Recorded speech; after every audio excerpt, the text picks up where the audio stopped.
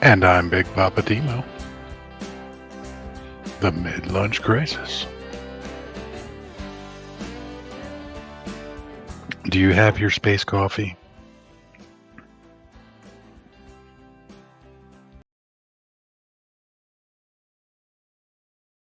Oh my god, face cam. Face cam. What's up, party people? We got space face cam.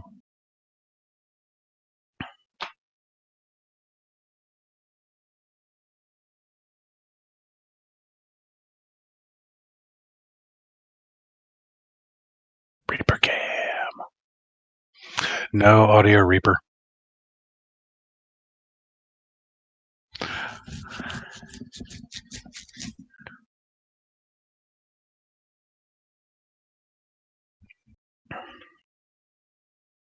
We have Reaper face, no Reaper voice.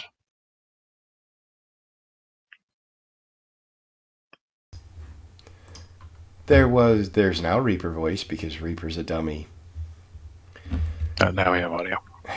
Yes. So again, I will say that this is the very first episode with Reaper Cam. Reaper cam. Which is actually right where audio kicked in. Yeah, so I forgot to switch microphone inputs again, which is exactly what I did on Wednesday.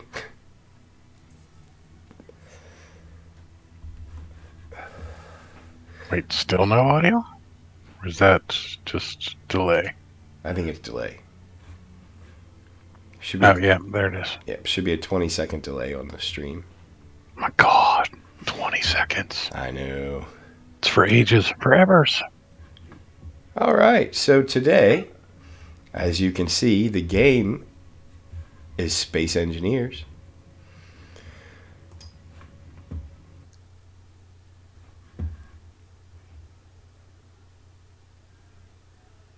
Now, I'm going to be completely honest. I don't know as much about this game as I would like to. I don't have a lot of time playing it, but we're going to learn.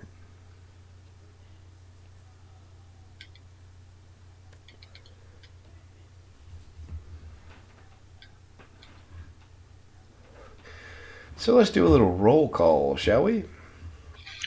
We shall. We've got Tragic Trucker in here first. You know what? It's not going to let me move my mouse. Would you mind doing some roll call for me? Sure. We've got Devante, we've got Galaxy Void, we've got Mr. Puncho. Who else do we have in here? Tragic Trucker, you already said, and of course the infamous Stream Elements bot. Yay! Stream Elements.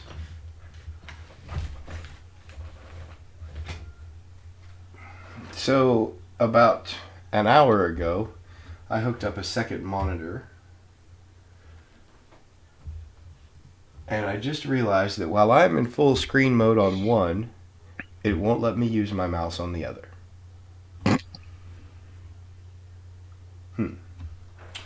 So,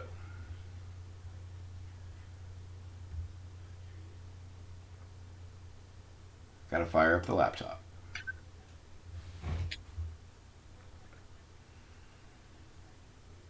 Maybe.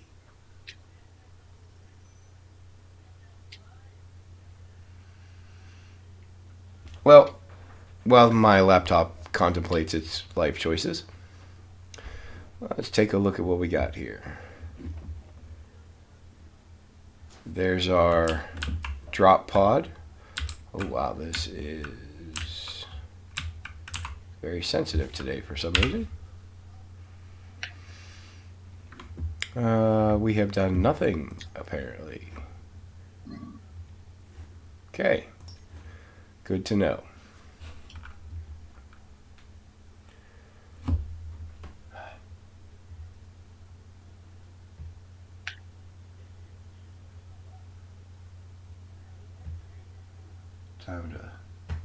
Time to wake up there, little buddy.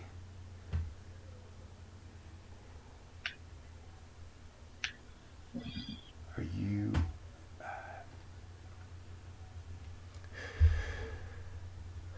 That moment when you realize YouTube wants you to sign in and you have no idea what your password is.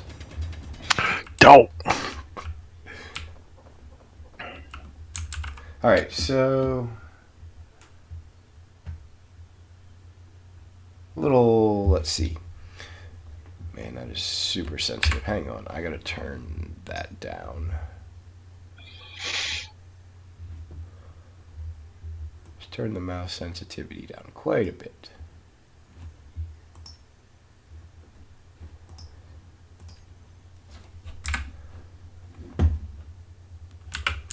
That's much better. All right, so one of the main things about space engineers is you need oxygen and hydrogen. Oxygen, obviously, to survive if you're on a planet that does not have oxygen, and hydrogen for your jetpack.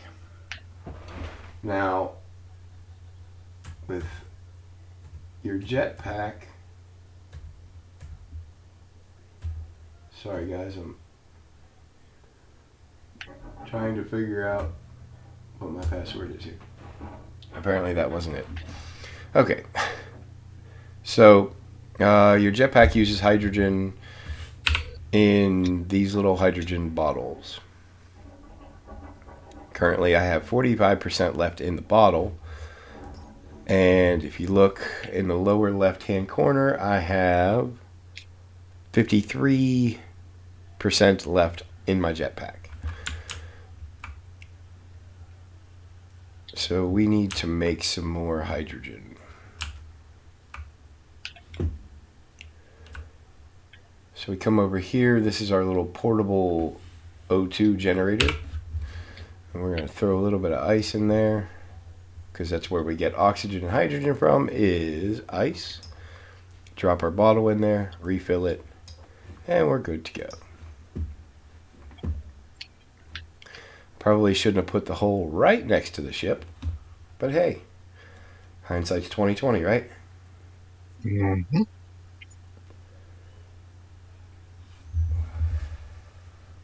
Try YouTube one more time.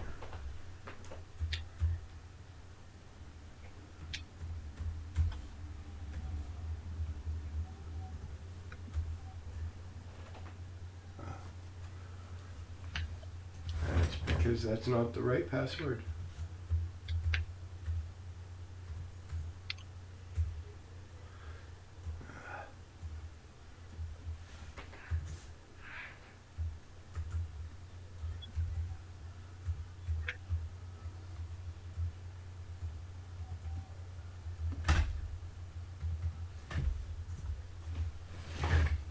Hey, we have successfully signed in.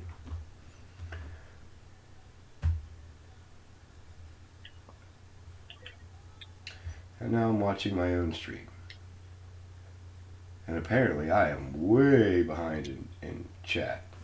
Because the last comment I had was from Mr. Puncher. Galaxy is apparently... Morning, Twiggy. How you doing, hon? Good morning, Twiggy.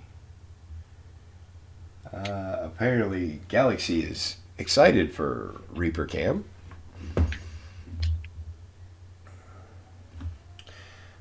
Alright, I need to do this to get my mouse up and going.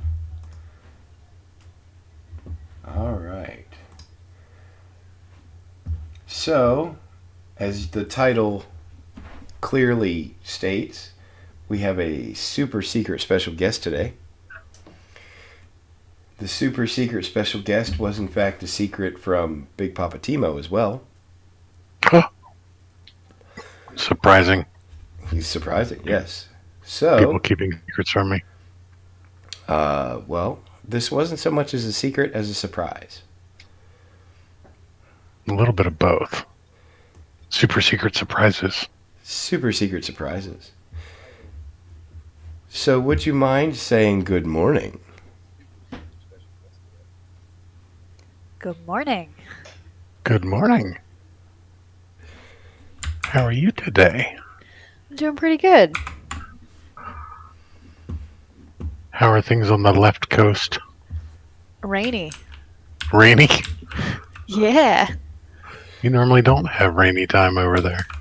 No, it's been good because it was really dry for the first part of our rainy season. So we got some good heavy rains while we were putting a roof on our house. Uh, and now we just got a couple little small follow-up storms. Gotcha. Gotcha. So, Big Papa Timo, would you mind telling our viewers who the super secret special guest is? The super secret special guest is Twiggy herself.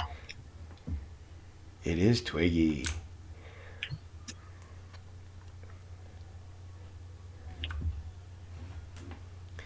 You know, long-time listener, first-time caller. Ah, So, we're playing some Space Engineers, hanging out with Big Papa Timo and Twiggy. And working out apparently lots of technical difficulties that I have created for myself. as you are so good. I am absolutely phenomenal at creating technical difficulties for myself. It's a gift. So we're in search of resources in Space Engineers. We are looking specifically for iron.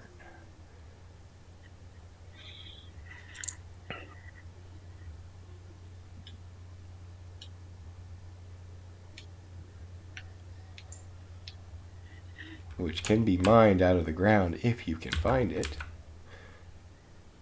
And I remember this save because I apparently have found everything but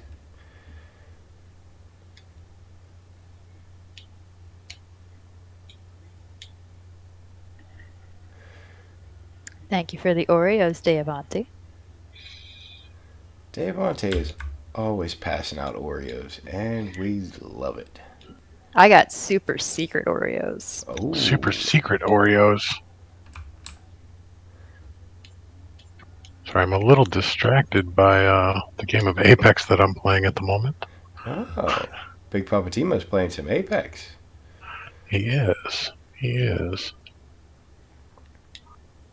And what is Twiggy doing this fine morning? Eating breakfast. Oh, what's good for breakfast? This morning is brown sugar cinnamon Pop-Tarts with butterscotch black tea. Oh, brown sugar and cinnamon Pop-Tarts are the best Pop-Tarts. Which is unfortunate because everyone in my household agrees with me. So even though I'm the one that buys them, I never get to eat them. My husband thinks that strawberry is the best.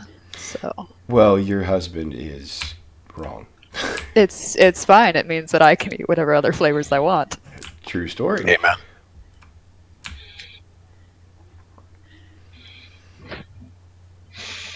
Speaking of the husband, how is the boy toy? Yeah, he's doing good. Good to hear. They cut back his hours, so he's now only working 4 days a week. So he went to the beach by himself on Friday. I assume he was at the beach by himself as well as going by himself. Yep. There should not be anybody at the beach. So Well, he made sure not to go to the Santa Monica beach because that's where they're being real picky about people not being at the beach. Ah, But Orange County didn't close any of their beaches, I don't think. So he just kept his distance. now you guys are officially under a stay-at-home shelter-in-place order now, aren't you?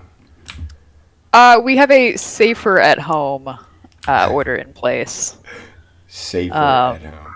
Yeah, they decided that that was the nice way to put it.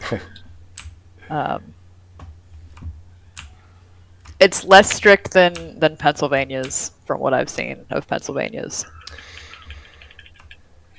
Well, at least in my town, you would think that Pennsylvania's isn't very strict because I had to go to the grocery store yesterday, and it was, in fact, for a necessity. I needed to get a new bag for my shop vac. So I found iron finally. So I could clean out my pellet stove, which is my main source of heat. Yeah. And apparently nobody got the stay-at-home order because the town was as busy as ever. Well, I hate to say it. I keep saying over and over and over again. This is because people are dumb. This is true. People are in fact dumb. So where are we at here? Dave Wante says, drink some more tea for me, please. I believe he would be talking to Twiggy. And Galaxy is sitting there eating a pizza for breakfast. I'm jealous. Yeah. Is it a warm pizza or a cold pizza, though? Does it matter?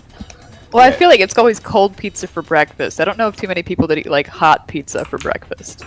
Yeah, I was gonna say. I mean, cold pizza is kind of the deal.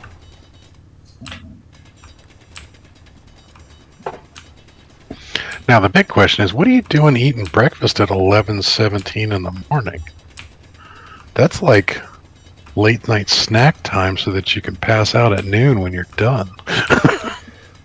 Well, Oh wait, that's my sleep schedule. Sorry. well, I was gonna say you have to understand that he woke up at 10:59 so he could come to the mid-lunch crisis. That's true. That's true. I'm pretty sure Galaxy has a special alarm on the phone that's like, you've got 60 seconds to get on there to watch that. Yeah. I have to say, two of our most loyal viewers are Galaxy and Deavanti. Very, very true. Very, very true. All right, so there is the iron, the red rock. Yeah, I usually tend to miss the Sunday stream because it's pretty much my only day to actually sleep in. And stream happens at 8 a.m. my time. Yeah. Yeah, it's kind of early for a lot of people. Yes. Hey, it is. Mary Lizzie. Holla. Mary Lizzie, I'm still behind. There it is. I was going to say I'm still behind in chat, but there's Mary Lizzie. How's Mary Lizzie this morning? Mary Lizzie, again, one of our most faithful viewers.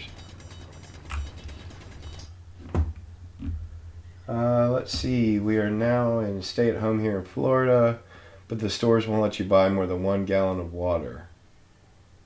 How can we be in lockdown with 1 gallon of water? Okay, Dave Auntie. So the stay-at-home order doesn't actually mean you can't leave your house ever for any reason. If you look at the stay-at-home order, it says that you can go out for life-sustaining reasons. Like shopping for food and water. Yes. Like Going to the doctor. Yeah. Which, going to the doctor, not so much because doctors aren't even open. But, yeah, you can go out and get your water and toilet paper and your necessities. All right, so you just had a bunch of ore on the ground. Yes. Now I have Some of which you did not pick up. because I have an inventory limit. Mary Lizzie's calling you out there, Reaper. She said you never invited her to voice chat before.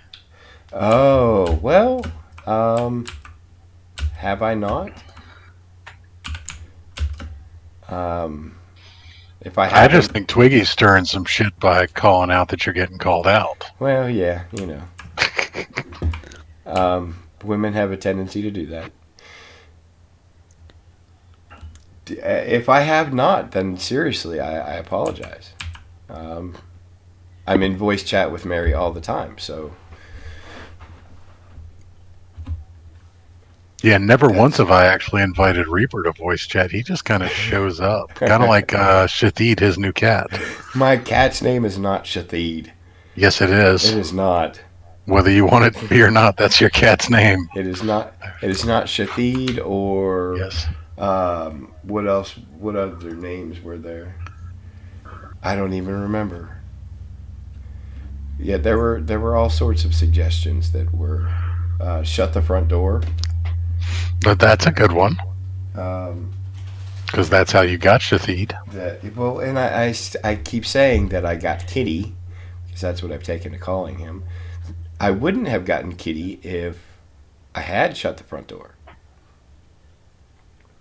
It's also very true. What does Shathid mean? Change the spacing. Yeah, yeah, yeah.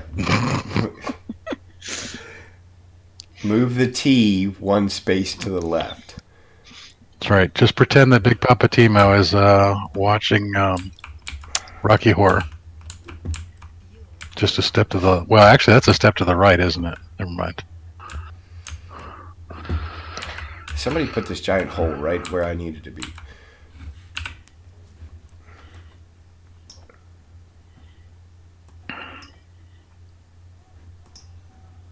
So I gotta say that I'm sitting here looking at the Reaper face cam. That's not really how I pictured you.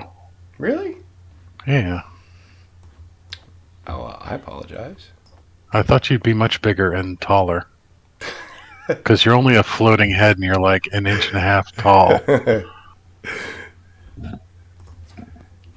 Fair enough. Oh, Husby's had a cat growing up named DC for damn cat. We had a TDC for that damn cat. Um, one of my foster mothers had a dog named DOG. DOG? Yes. Oh, DOG. Got it. Yeah. Sadly, it took me quite a while to get it as a teenager. It happens. Speaking of dogs, Twiggy, how are the puppers doing? They're good. That's part of the reason I didn't make it here at 8 is because I had to take them for their walk and get them their breakfast because they have a very peculiar morning routine, and if I'm late for it, then they just yell at me. So they basically turn into cats if you don't treat them properly. Yeah, but louder. Okay, that's right. You have small yipper dogs. Yes, I do. So how many do you have right now? Just the two? Just the two. Minnow is curled up on my lap because that's where he likes to be when I'm on the computer, and Scuba is passed out on the dog bed next to the computer. Right on. Now, see, it's kind of funny. We have two dog beds here in the house for Bingo, and he never gets to use either one of them because the cats have taken them over. Ironic. I think we have 5 dog beds for 2 dogs. And they're tiny dogs, too. You could probably fit them both on one. Yeah, well, I mean, that's the beauty of why I can have 5 dog beds. Because you can just get small dog beds. Ankle biters, Reaper. If you hold F, you can collect while you mine. Yes. And I can hold F. You don't need to keep pressing. Keep pressing. We should have Twiggy try and translate Devante. Oh, yeah, that would be fun. All right, Twiggy, it's now your job to read everything Devante types. Devante says, my first cat was DC also. He was not a nice cat at all. Okay, well, that one doesn't really count. Yeah, no. There was no auto wrong in that one. Yes, yes, Devante. I'm holding F, and also, if you double click the mouse button, your drill will stay on. So, your drill has 2 modes. It has collection mode, which would be your left mouse button, and that gives you the ore that you need to collect. And it also has a tunnel mode, which just it doesn't leave any resources behind. It just makes a hole. Galaxy Void wants to know what kind of pups you have. Yeah, they are little Chihuahua mixes. So Scuba is probably some sort of like Cocker Spaniel Chihuahua mix because he's like 16 inches tall at the shoulder. So he's tall for a Chihuahua. And Minnow is probably some sort of Cocker or not Cocker Spaniel. Maybe Papillon or Pomeranian Chihuahua mix. But the shelter had called them both Cocker Spaniel Chihuahua mixes. So we decided that we're going to call them Cocker Wawas. Cocker Wawas. Nice. And what breed of dog is your husband? He's not a dog actually. Oh. Surprisingly. We spend enough time in the doghouse. Devante says yes. Yes. Yes, Mary Lizzie, this is Space Engineers. All right. Well, that cup of coffee is gone.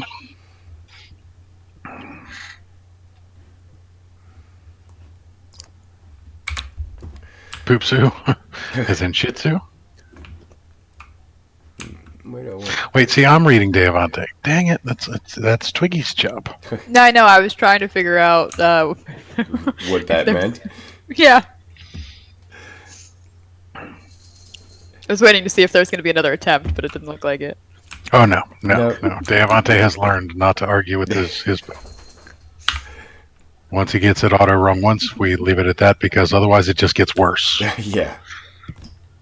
The attempts at auto correcting the auto wrong have gone horribly wrong at times. Horribly wrong. Devante says we need more coffee in our vans. Oh, in our veins. There you go. There you go. You're picking up on it. Yeah. More coffee is always a good thing. Always a good thing. So my big question would be is two of you all to have super secret special guest on today. Whose idea was it? It was mine. I'm not complaining. I would never complain about presents. You broke up there. What was that? I said I'm not complaining. I would never complain about Twiggy's presents. What the hell are you doing? He's building a tower. I know, but he keeps dropping framework over the side. He'll pick them up later. Yeah, I'll get them in a minute. Are you just floating in the air? Yes, I have a jetpack, remember? Oh, okay. Is there like reduced gravity on this planet? Because this is very unrealistic. Apparently I need interior plates. Very unrealistic for what? For space engineers. I've never seen a space engineer just float up in the sky like that. Well, how many space engineers have you seen? Yeah. Actually, quite a few. Surprisingly enough. Now, I've never actually seen an engineer in space, but I have seen a lot of people that engineer space things. The last time I actually was working at NASA Goddard, they were everywhere. They're everywhere. They're everywhere. There were literally rocket scientists everywhere you turned. I mean, you couldn't swing a dead cat without hitting a rocket scientist at Goddard. The joys of having grown up and lived and worked in the DC area. One of many of them. Galaxy says creative mode style jetpack. Basically, yeah. That's what it is. It's a jetpack that pretty much allows you to fly and hover and do everything else you need to do. Now, does the sun ever come up on this planet? Because you've been like in the dark with your dual headlamps going for evers now. Yes. Yeah, the sun will come up tomorrow. So I thought I saw a little sliver of it whenever he was on his way to go find iron.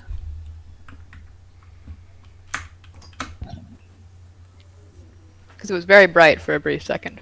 Yeah, it will come up. Mary Lizzie says she's pretty good at translating Devante. Yes, she is. It comes with practice. Now, Oh, Reaper. You really don't want to smoke on camera on YouTube. well, yes and no. You might want to put an 18 plus warning on anything. That is a violation of terms of service. Just an FYI. Kind of a stupid rule, but you know, it is what it is. Devante says, no creative. I free this. You need fuel.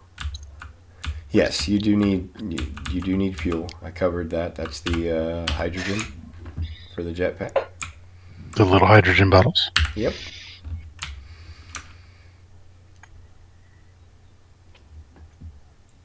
So unfortunately, in order to get going, even though I found iron, I cannot do anything with it at the moment because my little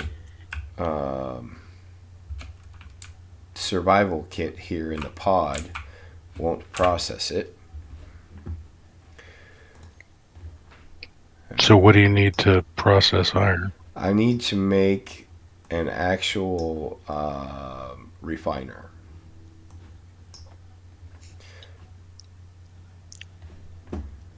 I must not have Mary changed. Lizzie says, I used to translate a friend on Twitter after they had taken their Ambien. They would Ambien tweet. Ooh, Ooh. Ambien tweets are bad. So I did not change the settings on this.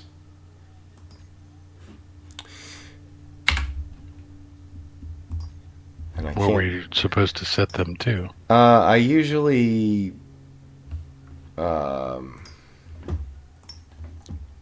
bump up the storage rate and such because it's really small.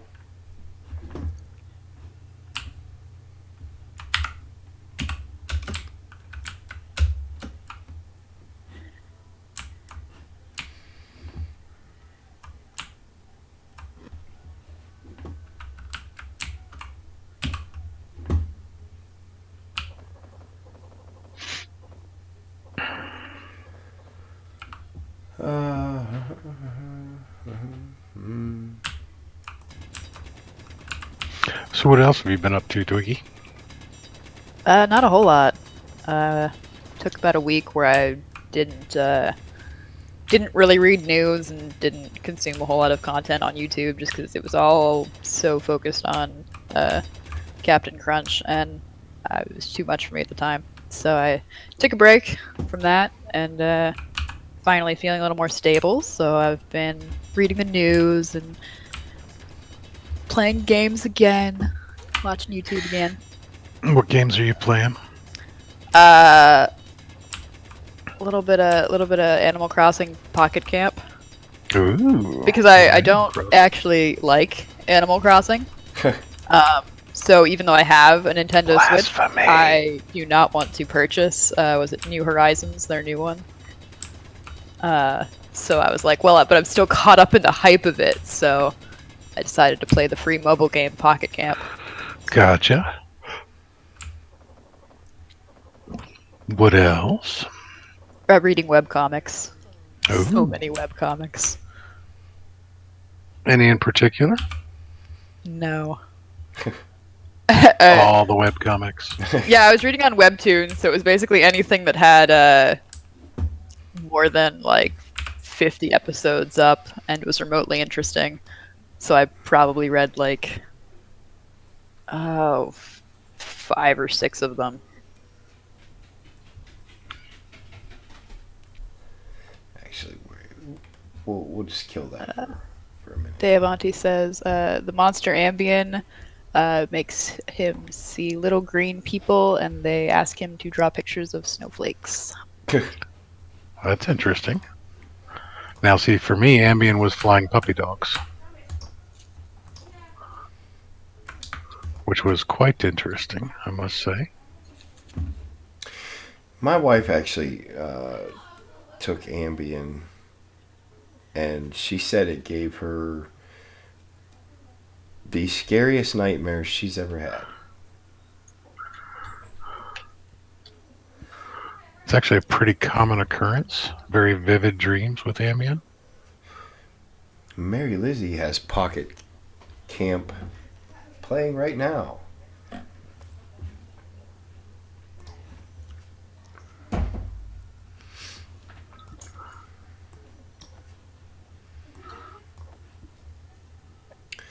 Oh no. I hear the giggles.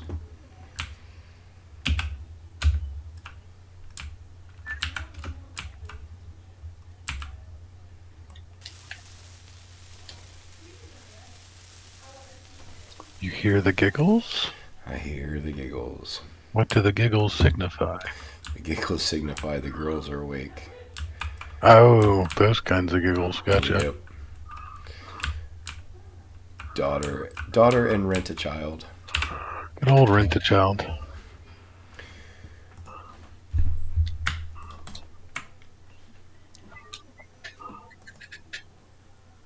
What else did I need? I needed computers.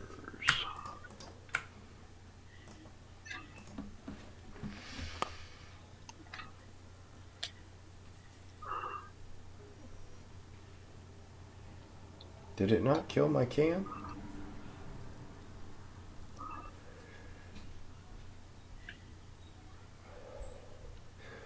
Apparently, again, I have failed at technology. Doesn't really surprise me. Gee, thanks. Well, you and technology cannot be considered friends in any way, shape, or form. No, we cannot.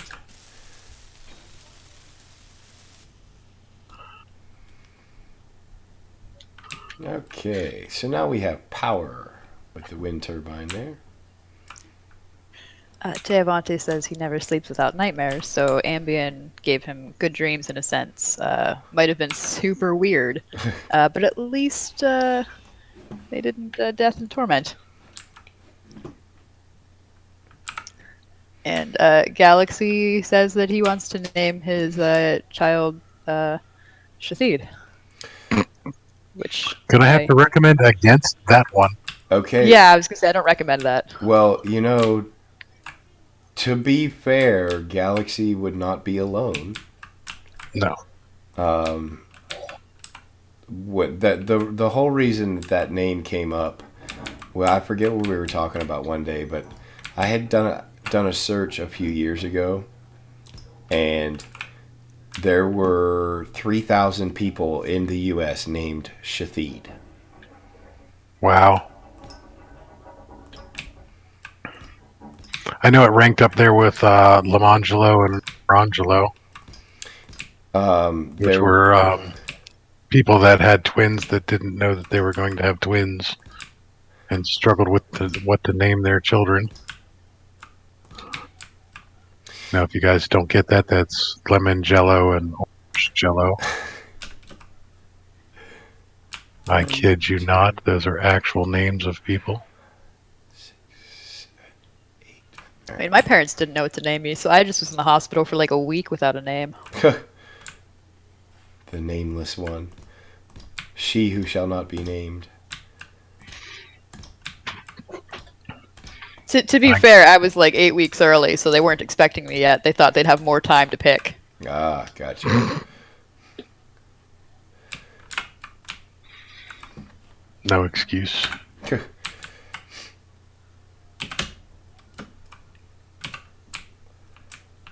Alright, so now we need to build our refiner.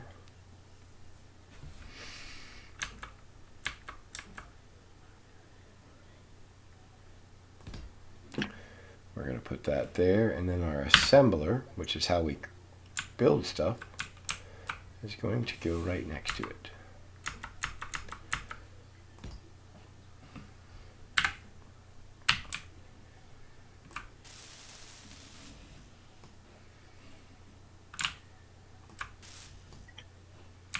So what do I need? I have more steel plates, more motors, need lots of steel plates.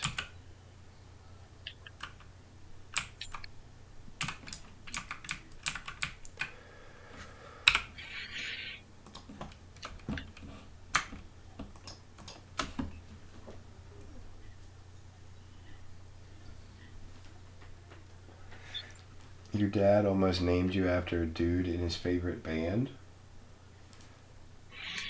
I know where the survey beacon is, buddy.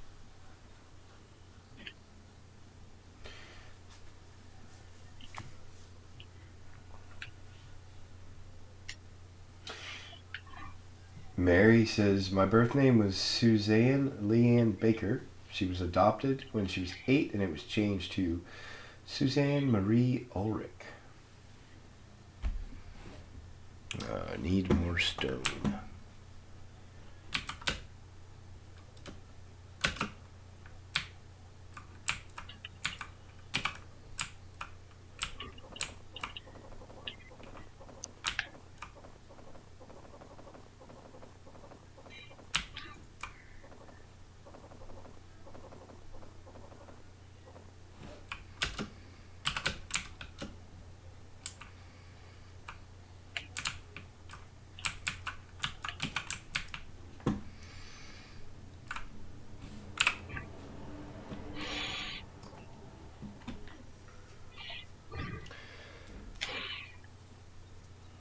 Yeah, my mom wanted to name me Haley, but my dad had never heard of anyone named Haley. So he they then decided to name me after the same name that one of their friends had given their kid, because they were like, it's a good name, we'll just go with that one.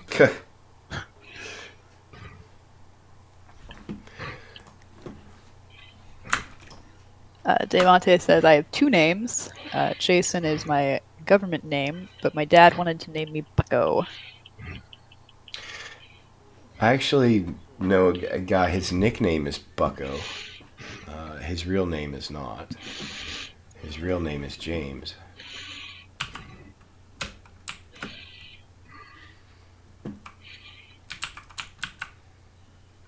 And Mary Lizzie says that the 2 different spellings of Suzanne in each of the names, and she liked the original spelling better. Gotcha.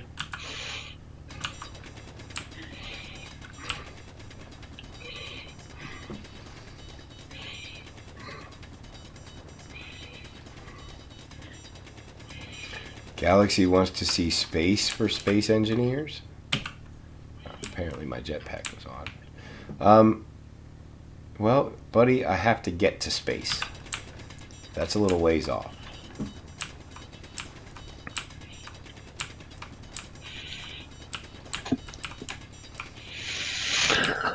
Currently, I'm... Why is space so far away for space engineers? Well, because I'm currently stranded. Now, I could have started in space, but actually, that's a lot harder.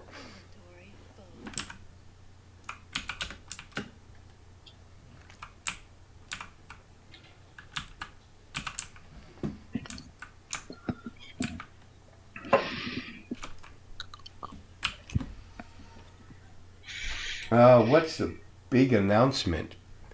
Beeblebum wants to know. Well, welcome, Beeblebum. First off, welcome to the stream. How are you doing today, buddy? So, yeah, we can talk about that. The first big announcement is that there are going to be some changes to the mid-lunch crisis. We had hinted about that on Friday. Yep, as you guys know, we talked about on Friday that Timo is pursuing a career on Facebook streaming, and I am still on YouTube. And with Timo getting serious about streaming on YouTube, we've decided. No, I'm not pregnant, Beeblebum. I'm not pregnant. Thank God. I'm just fat. Yeah, I'm pregnant. About It's not mine though. Yeah, yeah. I'm 673 months pregnant. Oof.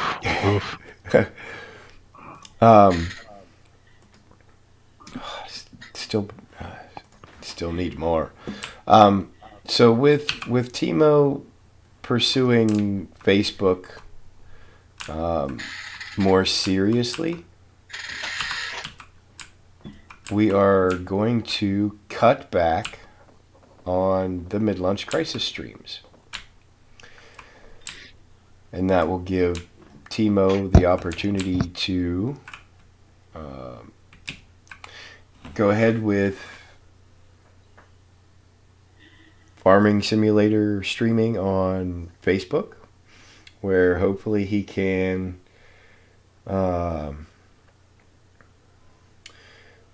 be very Make a run at it. Yeah, be very successful.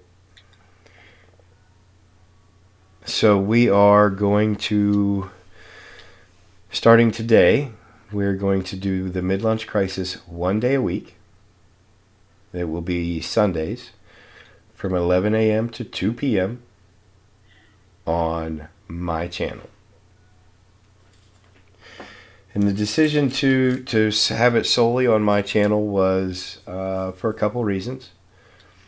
One of which is if Timo has prior obligations that he needs to meet, then the show will go on.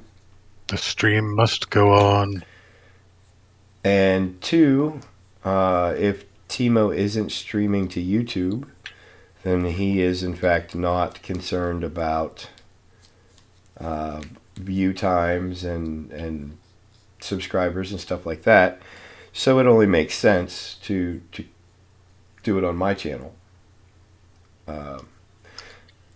I'm not trying to pursue this as a career, so being monetized and getting to 1,000 subscribers isn't really that important to me.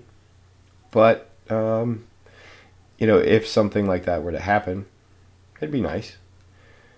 So we're going to try and give that a go. So we will be getting Timo once a week. But you still get your weekly dose of Timo. Yep, we still get our weekly dose of Timo. Now, the unfortunate thing for me is I had to make a lot of very major changes in a very short period of time. Given the timing of everything with the winter months and my LARPing business and everything else like that, with a lot of things basically I was at a horrible time to have anything bad happen financially, because I was already at the end of a time frame, and with everything going on in the world right now, basically what happened was all of the LARP events for the pretty foreseeable future have been at the very least delayed, if not canceled. So my prospects for earning income for the next 8 to 10 weeks are violently reduced. And that is problematic for me, whereas with streaming, streaming has been picking up pretty dramatically for me, actually. I've been doing fairly well with it, and with Facebook gaming in particular, it's been pretty successful so far. I've had a pretty good start of it, and their monetization is a lot easier, where I'm actually already capable of not taking subscribers yet, because that's a different program, but I'm capable of actually earning income on the game or while streaming, which is very, very helpful, because I have, like I said, no foreseeable income from the LARPing business. And again, had to make a whole bunch of goofy, difficult decisions, and I wasn't really comfortable with a lot of them. So that was the direction that I decided to take things in. And wanted to make sure that I talked to Reaper first, because he and I had not had a chance to discuss the status of the mid-lunch crisis, or pretty much anything we were doing up until that point. So we had to have our conversation the other day, which went fairly well. We both got we got to speak our minds, and we got to figure out a plan, and want to make sure that we benefit his channel, since he's sticking with YouTube as a platform, which is why we decided to do the mid-lunch crisis just on his channel, or at least was part of the reason why we decided to do that there. But yeah, I think it'll be a good thing, and I hope that we can continue to do this for quite some time. I agree as well. And to be fair, we knew that that this was probably. We knew from the beginning that this was probably going to be where the mid-lunch crisis was going to go, simply because I should be back to work by now. And with my work schedule, Sundays was going to be the only day that I had available to stream. Now, we could have figured out something with Discord on the phone and all that, but that would have left all of the streaming up to Timo, and I would have just been the voice in the background. So, we kind of knew this was going to happen. Unfortunately, it's for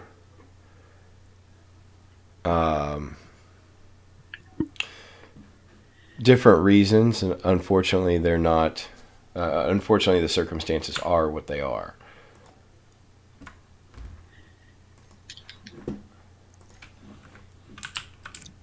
People Bum says that the 1,000 subscribers is a big hurdle for monetization. Uh, It is. and Mary Lizzie says that Reaper and her could do a mid-lunch chaos. Very true. Very true. And that actually leads me into the next big announcement, which I haven't even had a chance to drop on Timo because it really happened last night. Daddy. Hang on just a second. You know what? You guys are going to get a very, very special treat today.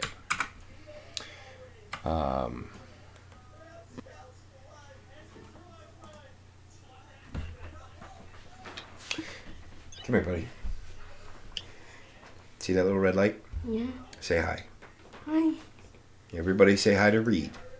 Hi, Reed.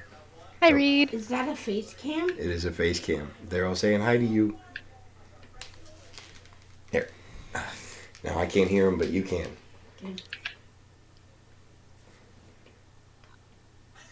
Good morning, Reed. You can talk to How you doing, buddy? Good. We get Reed Cam. Awesome. We've heard a lot about you. Your daddy talks about you all the time. Yeah. Did you know I love Plants vs. Zombies Garden Warfare 2? The newest addition to the series isn't called Garden Warfare 3, but it's Battle for Neighborville. I did not know that. And those elite bosses, yeah, if it's your first time playing as Super Brains and you haven't played Garden Warfare 2, you'll get beat up by those plant bosses if you're playing as Super Brains. Wow. Also, Super Brains can do a strip pull. Oh, sure you can. By that I mean he can shoot 3 energy balls instead of just a huge normal one who get that to start the game. Okay. You're talking to Timo and Twiggy. Okay. Now, if you look over there on that computer. Yeah. Galaxy said hi. Say hi to Galaxy. Hi, Galaxy. Deavanti Oh, Deavanti. and Mary Lizzie. Hi, Mary and Lizzie. Did all of you know that I have a YouTube channel myself? It's called RI Fire Squad. This is Did true. not know that. And Beeblebum says you're the future Reaper. That'd Well, be pretty that cool. is Huh? kind of true. It is kind of true. You're right. All right, buddy. Tell everybody bye. Bye. Bye, Reed. Bye, Reed. What can I do for you, buddy? I knew it. The first thing was 1 second, and then when I looked there, poof, it was gone. And I looked under the TV stand. Can you go and see if your sister's awake? Sure. Thank you. You're welcome. All right. So yeah, very special treat today. 2 special guests. I Yeah. know. It's amazing. That there is my buddy. So what were we? I was about to drop some more news. So, in the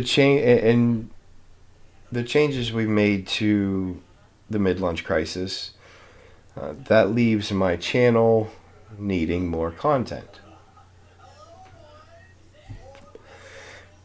And I've always said that I'm not really a fan of streaming games. Because when I play a game, I like to focus on the game itself. So I've decided that I am going to start a podcast on YouTube, which the name of said podcast will be The Edge of Curiosity. And basically what it's going to be is it's going to be us discussing life's burning questions and the not so burning ones as well.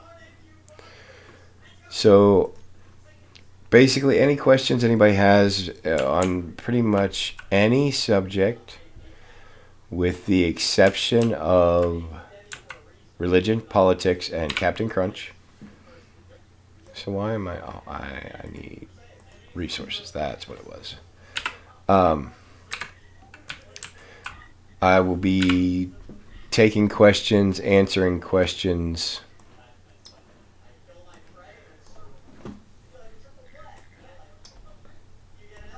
Basically doing research. So you don't have to.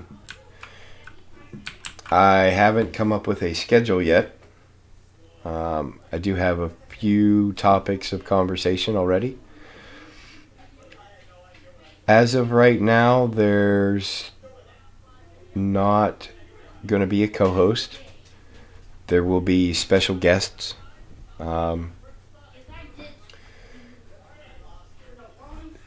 Especially if somebody has a topic that they would like to discuss and are knowledgeable enough to discuss it. Aha. Hey, what are you doing? Sorry, squirrel. Hey. I got you. So since today is a day of special guests, why not? Can you say hi? I got you. It's okay. Oh. All right, I'll move so the camera can see you, not the other way around. Say hi. This is the newest addition to the Reaper household. This is Kitty. This is not Shathid.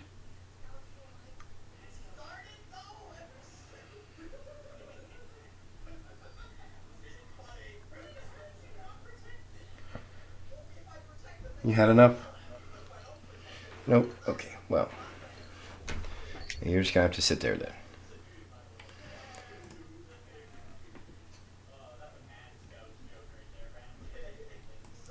Aw, Kitty's a cutie. Yes, he is. And he's a cuddle bug. And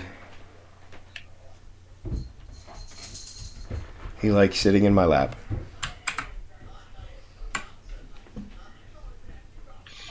So anyway, back to reality. I'm not, like I said, there's not going to be a co-host. There will be special guests, informed people.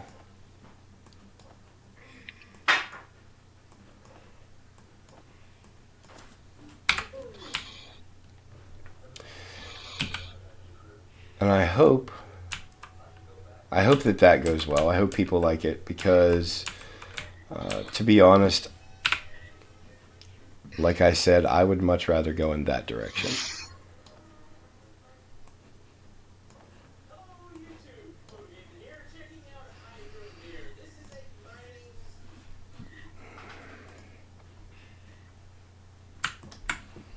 Daddy, Yes, sir. I really, really, really wanna play a VR game called Hydroneer. Aha, Because, Hydroneer. well, you dig for buried treasure and gems. That might include diamond. You're absolutely correct. Hydroneers is actually a game that we touched on the other day. Wait, you played Hydroneer on that computer? Actually, Galaxy, the chicken and the egg question has been asked and answered.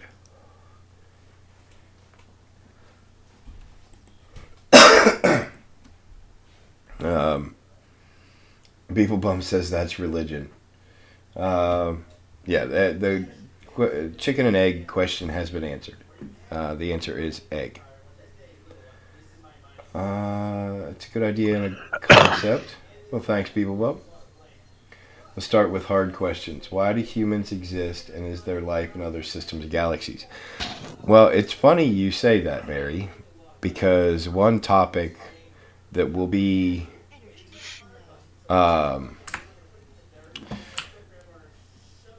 discussed quite a bit. Well, I won't say quite a bit, but it's going to be the topic of several shows. Is that question: are we alone in the universe? And other such space-related topics, along with games.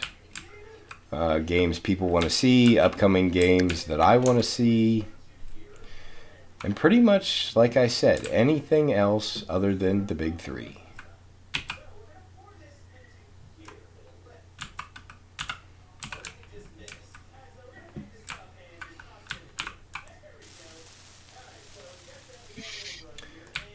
Displays and computers. Devante says the answer is for Galaxy. The real answer is Oreo. The real answer is always Oreo.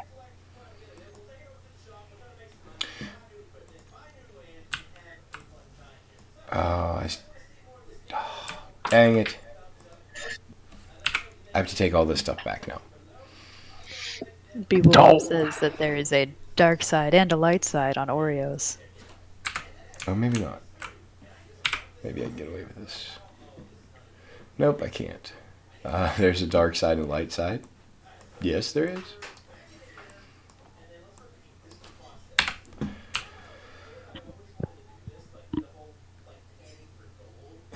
Yeah. Galaxy says, I mean, I'm a galaxy and I'm living. So yes, that will definitely be a subject that I discuss. One of the reasons or motivating factors is to talk about things that I want to talk about.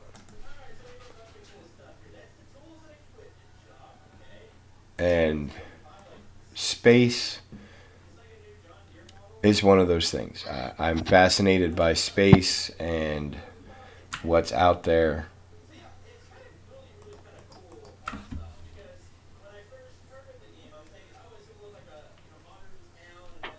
So we'll see how that goes. Like I said, I don't have a schedule yet. I don't know how many days a week it's going to be or when it's going to be. Still working out those sort of details.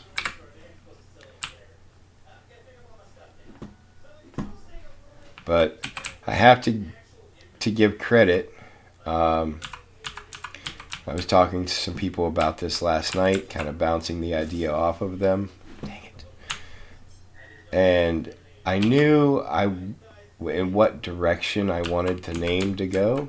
I knew I wanted it to be Curiosity, but it was actually Flash that came up with the Edge of Curiosity.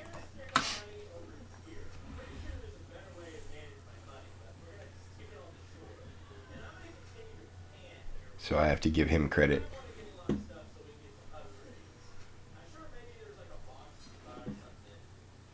You guys are surprisingly quiet. It's just listening.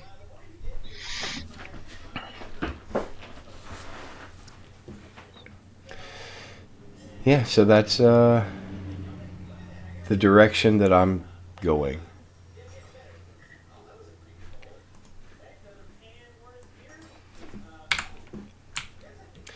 There's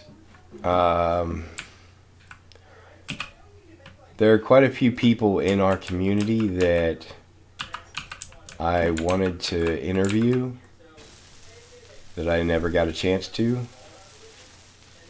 I'm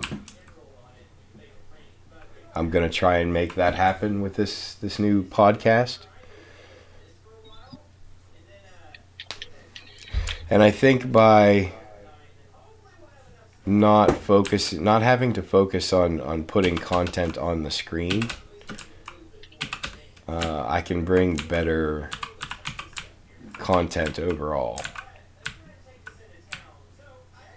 Gotcha.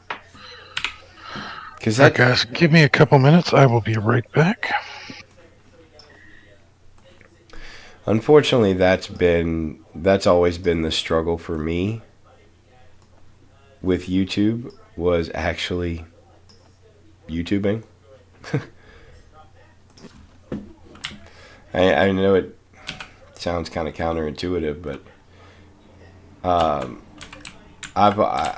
I always preferred the social interaction aspect of it more than I did actually creating video content.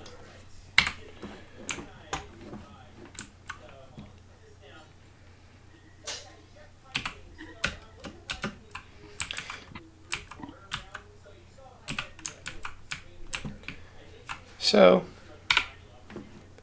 we'll see where that goes.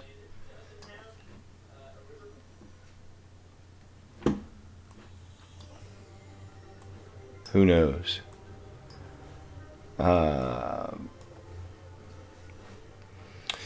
May become a thing.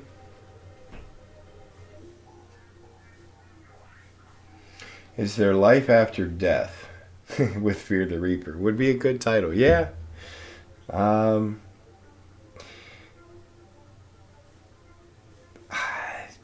I think that almost falls under the religion category, though. I hate to say it. Religion is one of those topics that I will not discuss. Only because it's a very polarizing topic.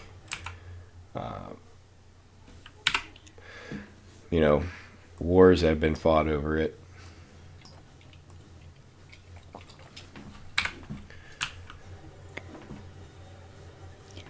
Kind of reminds me of the title of the latest book from one of my favorite authors, which is Will My Cat Eat My Eyeballs? Big questions from tiny mortals about death. Yeah. I love that title. It's pretty sweet.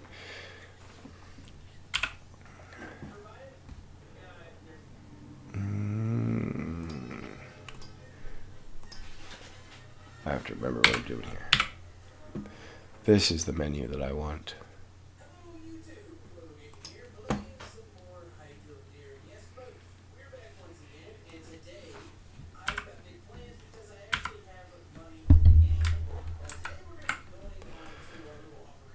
Davante says Uber luck with Oreos on both ventures. Well, thank you, sir. People Bum says most things are religion related, even the way we eat. Yes. Yes, they are. Galaxy says, will we still see some 15-minute things on the channel?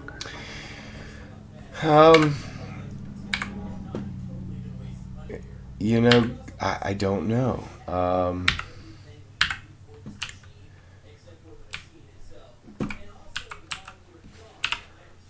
To be completely honest, Galaxy, I can't answer that question.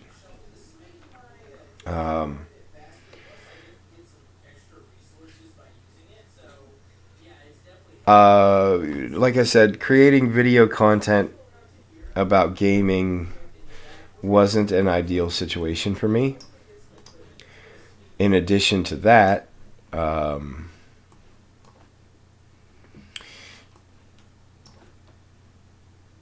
editing video is not my favorite thing to do. So I honestly can't answer that right now. I don't know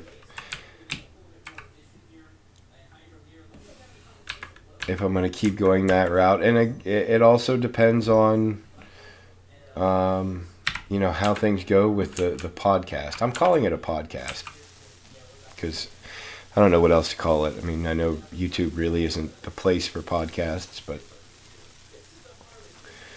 I'm going to run with it anyway. I think it's becoming more of a place for podcasts. I think there's like 3 or 4 podcasts that I watch on YouTube now. See, and I haven't actually even went to check out any podcasts, like, to see how other people are doing it, if they're using video. I don't know. That's another thing. I don't know if I really want to, because I don't know if I want to.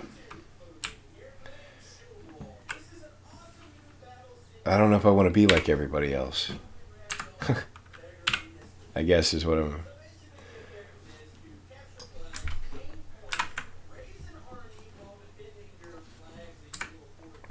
But yeah, Galaxy, it's not a question I can answer right now.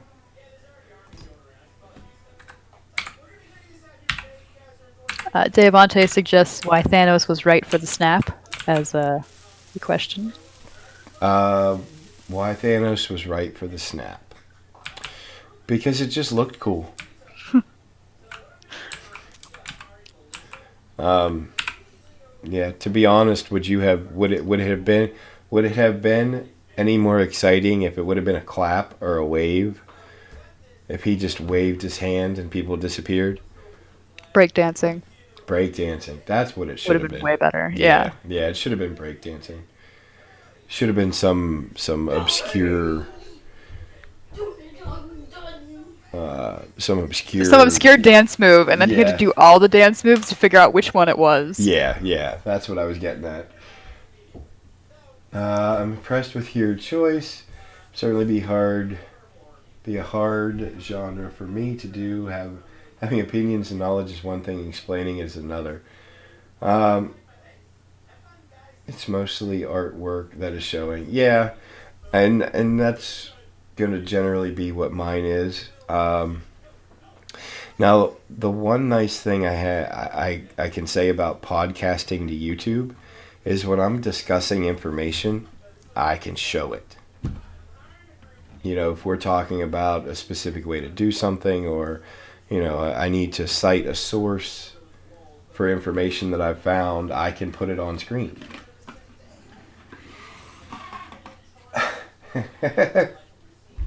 Galaxy says if he would have farted, it would have been groundbreaking.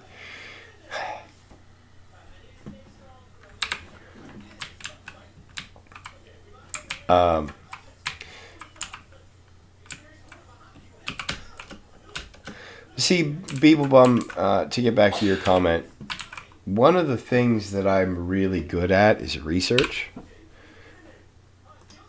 Finding out information. And I know that people have questions, but they just don't want the answer enough to go and find it themselves, but they would gladly ask somebody for it. Medical computer. Oh, I need everything for this.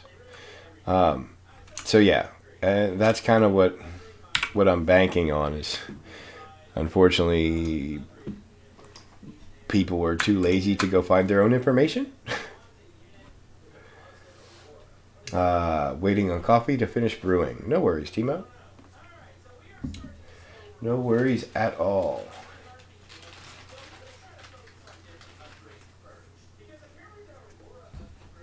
Now we got some steel plates going on.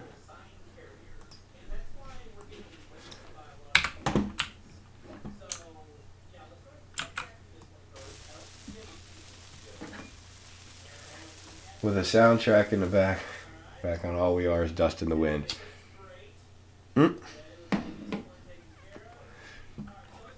Yeah, basically.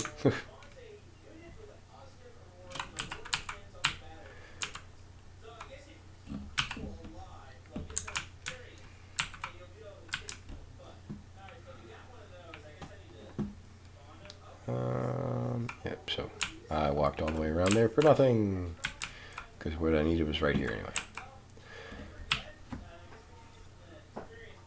Ask the Reaper.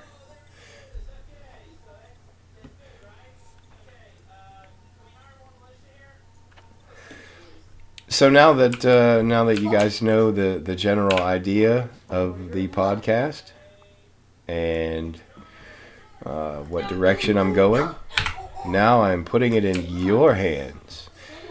You guys all have my Discord.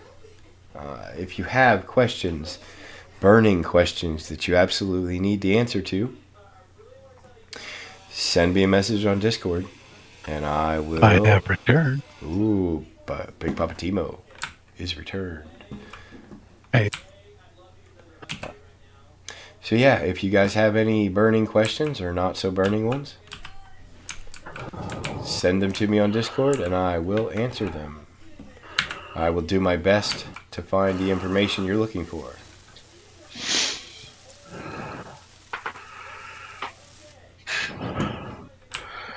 So I got a couple logistical questions. What was remind me what the schedule was going to be, or have you figured that out yet? I have not figured it out yet.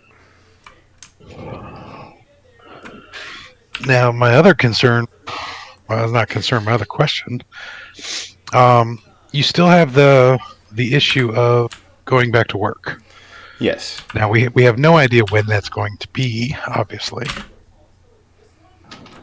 Yeah, not for the foreseeable future anyway. But I kind of have a possible tentative plan.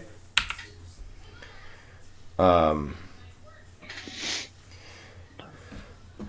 have a Wi-Fi hotspot on my phone, and I have a laptop. Have laptop will travel. If I am not streaming video, I think I could do it remotely.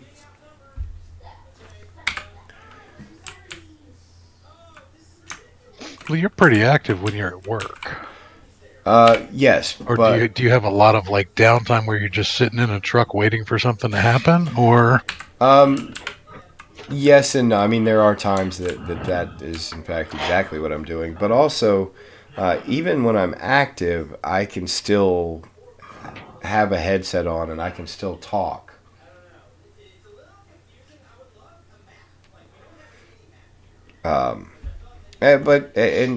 Yeah, that's something that's going to have to be figured out. If I have to do pre-recorded sessions, then that's where it'll go. Unfortunately, there are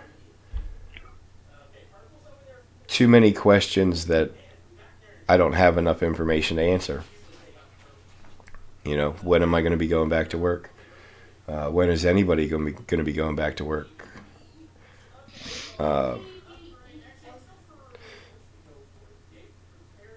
everybody keeps saying the 30th is when they're, the next time they're thinking about lifting the restrictions. I just don't see it happening. No, honestly, I don't. And had an interesting conversation last night. I was, other than the fact that I've been up since 3 o'clock yesterday afternoon, was doing a lot of streaming last night and was fortunate enough to be up when my eldest Logan was up, and he had some free time at work, which is pretty rare for them. I mean, an EMT crew in Toledo is pretty busy, but they actually had some slack time, so he and I were chatting back and forth. And given that he is an active medical professional right now, that he is dealing with this from the front lines. Of course, this causes me great distress. My entire family, basically what every one of us did, and I come from a very large family, what every one of us has done over the last week is we have gone through all of our boxes, supplies, and stuff like that, and we all put together care packages to send to my son, which were leftover PPE. Basically, if any of us had any form of protective gear, we basically created it up and sent it to my son, because as an EMT and a first responder, we know that they are running out of supplies very quickly. They're burning through certain things, basic supplies, faster than normal, and little to no hope of resupply, because they just don't know where these things are going to come from. But I was talking to him about time frames, and time frames are super important. Now, the general public gets certain information, and then first responders, medical employees, and stuff like that, they get another level up. And then, of course, you get government; they get another level up of information on how things are happening and everything. And the way that it's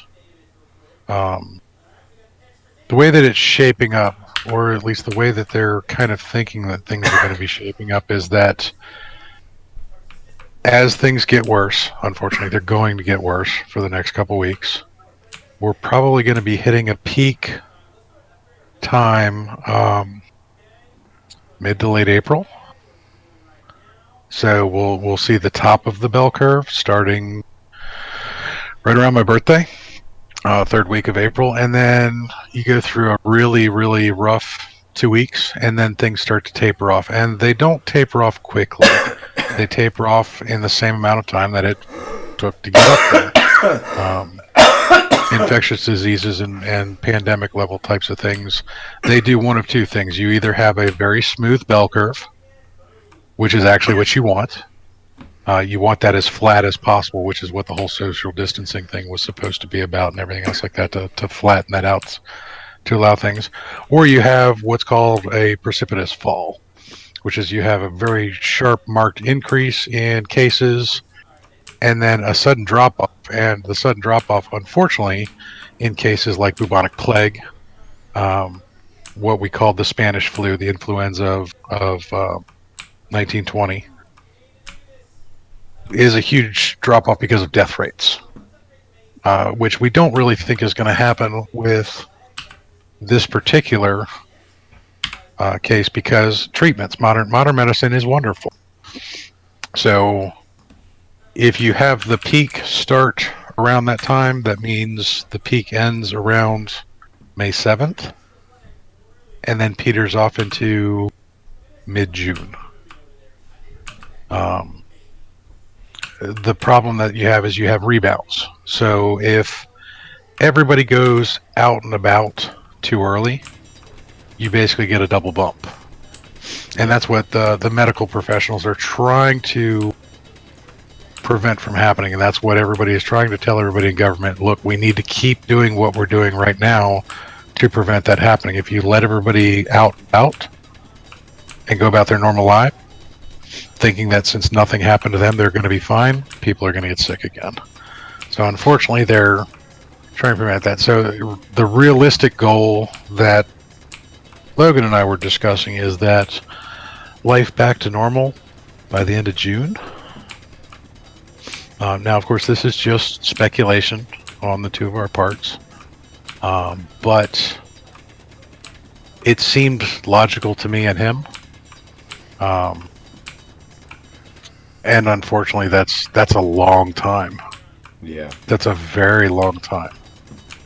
And I hope that, particularly we as a country, kind of get our, excuse my language here, guys, get our shit together and make it that the general population can survive that long.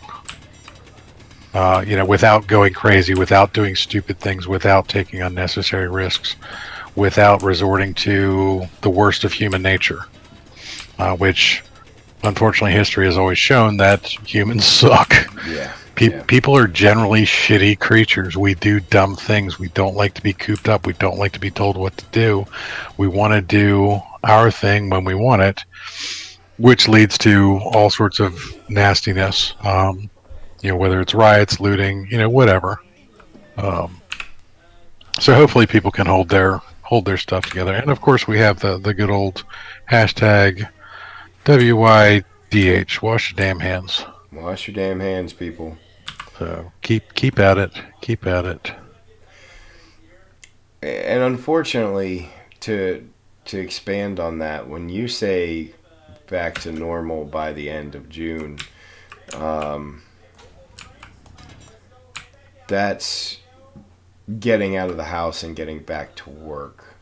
Normal activities, yes. Yeah, being able to interact with the outside world in a normal fashion. That's you're correct for calling me on that specific word. My wording was not really the best choice of words, because I don't mean back to normal as life completely as normal. I mean the ability to interact with the world as normal. Yeah, unfortunately, normal life is probably a year out. The impact on the economy and on small businesses, Timo's a prime example. You can't answer, because I kind of touched on this when we were talking on Friday. You can't answer whether or not you're going to be able to, your business is going to be able to come back. Yeah, it will never recover to the point at which it was. There's no way. Now, would I be able to take my business and rebuild it? Yes. So long as, whenever from now, leisure activities are possible again.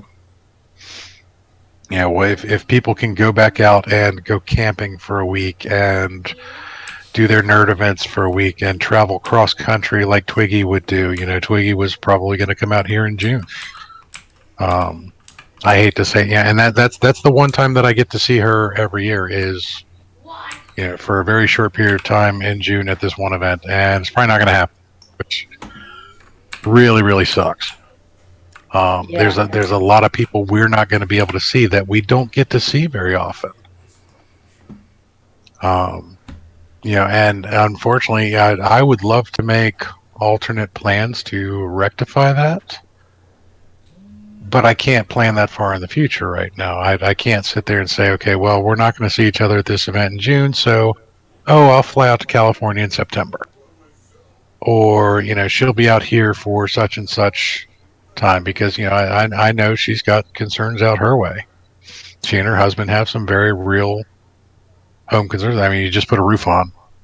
That's not cheap. Yeah. You guys just bought a house within the last year? Yeah. Changes in careers. I know. You guys had issues with that, or thoughts and concerns with that. So we can't always see our friends and we can't always see our loved ones, which weighs heavily on people. And I'm going to touch on something that Beeblebum said in chat right there. Well, country leaders get their shit together. Unfortunately, it's not just the country leaders. Right now, I'm still going to say people, because while I don't believe that the country leaders and our quote-unquote leaders in general have their stuff together, I don't think they have a coherent plan. I don't think they have any clue what's really going on, because you can have one smart person, you can have a small group of smart people, but once you get above a certain number of people trying to make decisions together, people get real dumb real fast. The more people you have trying to make decisions, the worse decisions they make. And we don't have one person making the decisions, even when we're supposed to have one person making the decisions with a bunch of advisors. There's not a country in the world right now that is operating correctly, in my estimation. And it's going to take a long time to rebuild from that alone. So it's going to be difficult. Now, of course, touching back on my side of things, Reaper was nice enough to do a lot of research. He was talking about how he's very good at research, and he is. He sent me a couple links on some videos that had some information that might be pertinent to me, and I researched them a little bit further, and I got more and more discouraged the more I read this, because some of the information is there that, with small business owners like myself, there are concessions made in recent legislations for people just like me.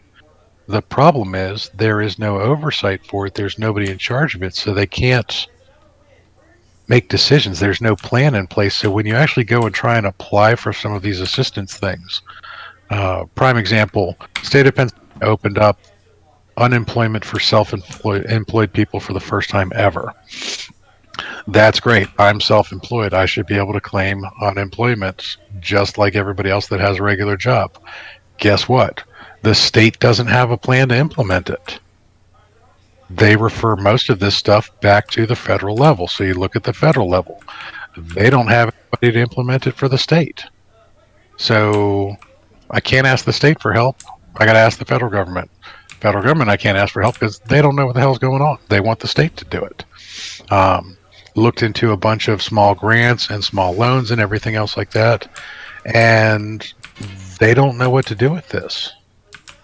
So nobody's got their head out of their butt right now. So yeah, we've got a lot of problems, but it's not just people like me that have issues either. It's your average Joe that are unsure as to what their status is, what they can do. Reaper was in a position where he was furloughed or laid off over the winter months because his job is fairly seasonal. He was coming towards the end of those benefits. Luckily, they could extend those relatively easy, but then again, I don't know that. Unfortunately, see, one of the things with how it works in Pennsylvania is when I apply for unemployment, they ask if I have a callback date, which I do. It's always April 15th. Now, according to the state of Pennsylvania, my unemployment ends the 15th. I need to know whether I have to get a letter from my employer to extend that, or whether it's going to be extended automatically, because unfortunately by the 15th, I still don't think the federal government is going to have given the guidance that the states need to start the aid process. And with the unemployment office being inundated with practically everybody in the state trying to file for unemployment, there's nobody to answer my question. So, I'm up in the air. Yeah, which also leads to other problems because you have state offices that are closed right now. While you would think that unemployment would be life-sustaining, and it is, the problem is they're mandated to not be within a certain distance of each other. And that's not possible from unemployment call centers. They had no backup plan for this. They can't just send these people to work from home because they need specific access to specific systems in specific locations that they just can't get to. So it's very, very difficult. It's very, very frustrating. And you have a lot of contradictory information, like Reaper's situation again. Like he said, April 15th is his callback date. He may need to get some information from his employer to extend that. Well, the ironic thing is his callback date. They've already established that his job is not life sustaining. Otherwise, he'd be back to work right now because it's time to do what he does. The state has mandated, the governor has mandated by official proclamation, the earliest he could go back to work is May 1st because the state is closed through April 30th. So he's got a callback date 15 days before he can go back to work. Doesn't make any sense. But there's no language in there for stuff like that. So it is very, very difficult in a lot of different ways. And unfortunately, it causes a lot of stress for people because we're not the only ones in this situation. And we've actually got it better than most. Reaper was planning to be out of work until about this time. Now everything's catching up with him all at once right now. Yeah. Which really, really sucks. And I can sympathize and I can empathize and I understand what he's going through because that was me 45 days ago. Everything had come to a head when all of this started happening. I was already to the he's just getting to right now. And when I had 12 weeks worth of events just swept away, that really screwed up with a lot of things. We were hoping that, by the end of this month or by now, everything would have been back to business as usual, not back to normal, but back to business as usual. It didn't happen. It's not going to happen. And it doesn't look like it's going to happen anytime soon. So now he gets pushed into a situation similar to mine. And 2 weeks from now, more people are going to get pushed into that situation. You've got all these people scrambling to do so many different things. It's absolutely mind-boggling. Yep. So yeah. Now that we've killed the mood. Yay! Killed the mood. Okay. Have you built your refiner yet? I have built my refiner. I built my assembler. I built an O2 generator, and I built a new survival kit. So I could, in fact, take the one out of my drop pod. Because I will be turning that drop pod into a functioning atmospheric mining ship. A functioning atmospheric mining ship. Now, do you mean it will operate within the atmosphere or it will mine the atmosphere? It will operate within the atmosphere. Okay, so what is that capable of doing? I'll be able to fly it around and mine resources out of the ground. Understood. At a much faster rate than I can do by hand, and also have the ability to carry a lot more. Now there are some physics in this game, so I would have the ability to overload the ship and not be able to fly it, if I gather too much.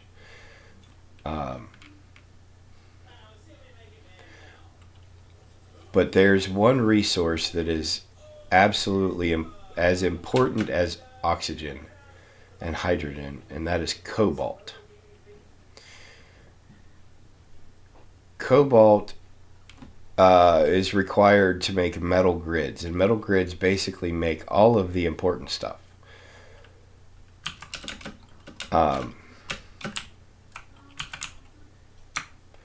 So that is the next priority, is finding cobalt. Yeah, see, this is my survival kit. This is where I refill my energy, my oxygen, my health if I get hurt. This is my O2 generator where I can refill my hydrogen bottle, which, if you guys hadn't noticed, is exactly what happened. I forgot to refill it and actually ended up dying as a result. Oh, I missed that. Do it again.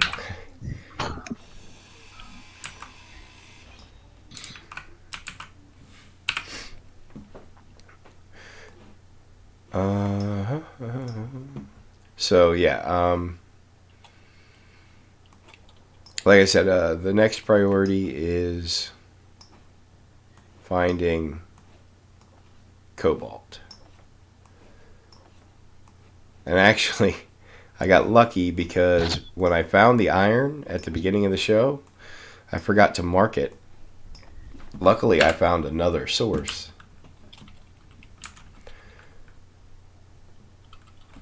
And did you mark that one? I did.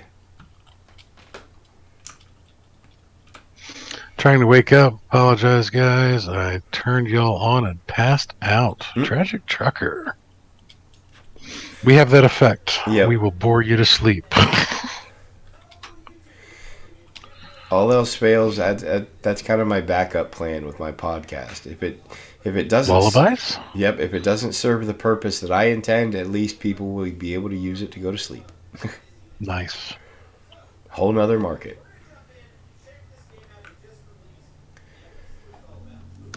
All right, we're switching gears here. Let's switch gears again.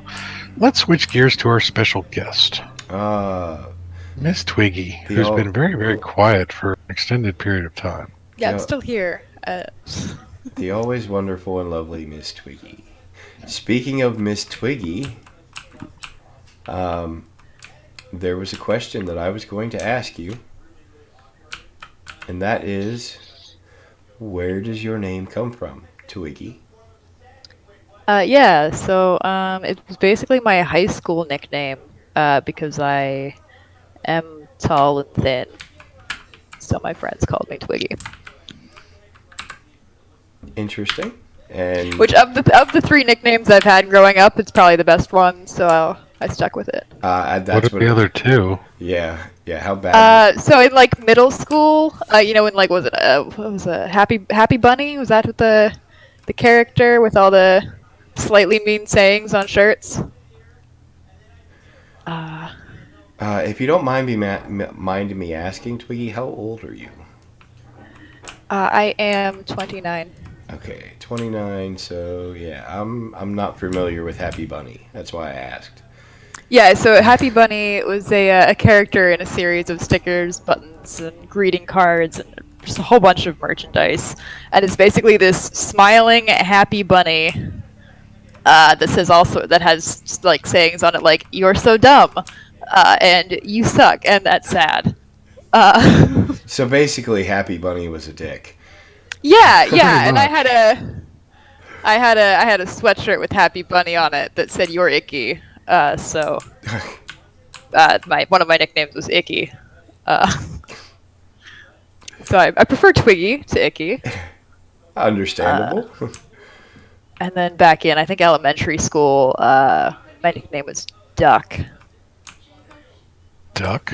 I had ducks, and I played soccer. And before I would go to soccer practice, I had, because it was at night, so I had to put the ducks back in their duck coop. And we had one really ornery duck who was like this half mallard, and he didn't like people at all. And so I'd have to chase him around and catch him and throw him in the coop every night. And before soccer practice, he bit me really hard on my arm. So I was late to soccer practice because I had to put ice on this giant welt that was growing on my arm. So you were like, "Why are you late?" My duck bit me.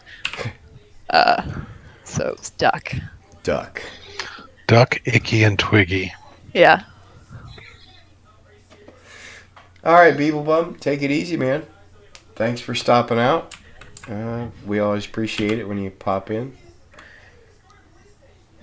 Well, Galaxy Void, now we do want to know what your nickname is. Oh. Yeah, you can't drop. Can't say something like that and not expect us to pounce on it. Yep. We're like an Icky, Twiggy duck.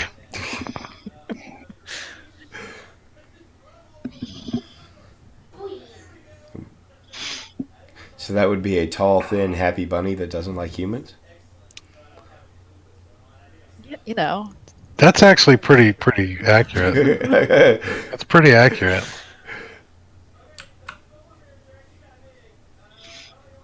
I am 5'9", so tragic. I'm not like super tall, but I'm taller than a Taller, lot of women. yeah, taller than the average woman. She's the only woman that I hang around with that I can look eye to eye with. It's kind of surprising, actually, Yeah, that she tolerates. Not that I would yeah, want yeah. her. I was gonna say, yeah. That's surprising that she hangs around with you, not that she's as tall as you. Well, I mean, she did go to the complete opposite side of the country from me. Yes. I mean, it's not you. I wanted to go to school in Alaska because that was the furthest place I could think of to go to school. I was like, I want to get away from my parents. Let's go to school in Alaska. Further away from me. Yeah, Wow. and she even did it. It's not you, it's me. I know. Well, I That's- didn't end that's up not going the to first school time in she said that to Alaska. me. I went to Penn State, so that's actually where I met Timo. At Penn State. Yeah, Nice. that's where I got into that nerdy LARPing thing, Uh, and his local realm came down to do a little joint fight day with my local realm. We beat the crap out of them. Well, I mean, we're just a bunch of college students. Well, they were the LARPy nerds. They weren't really the combat LARPy nerds, and we were the combat LARPy nerds. So we pretty much mopped up. But yeah, so I drove all the way up to Penn State one day with a bunch of other people and got to meet some actually really cool people who, since then, we've all kind of scattered to different parts of the planet. I don't think really. I'm one of. I mean, like our people, the people from my local chapter, my local realm, we all kind of stayed here. But everybody that was at Penn State Graduated or moved away. graduated or moved away. Yeah, so like the main people, we've got some of them up in the Chicago area now. We've got some of them out in California. We've got some of them out in Oregon.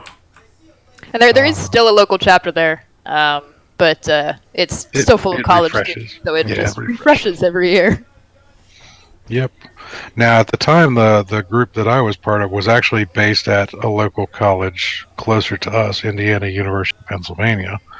But that one has kind of since fizzled and gone away, and it's a couple old people like me here in Johnstown that still keep it going. So, pretty interesting. yeah. Your nickname is Baby Josic? I don't understand the reference. Is that like a basketball player or something? I'm thinking it must be. Must be.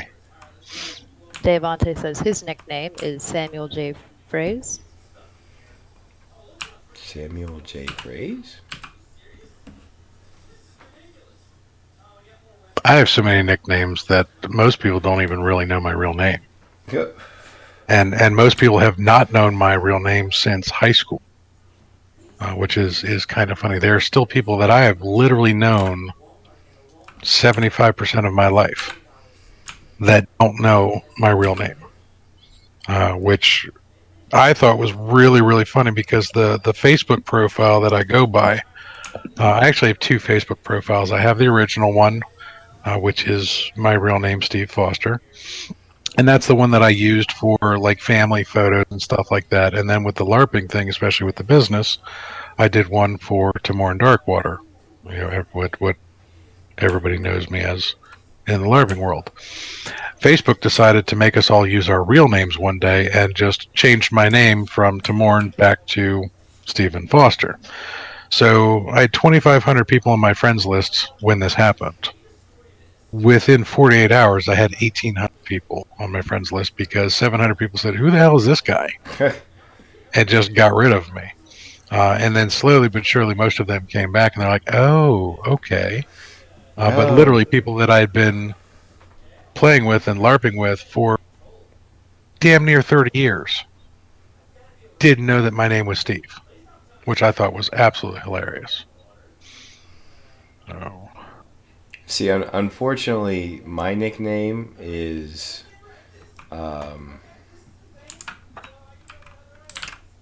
based on my actual name. So, Scott Bixler in the house. Good morning from the beach life. what's up, Mr. Bixler? He's the center for the Denver Nuggets and is ridiculously tall, says Galaxy Void. Galaxy Void is a 15-year-old who is 6 foot tall. So, understandably. Could be worse. You could be Icky Duck. Yeah. No, they were separate nicknames. Not anymore. Not anymore. It's Twiggy the Icky Duck. Yep. I'm going to get you a shirt that says just that. It's going to be an angry bunny with his ears flopped over and his head hung low saying, God damn Icky Duck Twiggy. Devontae says it was Samuel L. Jackson's catchphrase. Ah. Okay. I assume that we can't say that on the stream. Yeah.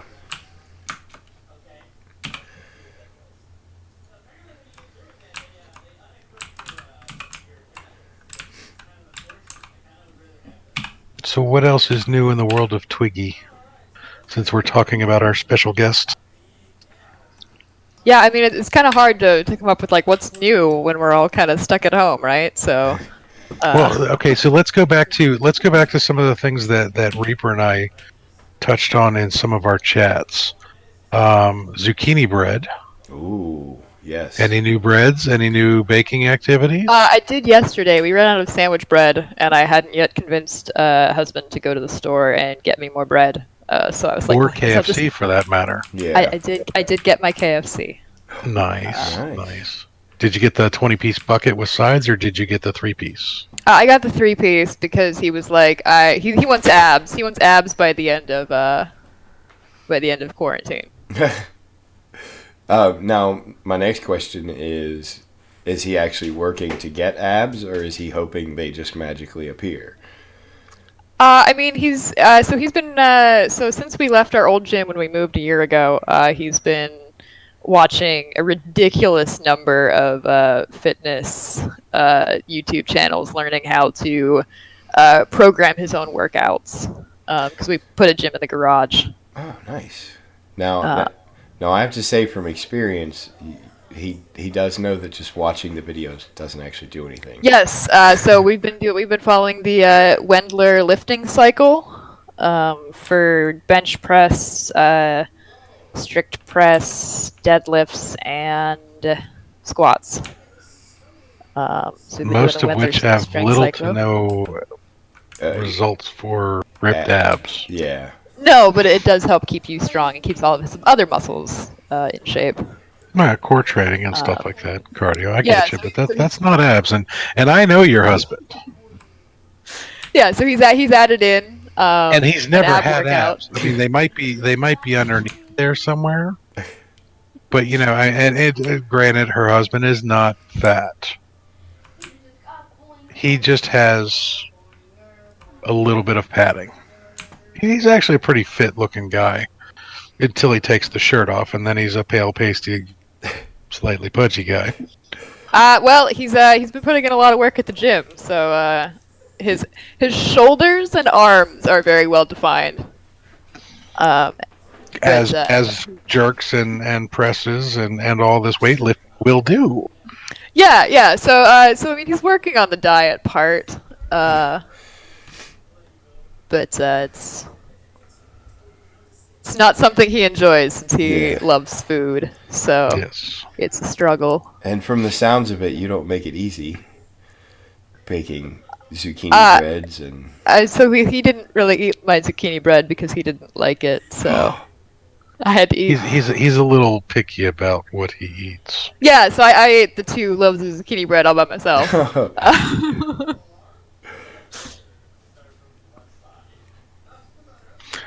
Galaxy says, "Man, I've been trying to get abs, and I went to the gym for a while, and all I did was planks for 1 minute every day, and I thought it would work, but no. All right, so planks again, not the right muscles. Well, so here's the thing. The real secret to abs is abs are made in the gym, but revealed in the kitchen. Oh. So if you are just going to the gym and working out and like working all your abdominal muscles, you still won't see your abs until you clean up your eating. Now, see, I have an amazing six-pack abs. They're just hiding behind the party ball, Yeah. the keg that is my stomach. And see, Trucker and I have been on the same exercise routine. We're doing the watching and hoping. All right, again, push-ups, not good for abs. Crunches, much better. Yeah, there's a whole bunch of exercises that are specifically targeted for abs, and what most of everybody's been saying are not them. Not them at all.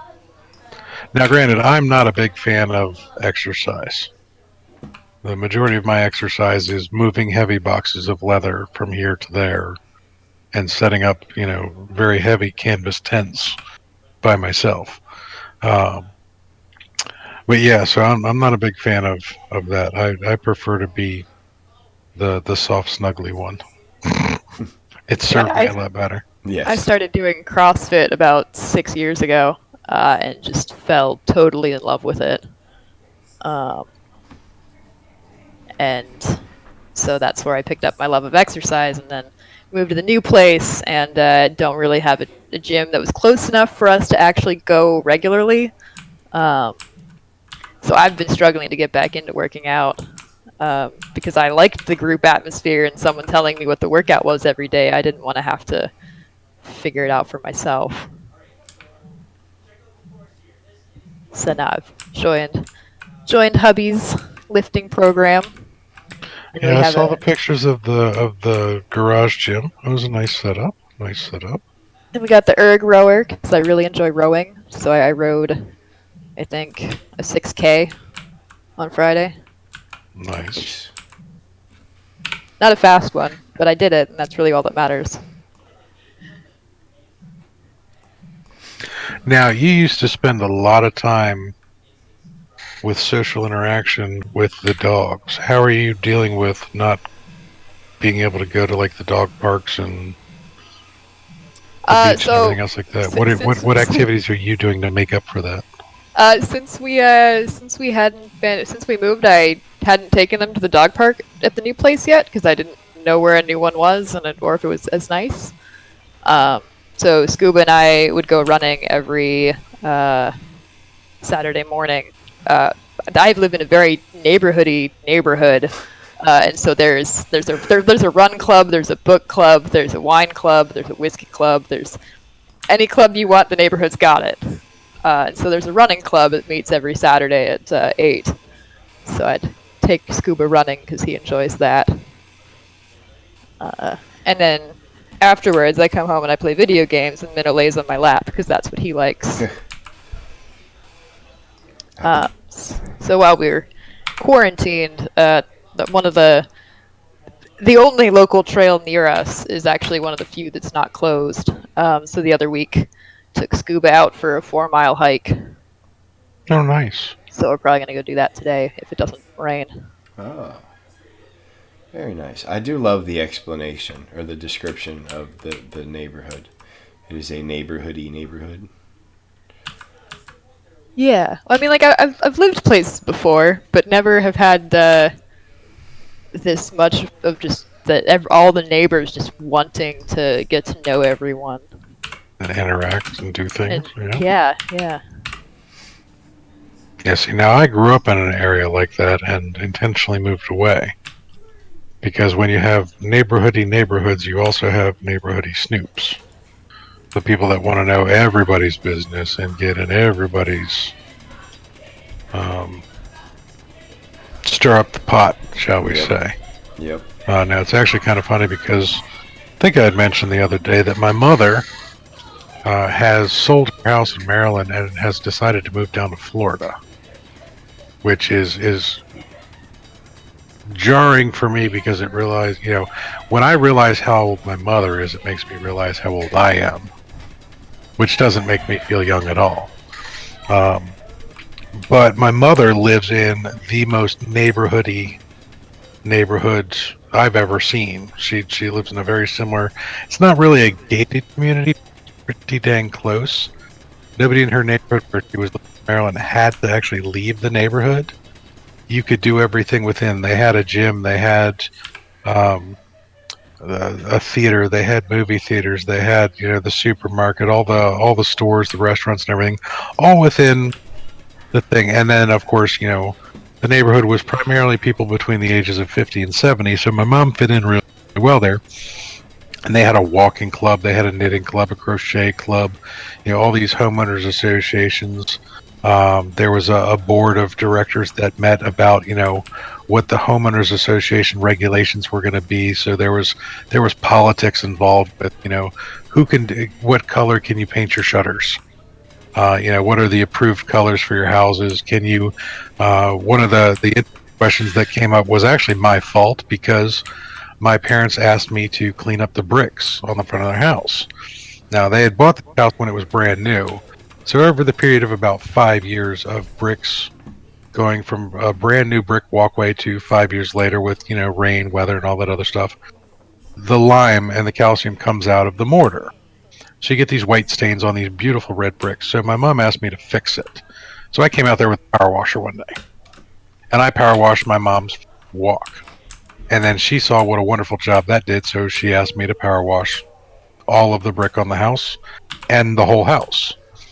So I did that. And then the neighbors came up and asked me, well, what will you charge me to do my house? I gave them a price. I thought I gave them an exorbitantly high price, and they jumped on it. So I made some really good money and actually paid for the power washer and all the stuff that I had bought for my mom. And basically turned it into a summer business where I was going around and power washing people in this neighborhood. And as more and more people in the neighborhood saw it, more and more people asked for it. Well, then somebody complained because it was actually kind of funny. They complained because they didn't have a brick walkway. Not because they couldn't afford it or anything, but they didn't have a brick walkway for me to power wash. So they brought the concern up to the homeowners association of, should people be allowed to do this because it gave others an unfair advantage, I guess, in their walkways? And the homeowners association basically decided that no, that does not constitute unfair treatment. Figure out something on your house to power wash. Well, what was really funny is this particular person had a concrete walkway that was just plain concrete. Which could have been very easily power washed. It was, in fact, very easy to power wash because this person approached me after the homeowners association told them that they couldn't tell me not to and that they were going to allow me to continue working. This person came up and approached me and said, hey, look, I don't think this is fair. I've got this crappy concrete walkway and everybody's got these beautiful brick walkways now. So I went over to their house and I'm looking, I was like, you realize if I power wash your concrete walkway, it's going to shine like the sun compared to everybody else's red bricks. And they didn't really believe me, so I did what every good salesman does. I gave them a sample. So I got out my power washer and I did their front step for free. I said, if you don't like it, you don't owe me anything. But if you do like it, then you're gonna pay me to do the whole thing. And of course, by cleaning the front step, they suddenly realized that they had a lot of crud on 5 years worth of concrete, or 5-year-old concrete that had never been washed, and it shone like the sun. You could see this thing from across the entire neighborhood. So of course they paid me to do it, and they had the whitest of white concrete walkways in the neighborhood, which of course made everybody else with a concrete walkway want theirs done. I made so much money off these people. But the walking club would go around on tours when I was doing somebody else's house, which was great for business because it was normally 5 people in the walking club hadn't had theirs done yet. So they would come up to me and say, hey, do this. And then, I would go do Mrs. McGillicuddy's house while she was having the knitting club over, and then the knitting club would see what a wonderful job I did. And it was really, really, really, really fun. Hollow Crow in the house. How you doing? Welcome to the stream, Erica. That is my weird tangent of the day. Yeah.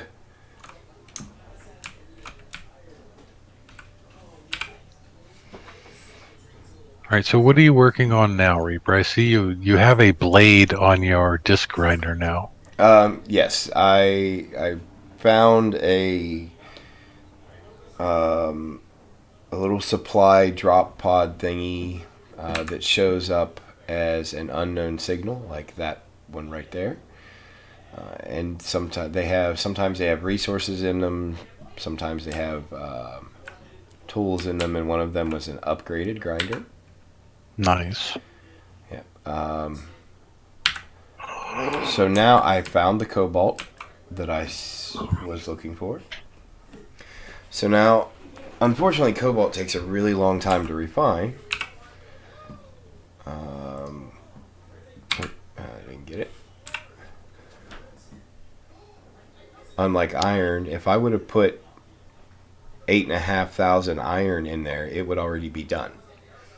But cobalt is a lot slower.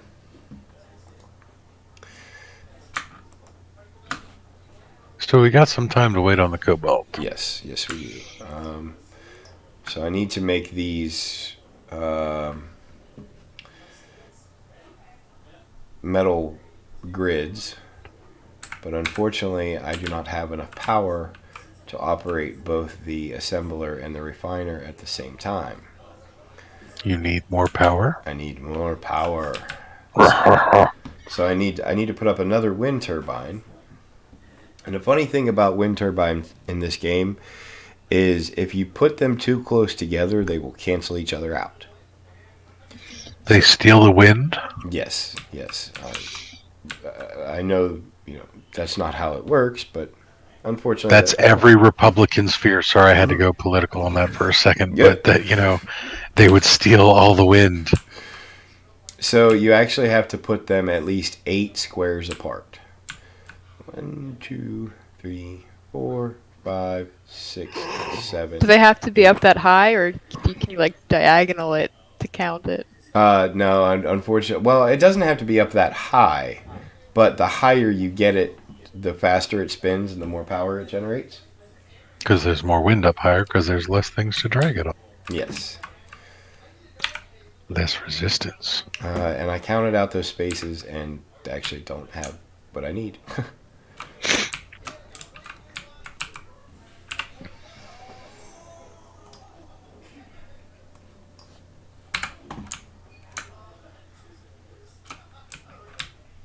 Yeah, that looks like at least 8.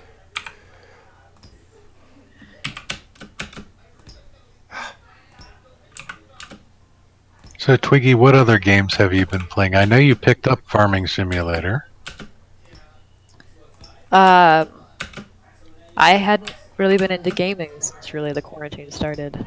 I was Gotcha. trying to play some No Man's Sky, but every time I go to do the community mission, it either my anomaly is completely empty, or just something happens and the game crashes. Now, So I've when been- do you normally try and do your community mission? I don't know. When I feel like it, So you need to schedule these things because Mary does the community missions weekly. Yeah, but she does them while I'm working. Ah, touche. Quit your job so that you can do community missions? Yeah. I'm gonna go with no. Dang it. But yeah, otherwise I was playing some Gemcraft. Really enjoy that game. And Planet Zoo. Planet Zoo. Interesting. And what, pray tell, is Planet Zoo? You remember the Zoo Tycoon game and Zoo Tycoon 2? Ah, yes. Yeah, it's the latest one of those. Ah. It came out in I think November-ish. So I have further reason to be jealous of the PC Master Race. Oh, Now, as you all know, I've been playing Farming Simulator 19 almost extensively. Almost exclusively. Words, Timo, very, words. very extensively. Yes, very extensively. So extensively, I use that word for everything. Sure. But we were supposed to get a new DLC on Tuesday. It was the free DLC for Bailey Technology, which has always been kind of a fascination for myself. Although I didn't get into it until recently. So we're supposed to get this thing from Creative Mesh, and they come out and announced yesterday that the DLC has been delayed because there was a catastrophic system corruption that snuck by all testing and everything else like that. So they were scrambling to fix this, and ironically, they did fix it. They fixed it very quickly. But the copy that they had sent out to Giant Software, the manufacturer of Farming Simulator 19, excuse me, had already been uploaded to all of the servers. So it was ready to go. Now on PC, this wasn't that big of a deal because PC doesn't have one particular location that all of the PC games come from. There are a lot of custom servers out there. There's a lot of just internet-based servers, and the network is much larger. But when you talk about Xbox and PS4, the consoles, they're on dedicated servers that are just for PS4 or Xbox. It's not like they have this open internet thing that everybody else can go all over the place for. So they were able to put out the patch for PC, but not for console yet because they have to wait for Giant Software to actually institute a patch for this, which may take a week or two, as they're telling us. So on Tuesday, PC players get the new free DLC of all the mailing technology, the new factories, the new materials, molasses and pallets and everything else like that, where we poor console people have to wait till they do. Which kind of pisses me off, but not too much. I would much rather it be done right than rushed. So hopefully soon we'll be getting new content for that. So Big Papa Timo will be out and about baling as much stuff as he can and making pellets and pallets and working on the factories. Now, it's not the actual DLC that excites me the most. What excites me the most is console players. We're very restricted on our mods because all of our mods have to go through Giant's software. They have to approve it. They have to put it up on ModHub. It has to pass strenuous testing and all this other stuff. Whereas with the PC players, you guys have a lot of options for mods because they don't have to be official releases. Right. You can go to third-party sites and download a zip file of a mod that somebody thinks works, and it works most of the time and everything else like that. Whereas with everything on console, like I said, it has to be approved by Giants.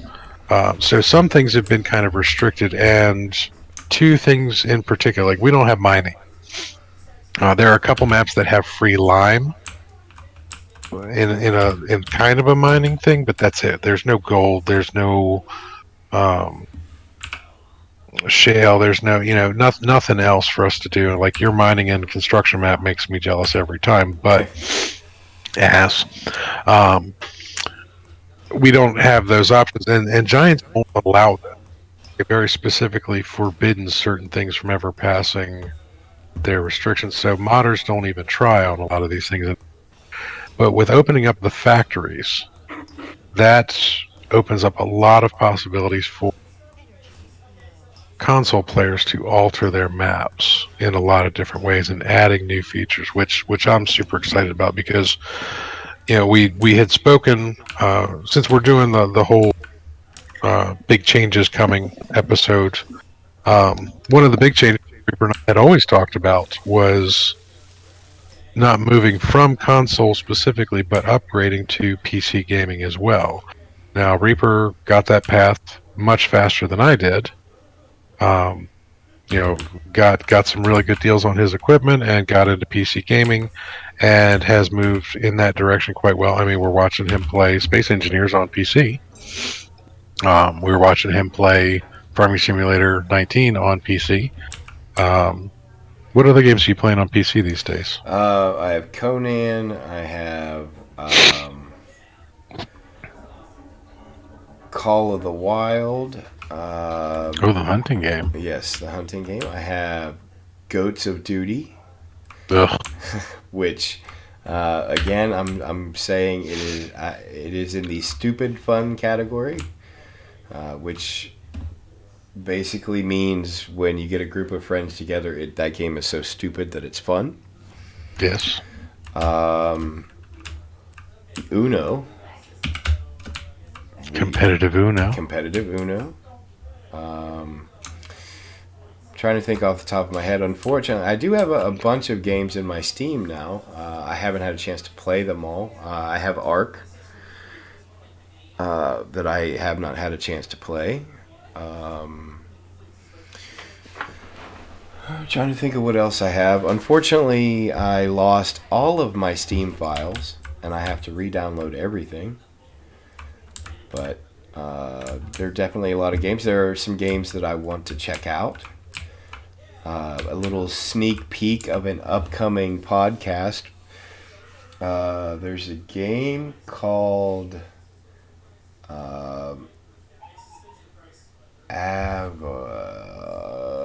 yeah, never mind. Can't remember. It's called Ava. Don't have the name of the game. Yes. Unfortunately, I'm drawing a blank, but it just came out. The full release happened the beginning of March, and it is a space game.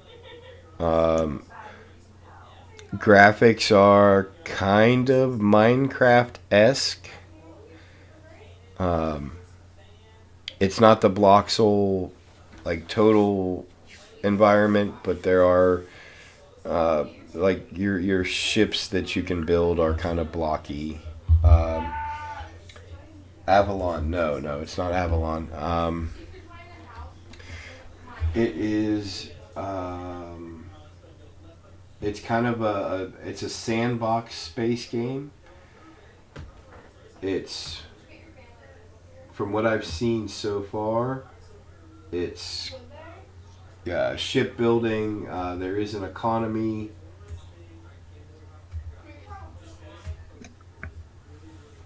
It's definitely something I want to check out. So there'll be. The name is Avorian.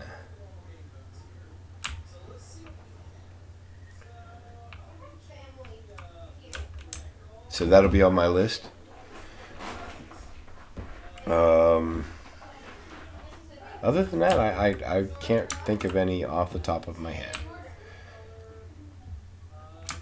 So what about you? Are you planning on expanding your gaming to include other games, or are you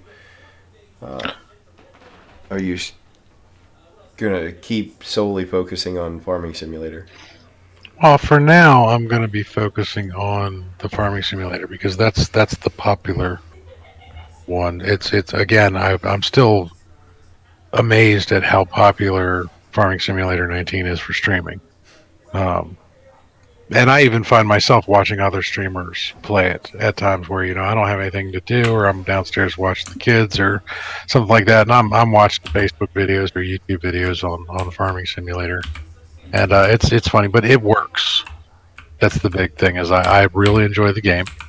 It's easy to interact with your viewers and chat while you're playing it.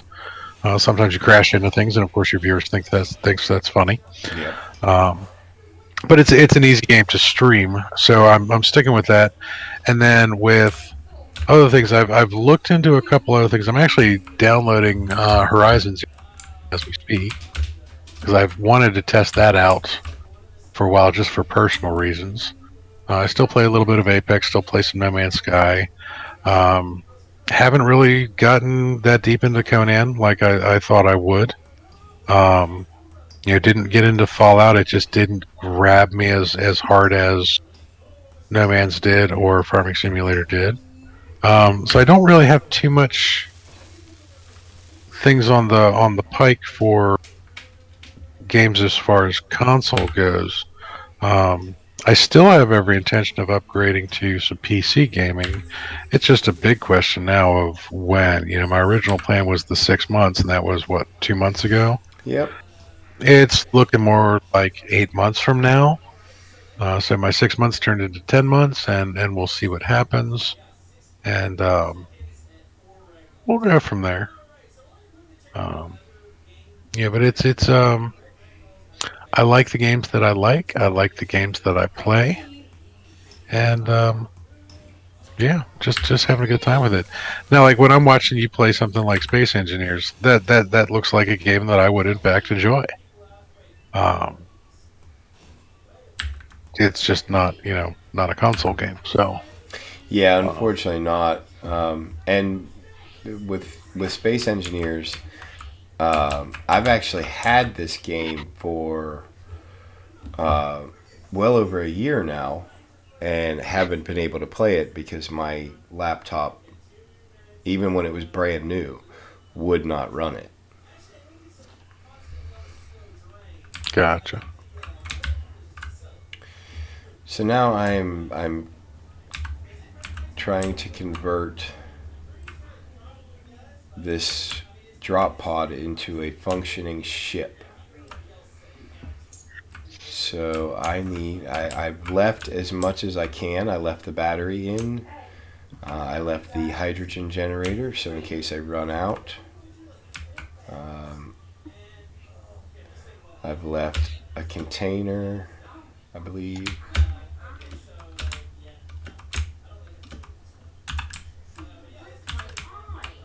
Yeah, so there's a small cargo container, conveyor. I can actually get rid of this conveyor tube. So I need...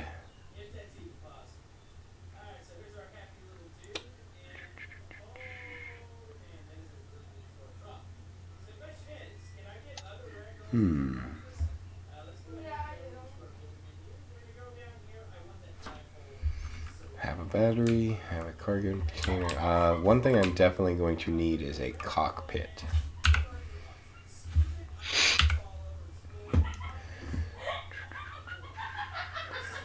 So that is under cockpit blocks. Just a standard cockpit here.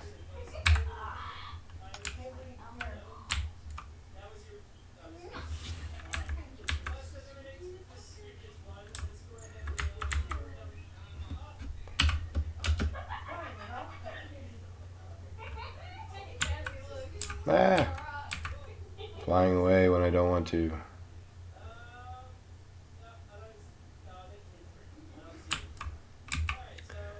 So apparently I'm going to need to remove some more of the ship. Unless I can put it on this side.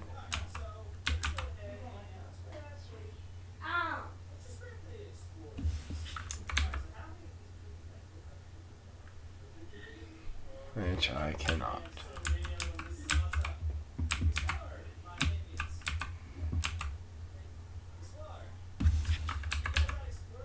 Okay.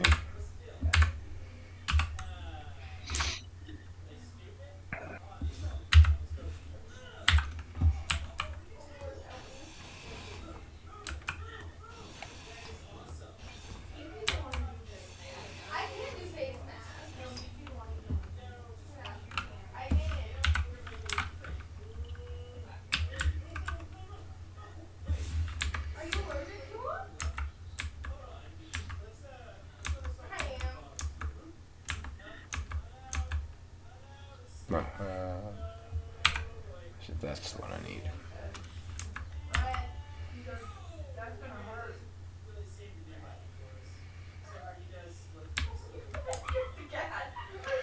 Something is in the way.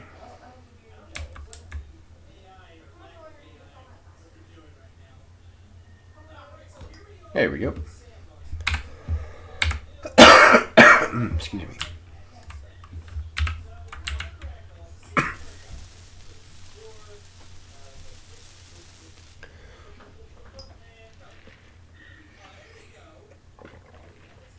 I need 5 displays and some bulletproof glass.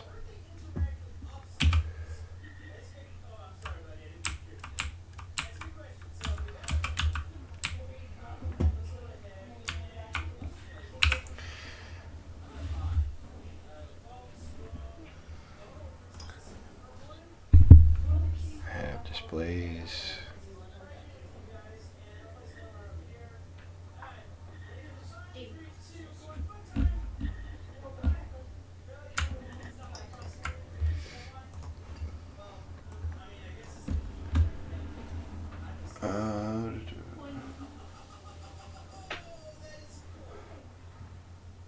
Trucker says he's so glad he won't be waiting like that much longer. Waiting like what, buddy? I think waiting for a PC. I think that was during the laptop PC. Yes. Trucker, if everything goes according to plan, within the next day or two, we'll be ordering a very, very nice gaming PC, gaming laptop. Nice. I actually helped him pick it out.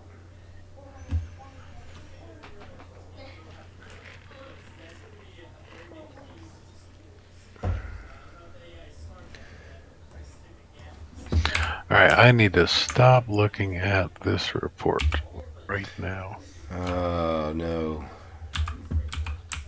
Don't go all newsy. You don't want to know. Wasn't news, was science.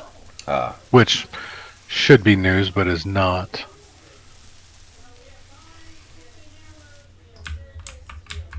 Okay. So now that I have installed the cockpit, Galaxy wants to know if Reaper prefers tea or coffee, Reaper, or if Galaxy should drink tea or coffee. It's a little ambiguous. Galaxy should drink tea. Now, as far as what I prefer, cold, I prefer iced tea. Hot, I prefer coffee.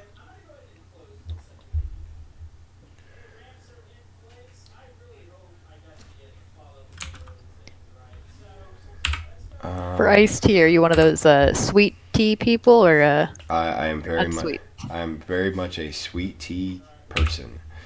I'm also picky about what sweet tea. The best store-bought sweet tea that I can find here is called Gold Peak.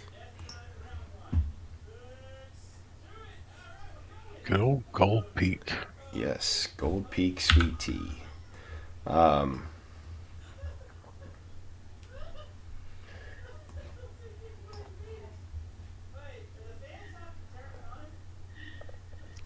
Javante says he likes coffee in his tea. Calls What? it cough tea. Okay. What?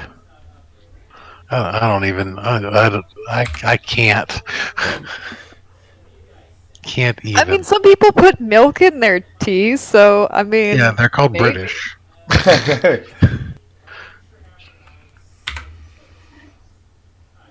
They're called British.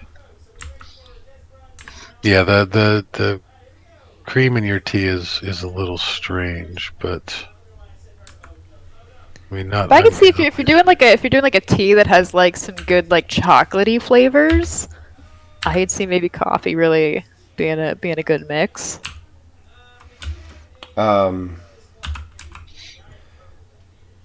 What kind of tea are you drinking that has chocolate? Inquiring minds definitely want to know where this sorcery comes from. Well, you can put chocolate in just about anything. I mean, you can even put chocolate in chocolate. This you can, but that doesn't mean that it's going to be right. The site that I buy my loose leaf tea from has a chocolate tea. They have a chocolate chip tea. They have a chocolate truffle tea. So like the chocolate truffle tea is a black tea that's blended with cocoa nibs, chicory, chocolate chips, and a dash of cocoa powder. Interesting.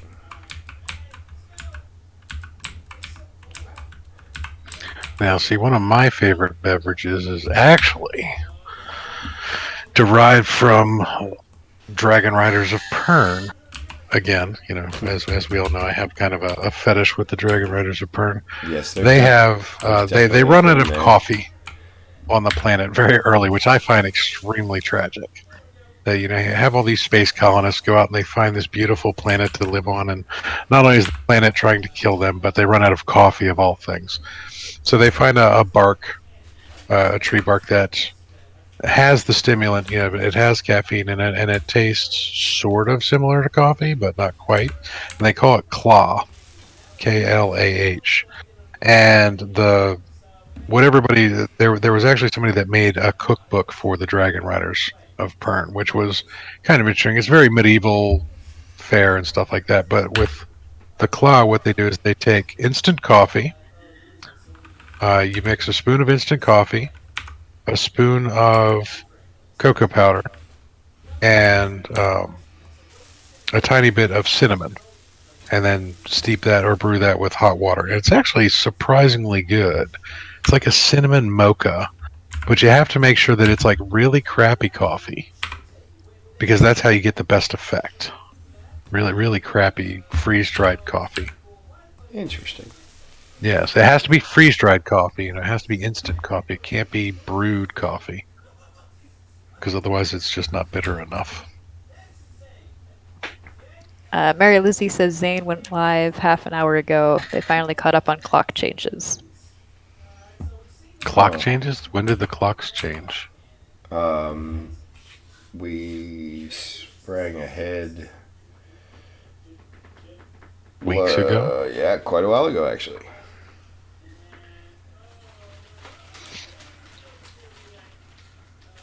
Does Great Britain catch up later? I don't know.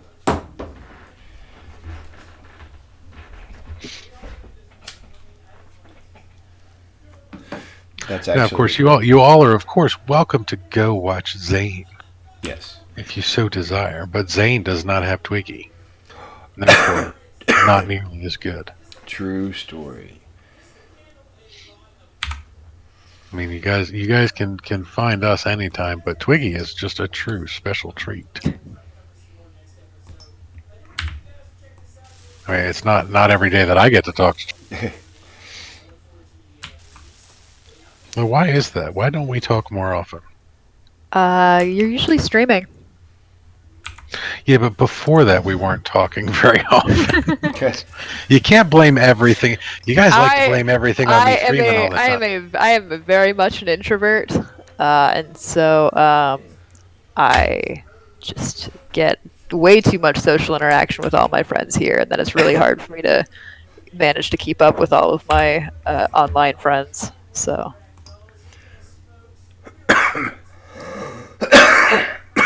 Excuse me. Oh, I made the mistake of clicking on Zero Dawn, so now it's going through the full cinematic. Oh, yes. I don't know if I should pay attention to it or not.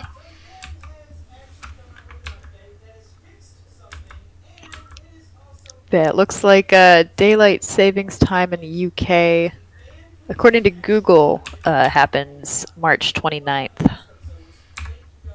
Well, I mean, it makes sense because they actually follow Greenwich Mean Time. Yes. I mean, that's actually where all of our time frames come from.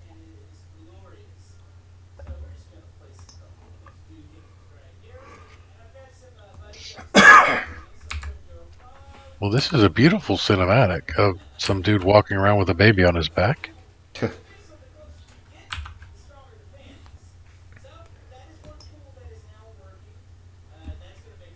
Is there any way to stop that? Oh, there we go. Okay, I'm going to just close the application. I'll watch that later because that was quite distracting and loud.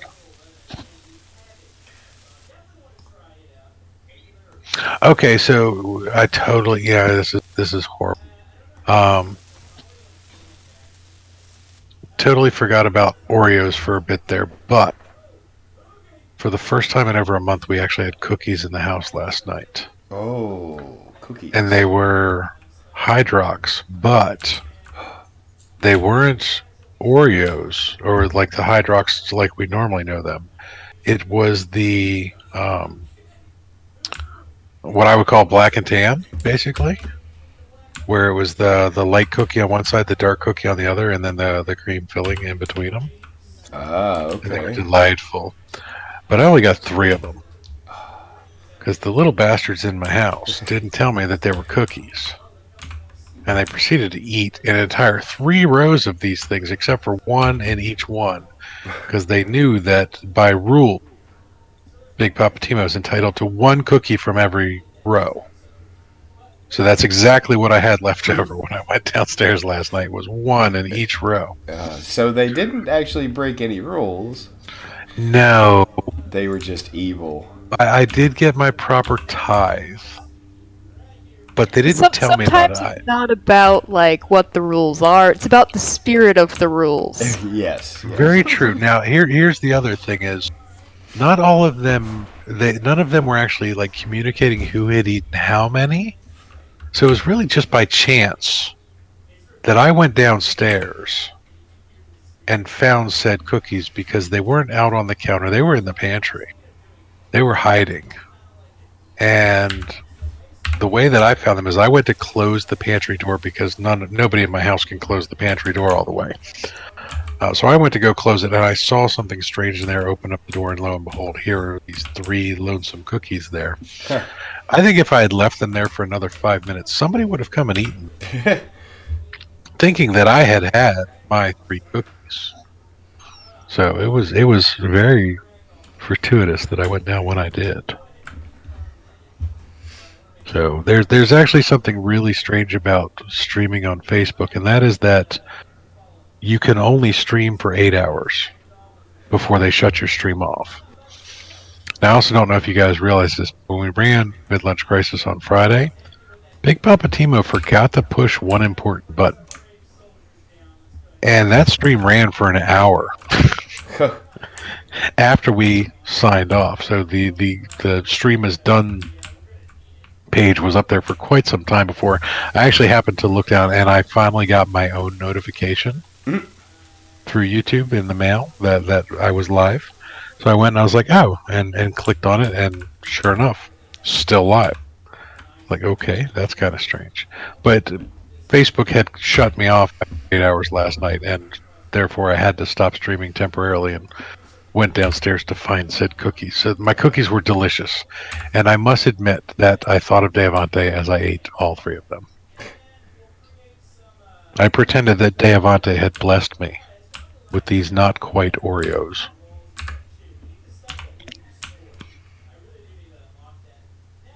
So just remember that, Deavante. You're always in my thoughts, especially when I'm eating cookies. That's what I did wrong. Yes, real Hydrox. What did you do wrong? So now I need to put a connector on this ship so I can dock it. And if you look at the back of this connector, it has the very large yellow square. And then if you look at those containers that I put in there, they have a small yellow square. Now the small yellow square only lets it only lets small things like ore pass through. Whereas the big square lets everything pass through.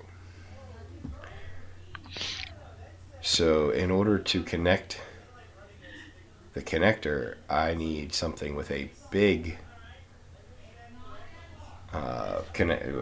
square connection. Which, now that I think about it, was exactly why I put a large storage container instead of small ones. So now I have to redesign the ship again. Take out everything I put in. Ruh-roh. Yeah, that's always fun. You'll only make that mistake one more time. No. No. Oh, I have faith. I do know the Reaper somewhat. He will make a very similar mistake in the very near future. Well, no, you said I'll only make that mistake one more time, and I disagreed because I'm sure I'll make it more than once. Oh, okay. Yeah. So you have more faith in yourself than I do. Yeah. Gotcha. Oh, yeah.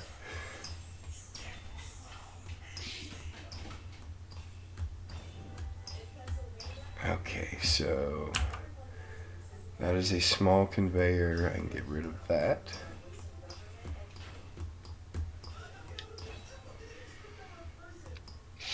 Small cargo container. I'm going to need to get rid of that. We haven't had any cookies, but I did make brownies. Because I would rather have ice cream, but my freezer was full of actual food. How dare it be full of actual food? Well, because like all the regular vegetables and stuff had been sold out of the stores, along with like all of the meat that was fresh. So I had to get a whole bunch of frozen stuff, which meant there was no room for ice cream. So then I had to, but gotta have dessert, so I made some brownies. Okay, so allow me to educate the young Miss Icky Duck Twiggy on what you do in a situation like this. You buy the ice cream anyway. And when there is no room for the ice cream in the freezer, you dispose of ice cream in the only way possible, by eating it. You eat the ice cream. Then and there. Then you feel guilty and you row for 6 kilometers or whatever. But you take one for the team and eat a quart of ice cream all by yourself. Or a pint, or whatever the proper measurement of a small thingy of ice cream. Or a big one, whichever one you can handle. I mean, or I just make brownies. That too. You can make brownies as well while you're eating said ice cream. Jeez, Well, woman. the real trick is going to be convincing my husband that I need like a freezer chest, so then I can have all the ice cream. Yes. Having 3 children, I believe I have adopted a 4th. I have, Semi-permanent rent-a-child. yes. We're now renting by the month. I have 2 chest freezers, and they still go very quickly. You would think that with 6 children we had any, but we have no chest freezers. We don't have a second refrigerator. I guess it's convenient. Tragic says his sister, who was in the hospital on a ventilator, just called him, and she gets to go home. Awesome. Nice. That's great. Good to know. Good to know. Anyway, back to freezers. Do a happy dance real quick Trucker. Do a happy dance. We'll focus on happy things right now. Yeah. But yeah, back to the freezer. So we don't have them, which is probably why we're fortunate. We live a whopping 2 blocks away from a supermarket, so I can literally throw a rock out of my 3rd floor window and hit said supermarket.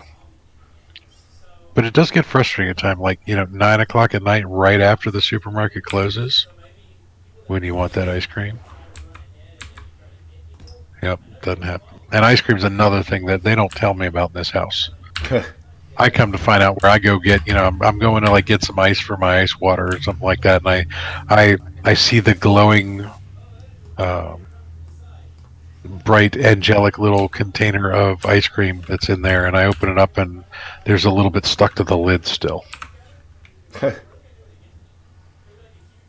Yes, teenage daughters suck. Because only teenage daughters in my house do that to me.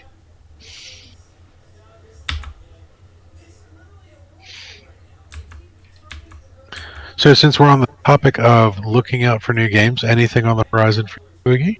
Any games that you see coming down the pike you're looking into?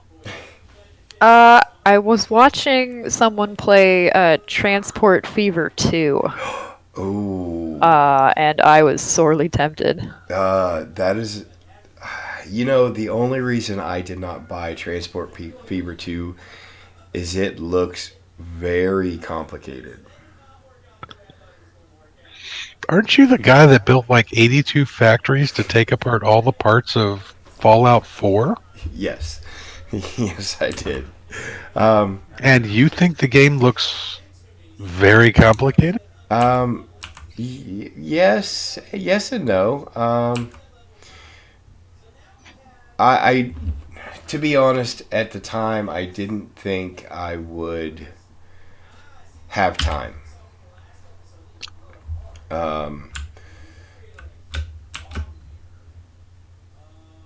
That is different now. Got all the time in the world now. Yeah. We call that child support, Mary Lizzie. Child support. Her Yeah. parents should start paying child support.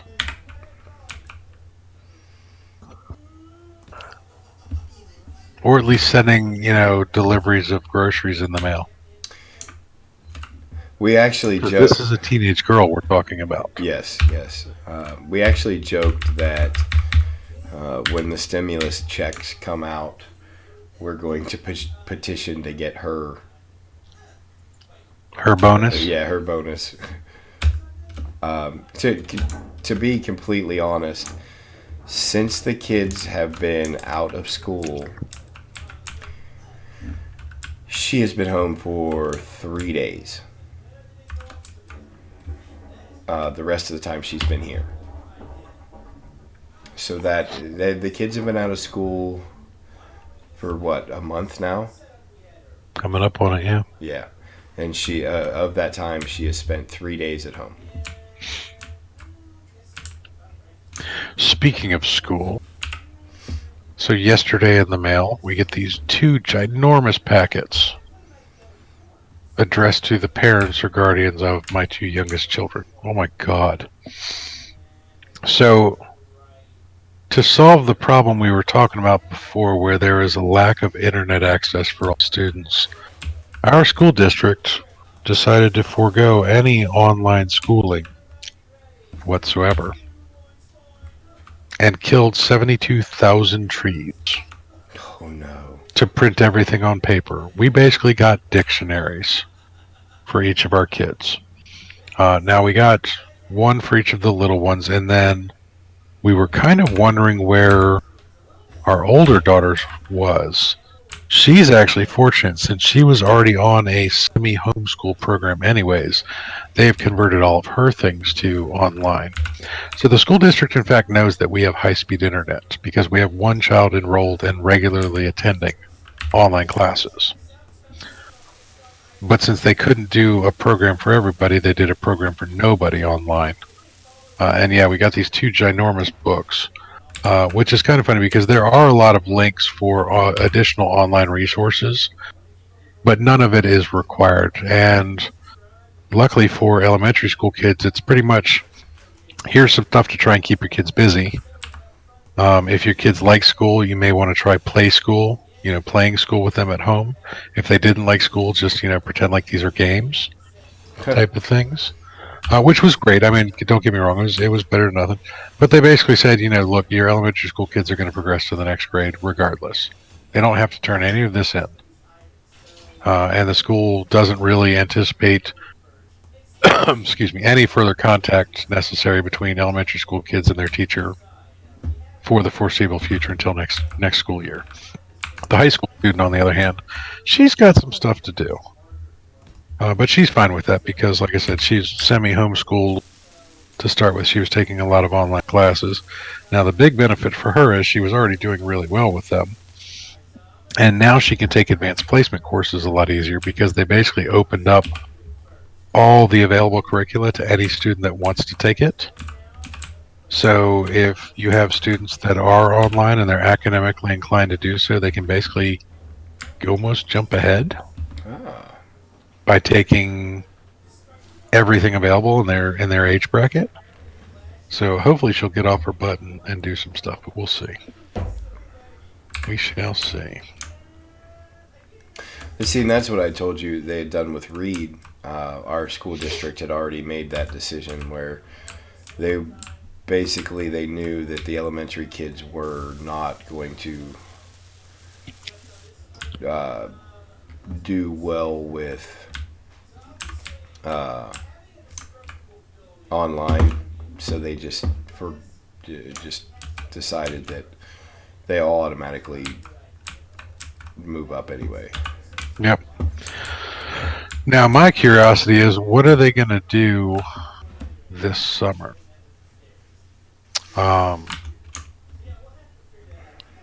If restrictions and orders are taken out of effect early June, are they just going to leave it and just continue on with summer break as per usual? Or are some school districts going to try and make students come back over the summer to make up for lost time? Now, like with us, with the elementary school kids, it's already been decided they're done. They're fine. But I wonder what some school districts are going to do for something like that. And then you also have. Sorry, I don't mean to keep cutting you off. They also we keep getting phone calls from the school superintendent, and they're mainly saying, we know that these things are important to you. We're trying to figure out a way to have them, particularly graduation and prom for the older kids, which I get graduation. Prom, I think, is kind of the wrong thing to focus on. I know that that's kind of like a rite of passage, and I remember prom being a big deal, but in the event of something like this, I could do without a big old dance. But yeah, the graduation is. So I don't know. They're trying to figure things out. It's looking right now that we're probably going to have these two things happen in like July or something. We'll see. Yeah, unfortunately,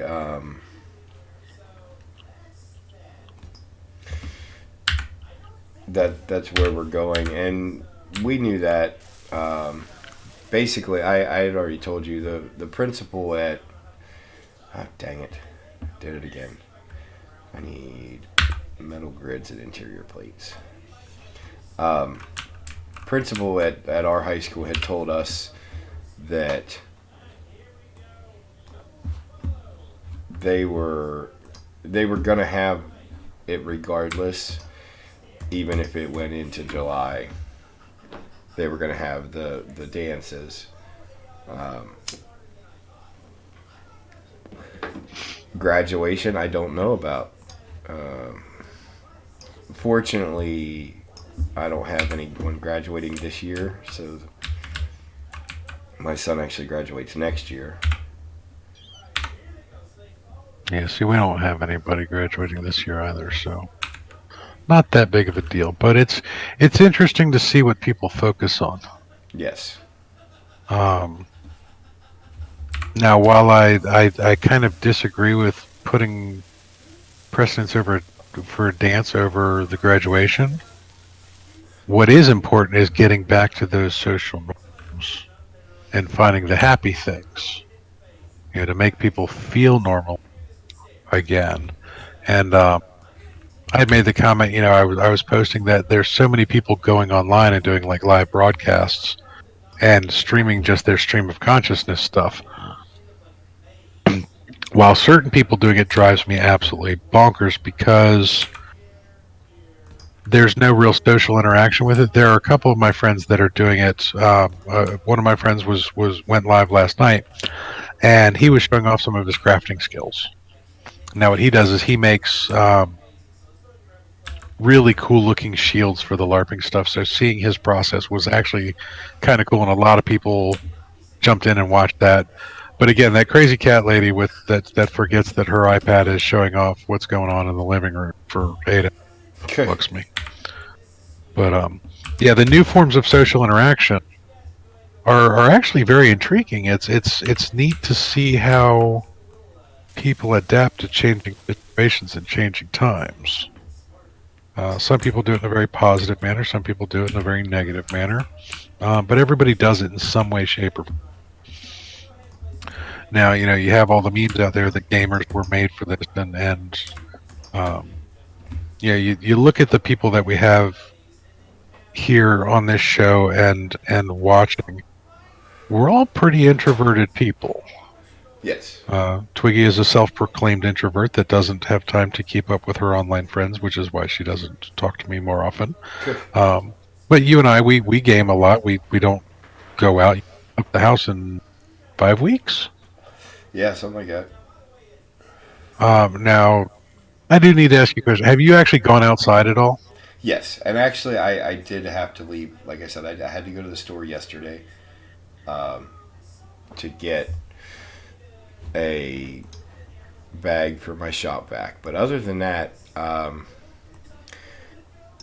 have not left the house. I go outside occasionally when weather permits. Speaking of which, beautiful day in western Pennsylvania. It is. The birds are singing, the birds are chirping, the buds are blooming. My lilac tree smells amazing. Which, yes, I went outside to smell my lilac tree. I did it at 4 o'clock in the morning when I had no chance of running into anybody. But I did go outside and smell the lilac tree. And see, that's one of the nice things about living where I live is I have the ability to go outside and not that there's nobody here. I don't. My nearest neighbor is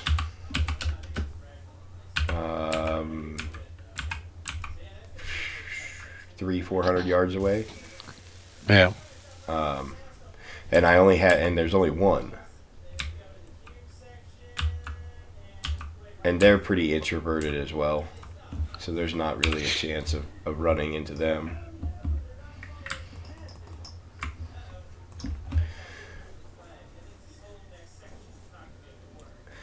So Twiggy, what have you been doing? I know you've got a beautiful lemon tree in your backyard. Yes. I know you take the dogs out. What other outdoor activities have you managed to swing recently? Well, I walk the dogs twice a day because the little one requires it. Because if I don't walk him, he poops on the floor. So he goes for walks. He goes for walks. Yeah, that's very important. Otherwise, I've been doing a lot of yard maintenance, mowing the lawn and getting back on top of that since we actually had rain. So the lawn grew. It did, and I fell behind. Now, how long have you been requiring to do lawn maintenance? Is that like a year-long thing for you guys with where you live? Pretty much, yeah. It does get. I'm still learning. So like this summer, I didn't do a whole lot with it because it gets really hot. But I probably should have been like watering it, and then I would have had to water it and then still cut it. Gotcha. But the house next to me is gonna probably go on the market for sale soon. So they need a tent for termites. Ooh. So they asked me if I could trim the bushes back that are up against their garage. And I hire a gardener for the front of the house because I have stupid-looking trees that are like so close to the house that they've cut the entire back of the tree off while it grows. So I hired someone to keep those in shape because I just don't know what tools to use to do that. And he's also the gardener for the neighbor's place. So he's intimately familiar with both properties. Yeah, so he's gonna come over and he's gonna take the bushes out for me. Gotcha. And then I plan to put in some raised garden beds so I can grow some vegetables. Nice. Now, since you're a native of Pennsylvania, and Reaper and I both live in Pennsylvania, you know that all of a sudden here in Western Pennsylvania, it goes from winter to spring, literally overnight. Yeah, I heard you So, guys are gonna get snow this week. are we supposed to get snow this week, Reaper? I haven't checked. I have not It's checked. possible. Yeah, I was going to say I haven't checked, but I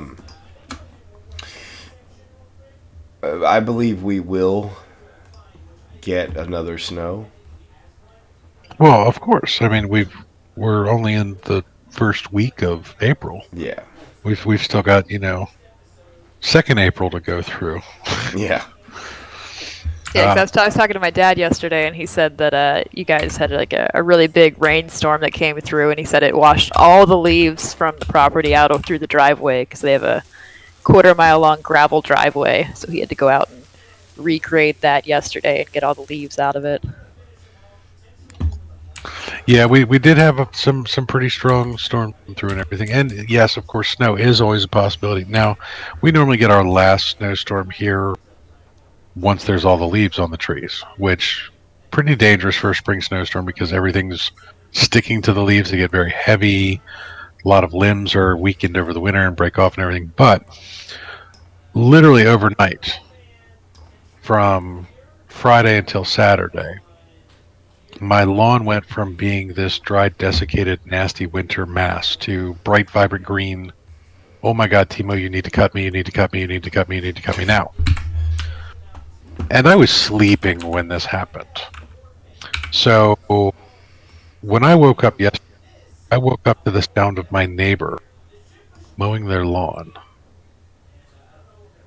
While it's never strange for me to wake up to my neighbor mowing my lawn, because sometimes they do it at like 6 o'clock in the morning, sometimes they do it at 6 o'clock at night. You never know when they're going to mow the lawn. But my neighbor and I have this very special relationship that we get into lawn mowing wars. Oh. Now, he has beaten me to the punch with the first mow of the year. But what he doesn't know is I'm holding off as I can so that I can get him the end of this week, where I'm going to mow Thursday if possible, which will trigger him to want to mow Friday, which will ruin him for the whole weekend. But then I'm going to mow again on Sunday because it will be ready again. So I'm going to double mow this coming weekend because he fired the first shot. But it's always funny. It's literally when either one of us hears the other one's mower go off, we are just instinctively drawn to our lawnmowers to go cut our grass, which is fine because I actually really enjoy cutting grass. Now, I don't have the largest lawn. I don't have a very big lawn at all. It actually only takes me about 20 minutes to cut the grass. But I like it. I find it very relaxing. I love the smell of fresh cut grass. I just love getting away from everything, and nobody ever bothers you. Well, I shouldn't say nobody ever. Most people don't bother you when you're operating a mower because it's got a swinging blade of death on it, and it's very loud, so you normally can't hear people. But so it always gives me an excuse not to talk to people, which is always good because I like that. I like not talking to people. Most of my lilacs here line the alley where the garages are. Nice. And Mary Lizzie says she's an extrovert per husbeast.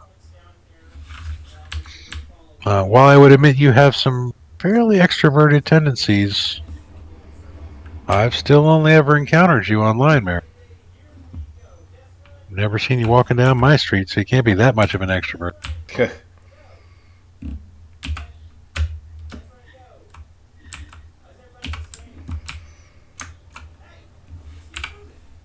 So what are you working on now? I'm just finishing up the ship. I have to put a drill on it so it can collect. Drill things from the atmosphere?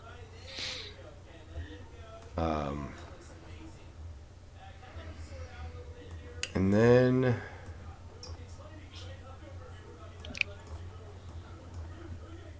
I'm going to try and move said ship over to the dock that I made for it, which is right there.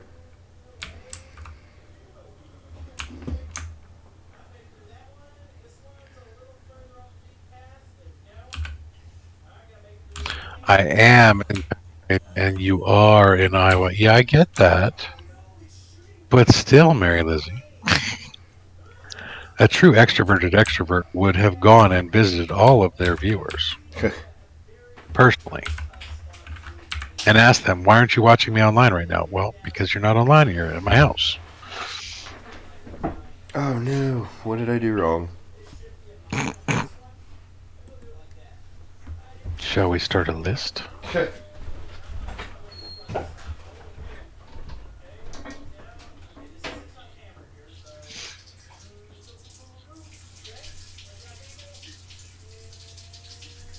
Yeah, unfortunately, I will not get my raised garden beds going in time for the first tomato season. So I'm a little sad about that. Have you thought about doing like the indoor upside down tomatoes? I mean, I thought about it a little bit, but I'm also working on growing some lettuce indoors, but I'm apparently really terrible at getting it to germinate. So I planted like 12 seeds in my little starter, and I think I got 3 that sprouted. Gotcha. 3 lettuce plants does not a salad make. So No, it does not. It does not. Now, what type of tomatoes are you planning on planting? I don't know yet. Some sort of beefsteak tomato. I really enjoy just slicing tomatoes up and dressing them or just eating them. Interesting. It's one of my favorite snacks. So You that are is, a weird individual. so that is what I did wrong. I believe I left that when I shouldn't have.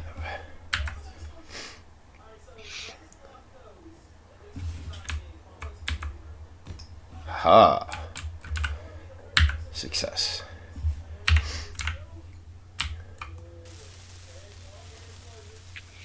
How far away from liftoff are you? What else do you need to put on said ship? This is actually it. Uh, yes, Galaxy. Unfortunately, Reed does not know. I won't say. I won't say he doesn't know. He doesn't care that I'm streaming. He only cares that he has to go to the bathroom, and the bathroom is actually right behind me. So while you're streaming, he was streaming. Yes. Nice. And he does not shut the door. I actually didn't even hear that, so I'm going to pretend like it didn't even happen. Let them have salad. Devante says, "Let us plant lettuce so we can have salad." Yep. Yeah, so once I get this this drill on here, and actually I don't even need the drill to move the ship. Well, I want to see the drill. So that is the drill.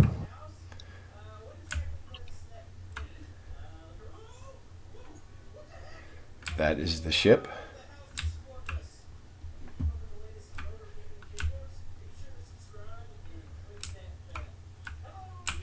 That is the 20 seconds that I must wait. Yes. So now it should fly. It is not a pretty ship. It is not a pretty ship. I do like how it has a core drill on the front of it. Now, I'm assuming this thing is not just going to like pound itself into the ground. No, actually, it's kind of it's an oh, I know what I forgot to do. Okay, it didn't take off, but that's actually because I forgot to turn the thrusters on. Well, it didn't blow up, so you're doing better than Kerbal. Yes, doing better than Kerbal. Yes, I actually forgot to turn the thrusters on.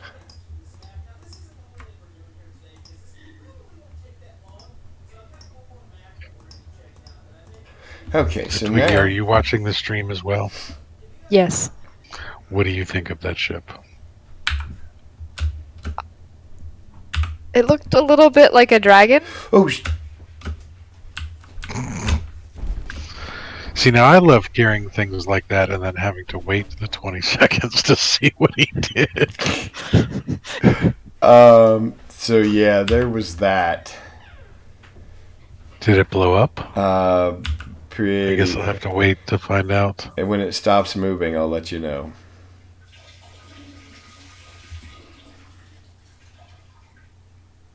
Whoop, whoop. Ooh, Oof. ooh. Oof, big oof. Oh, big oof.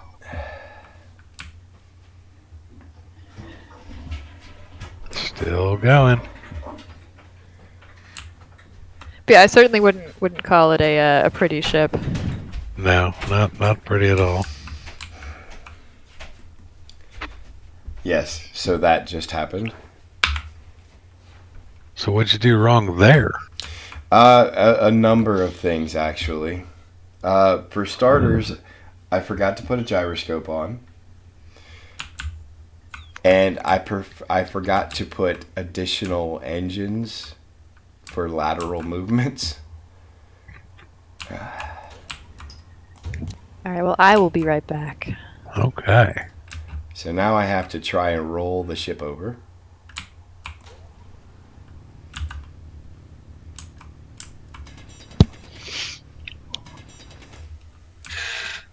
I think I'm going to take a cue from Miss Twiggy there, and I will be right back as well while you try and figure out how to roll your damn ship back over.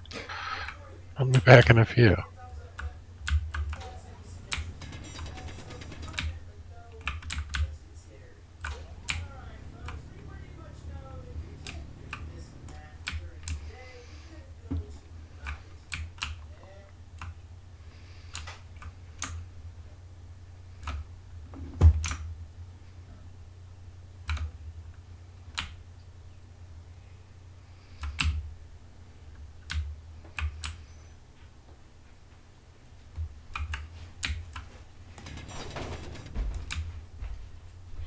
And I got you some milk in case you run out of water.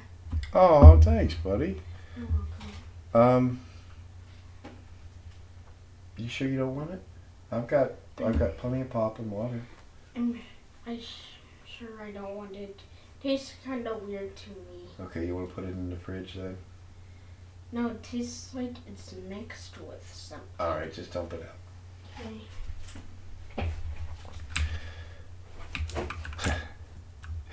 Gotta love that. All right, so let's try and run into said ship again and see if we can knock it over the rest of the way.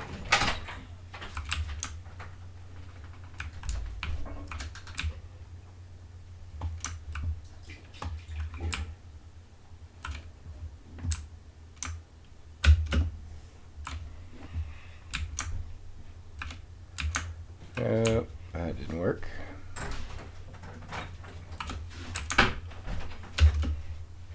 Daddy, I smelled to see the milk was mixed with and it was mixed with apple juice. Apple juice. Yup. Did you mix the milk with apple juice? No.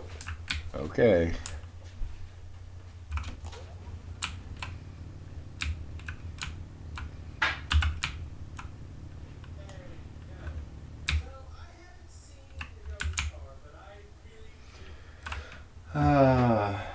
Yeah, disaster. Yeah, Daddy, and also my 3DS won't charge.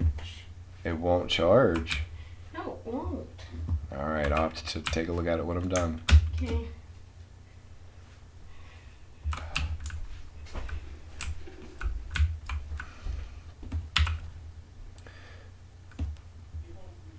Just make sure our thrusters are off.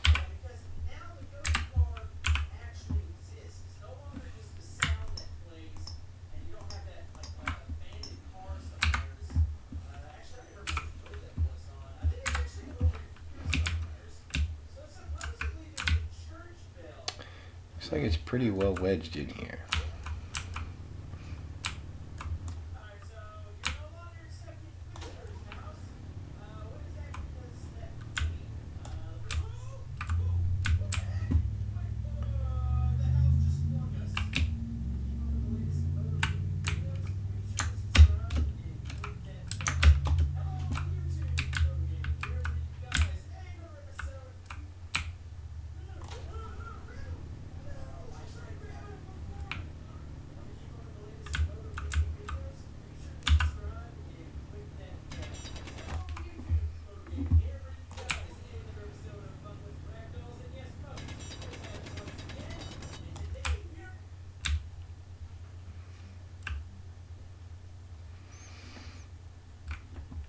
Alright.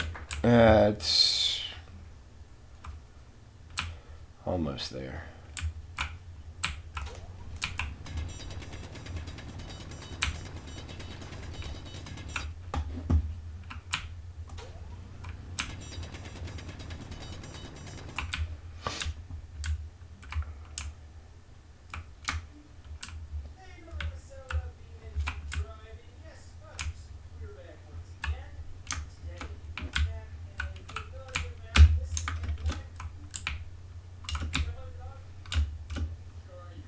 All right, I am back. Welcome back. Thank you.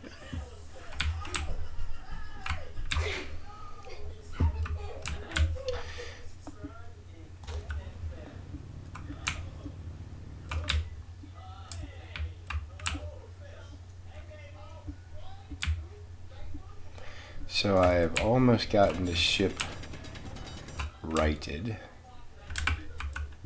Oh, crap.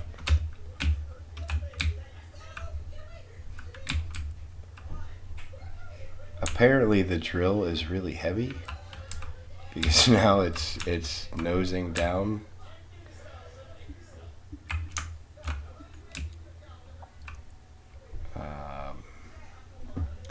Alright, so I'm just going to have to work with what I got here.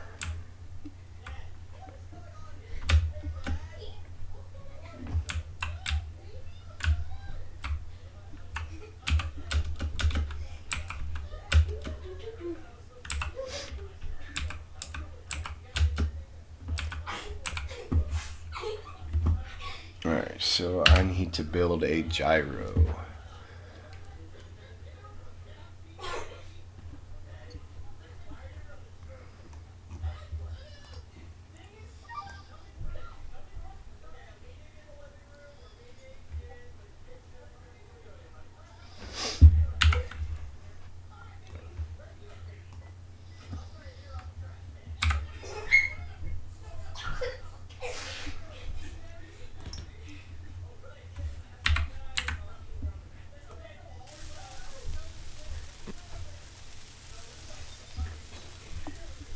Are you trying to kick it over? Yes, that's actually how I got it started. Was I ran into it and got it tipped enough to get it moving, but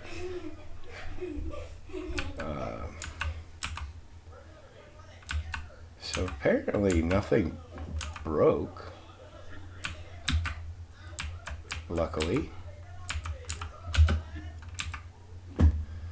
Alright, so now I need to make room for the thrusters.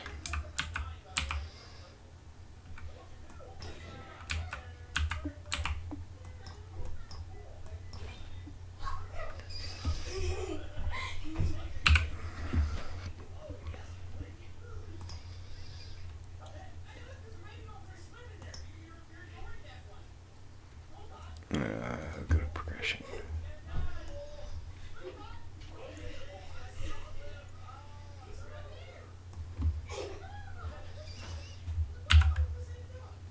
And now I'm back. Welcome back, sir.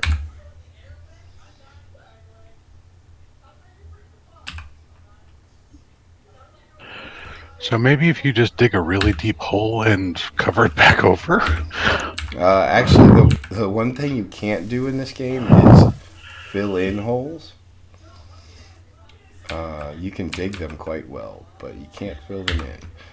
But I actually I got it upright enough that when I turn the thrusters back on, it'll go up.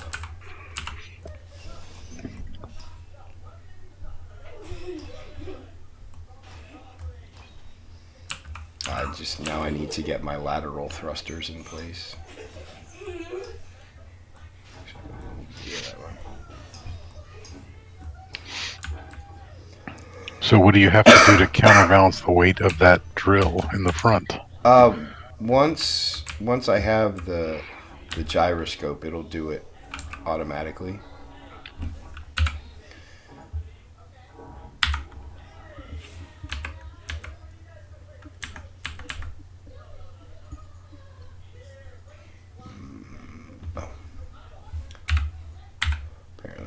need to take that out.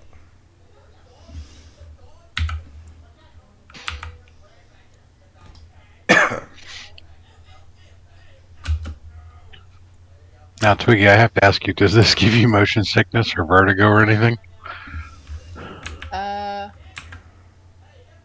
Well, I was reading stuff on my second monitor, so I wasn't just staring at the screen. Probably a wise choice. Yeah, unfortunately, the controls in this game are sometimes a little bit goofy. But so far, it hasn't been too bad.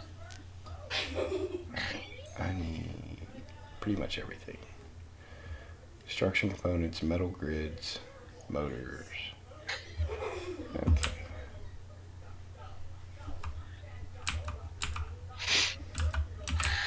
So, it is actually 2:23, Timo. It is. It's entirely up to you whether we keep going and hanging out, or whether you are... I have a little bit more time I can afford to hang out. All right. Needs more duct tape. Totally, Flash. Totally.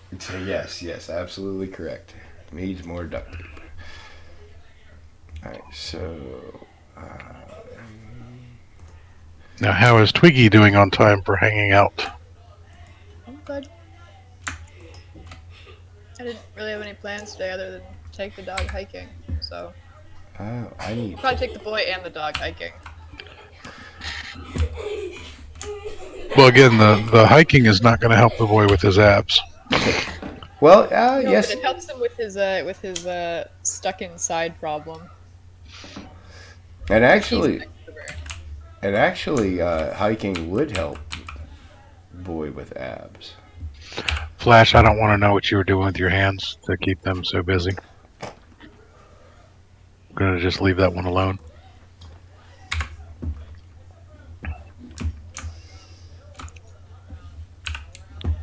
So apparently, before I do anything else, I need nickel. Where does one get nickel? You mine it out of the ground, and I already found nickel.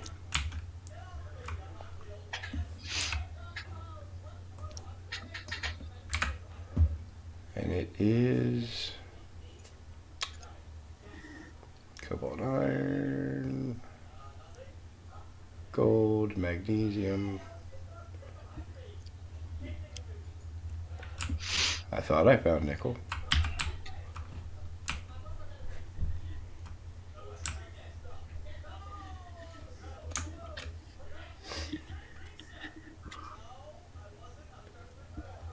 Or was that with my iron?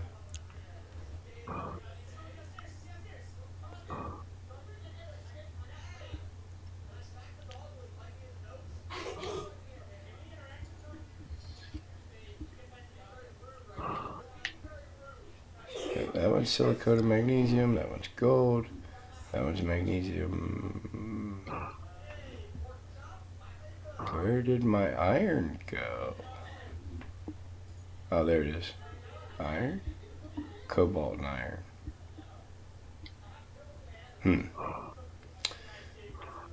Apparently I have seen nickel, but I failed to mark it.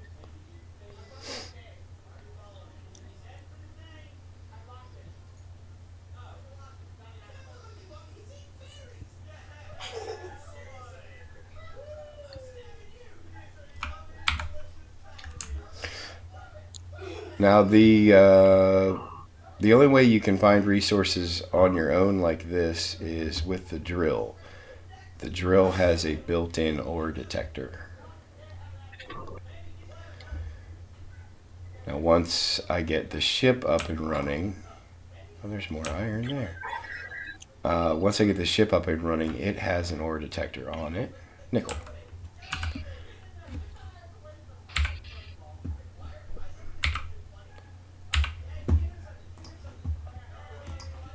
Mark this spot.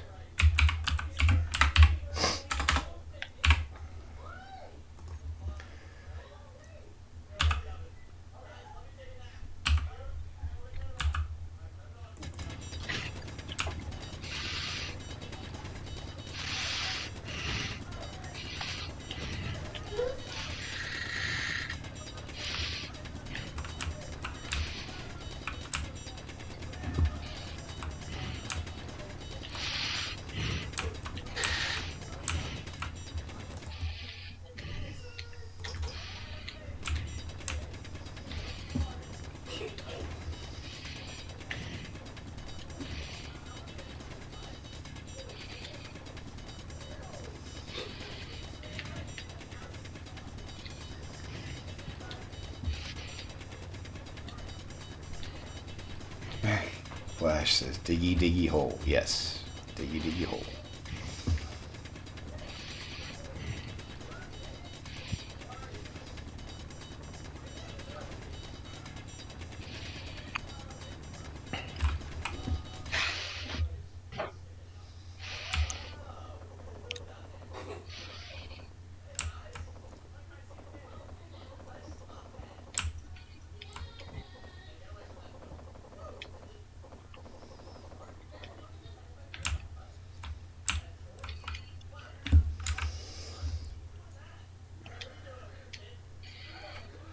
Well, that's lots of ice I don't need.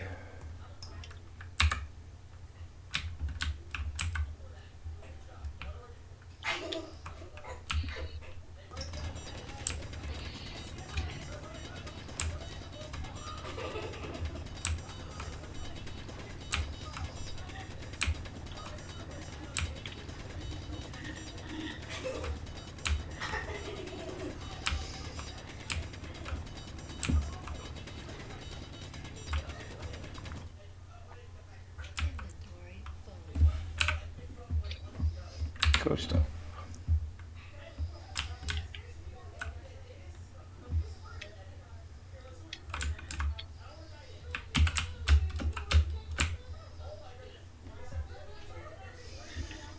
How am I gonna chill my pop now?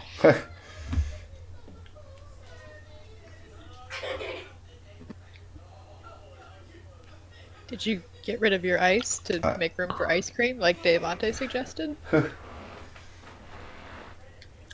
I think he was referring to the fact that I got rid of the ice. Oh. Although Devante does make a valid point. You could always make more ice.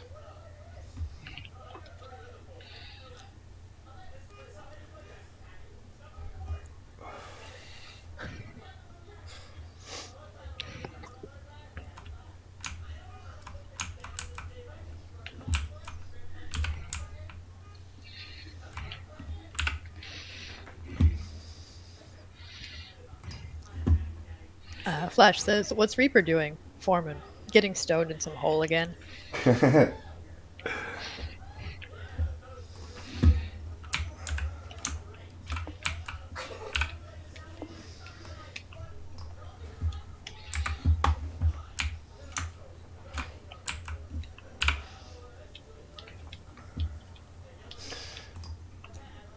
We are making motors again.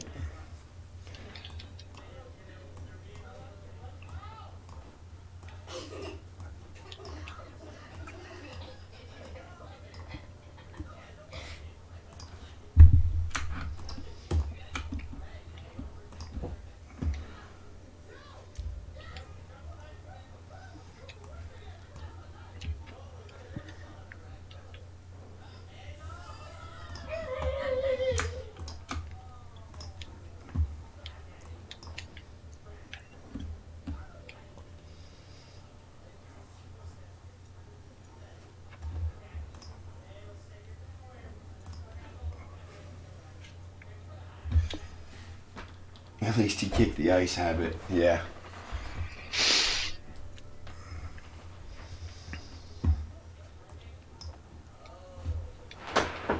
So what are you working on Farming Simulator, Timo?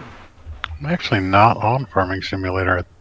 I'm currently playing Apex. Oh, you're still playing Apex. Not still, again. Again. I stopped for a little while.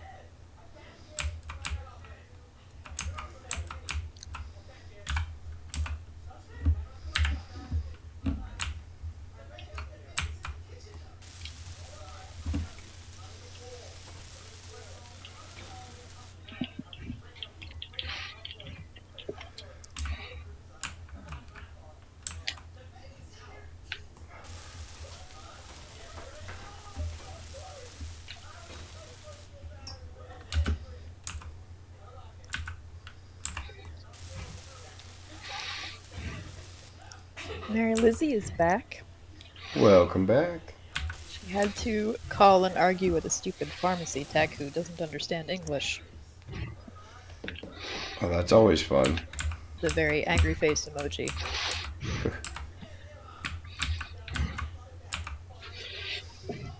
So now I have my thrusters. I have my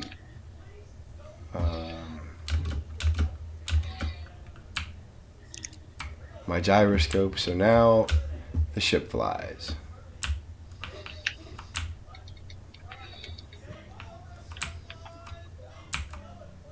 Oh. Oh no. Apparently I did break something.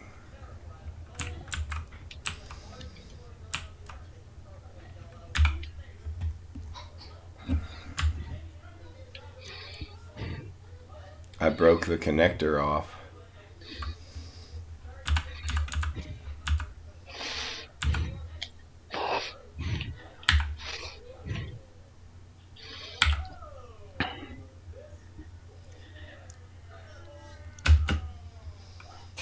Oh no.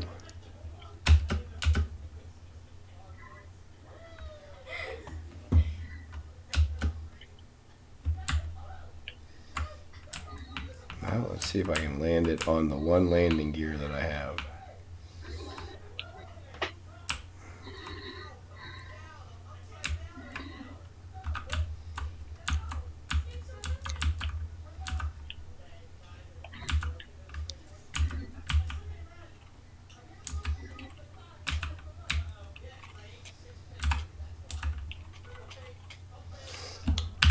Very nice.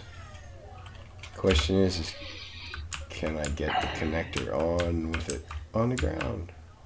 Yes.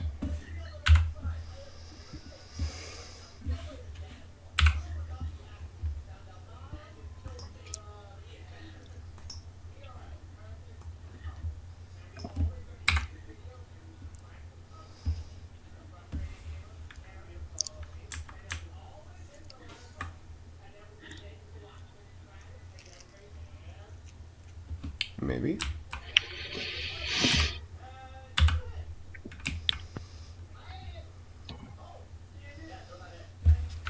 No, I cannot.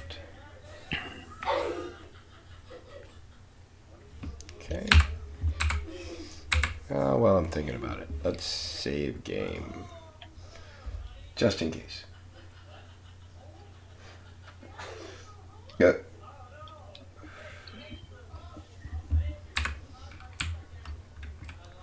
Okay, let's see.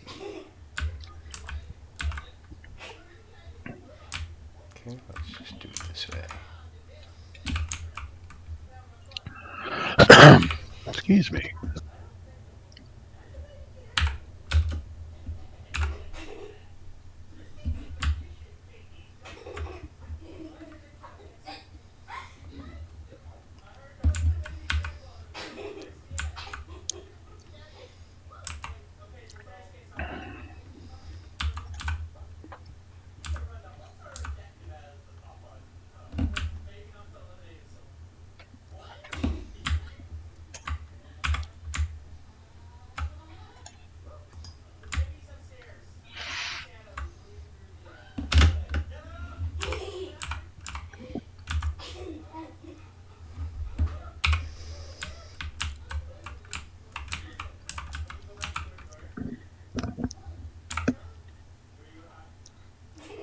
Mary says she is a professional patient.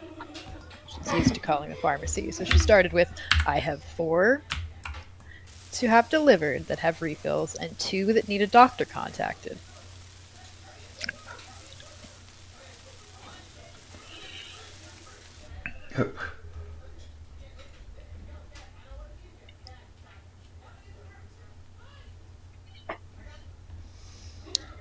Deavante is having issues with the community mission in No Man's Sky.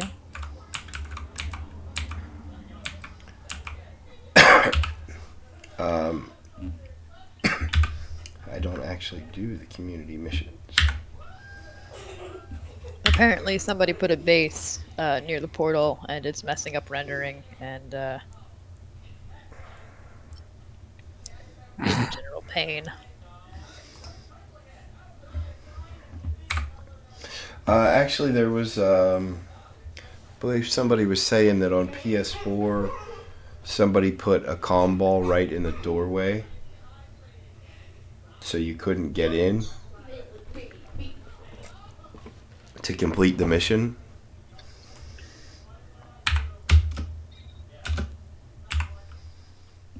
That is kind of addictive. Yeah.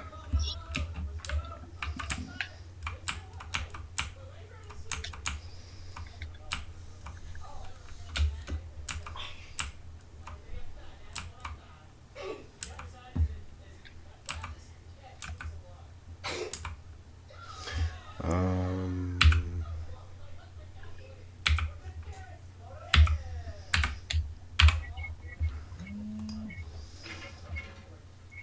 okay.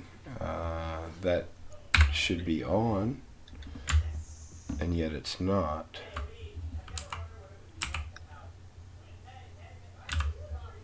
Oh, there we go. Hey, I have made it and landed.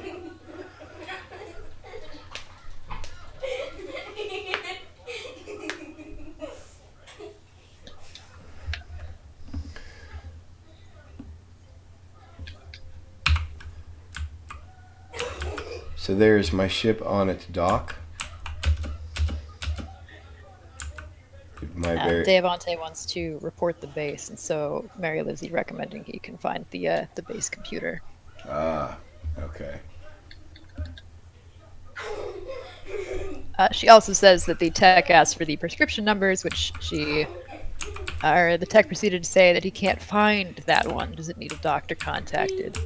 Presumably in response to looking for the prescriptions that need a doctor contacted.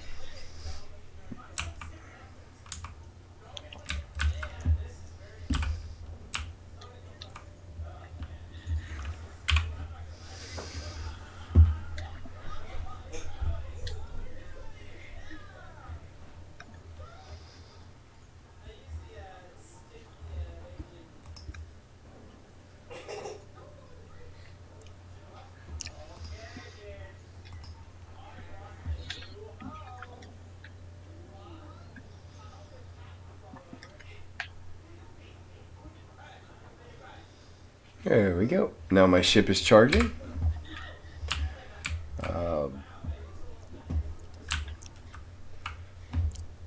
Mary says the girl only works weekends, and says she hates it when refill date falls on a weekend. Yeah.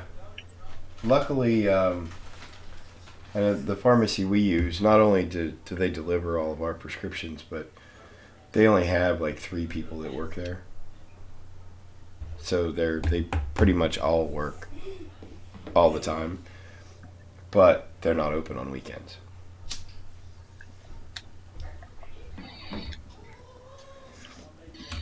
All right, so now that I know I can successfully charge the ship and I can dock the ship, I will show you how the ship mines.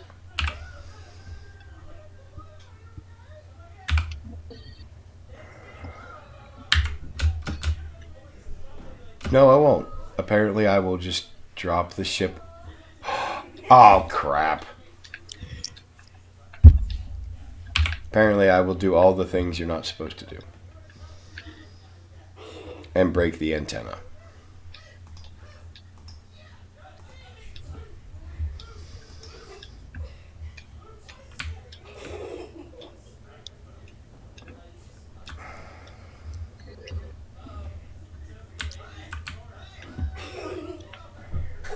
Yeah, that didn't look like a very successful flight. No, it was not.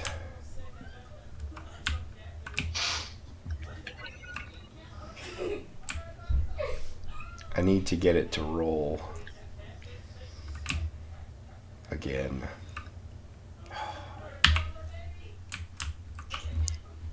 Tragic Trucker recommends watching the movie Idiocracy. It'll scare you when you realize this movie was made like 20 years ago, how close it is to real life today. Devante says, never hit P. Scott Bixler says, I'm back from the store. Why is my ship on fire?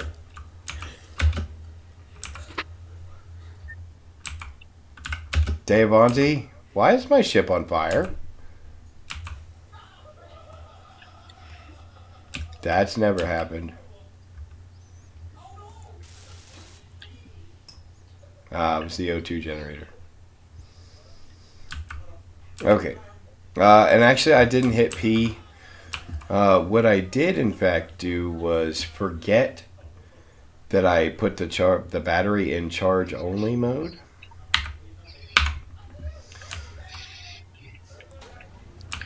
So when Mary suggests that your ship might be on fire because you crashed it.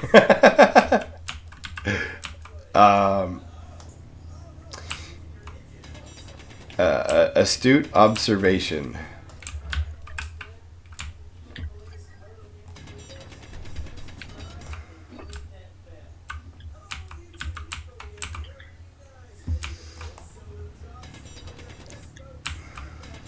Scott Bixler is going to make brunch. Chocolate chip pancakes and coffee. Ooh.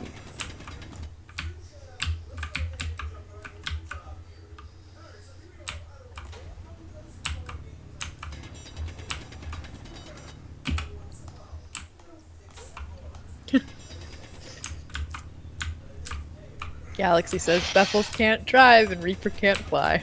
Yeah, apparently that's a thing now.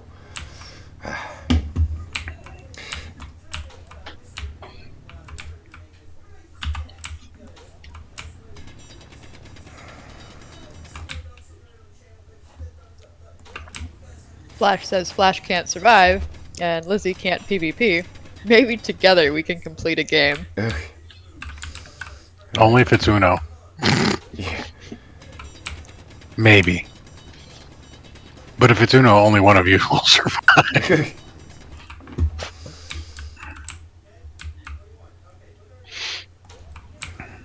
It's pretty much Uno Thunderdome. 7 nerds enter. 1 nerd leaves.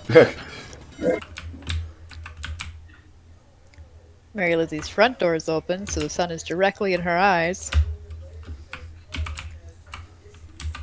But at least you're getting some sun.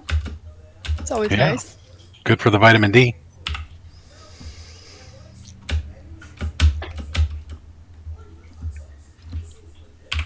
She always gotta look on the bright side of life. Always look on the bright side of life.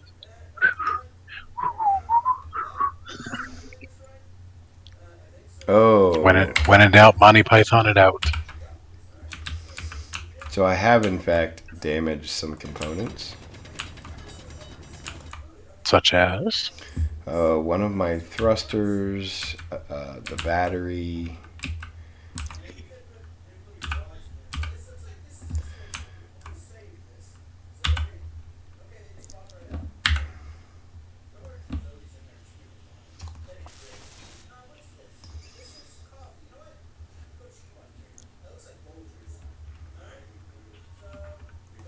Devontae finally found the base computer.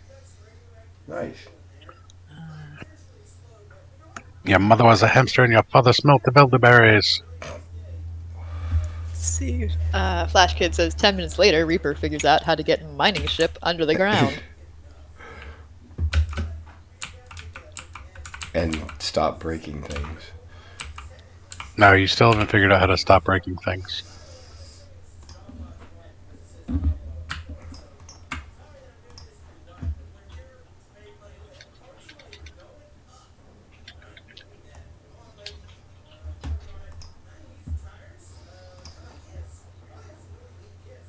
Mary Lizzie says her meds say to avoid direct sunlight, so she's a vampire.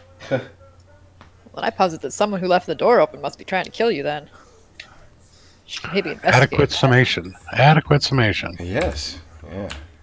That definitely requires some investigation. Who done it?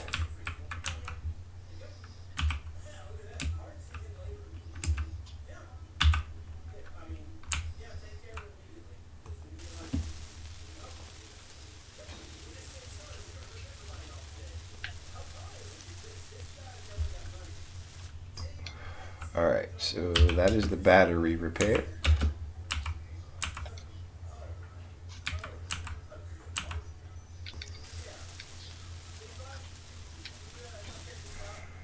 Is the horizontal thruster repaired? Oh no, it looks like Husbeast might be the one who left the door open. Oh, well, there is that life insurance thing, Mary.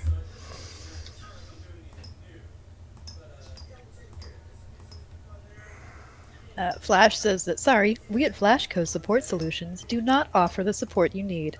Please contact a mental specialist.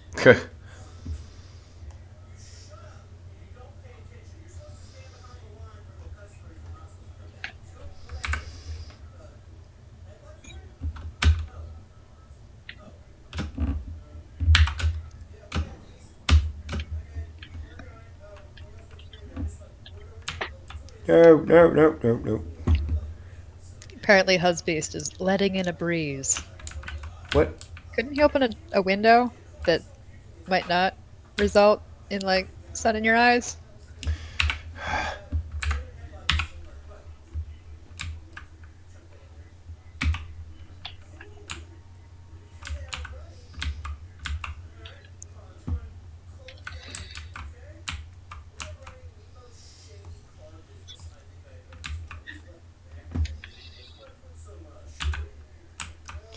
So apparently I must have damaged the gyro?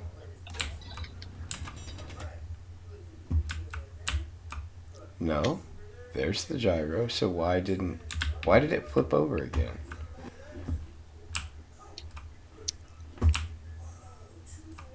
Does it think it's a teapot?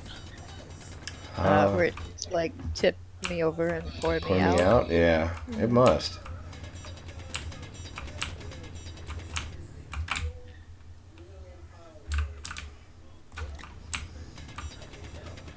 Flash Kid says, lifts leg, me too, for letting in a breeze. Tragic Trucker claims that the mental specialist that Flash Kid recommended him to Flash Kid. Deavante says his mental specialist is going to be happy when I'm dead. And Mary Lizzie says the sun will move eventually. He doesn't have sun in his eyes because he faces the opposite direction. Ah. She's using the iPad to block the sun. Alright. Actually, that thruster is on. That thruster is not supposed to be on. Flash Kid says, due to the widespread human malware not caused by Flashco Genetics Inc., we only offer essential services.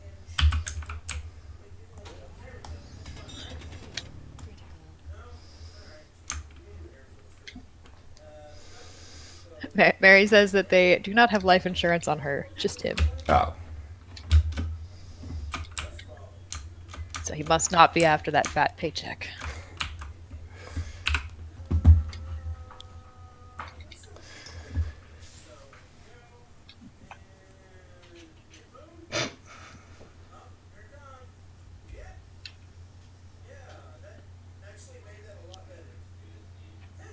Tragic says that he's essential personnel, so he suggests that Flash could help him, since that would be essential services. And Flash Kid says, "Thank you, come again," and hangs up. Did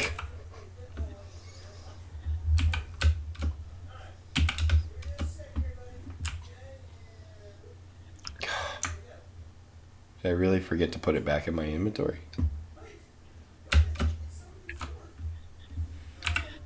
Certainly did.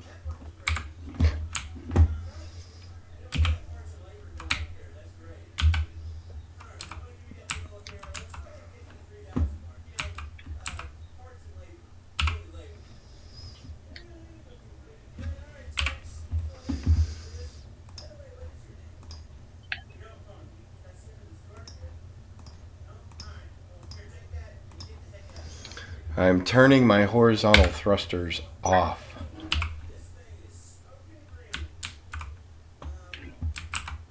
Somebody remind me to turn them back on before I fly.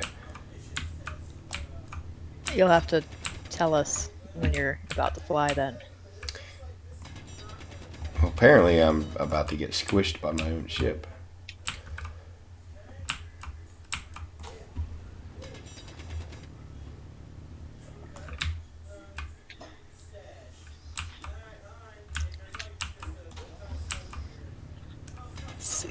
Flash Kid.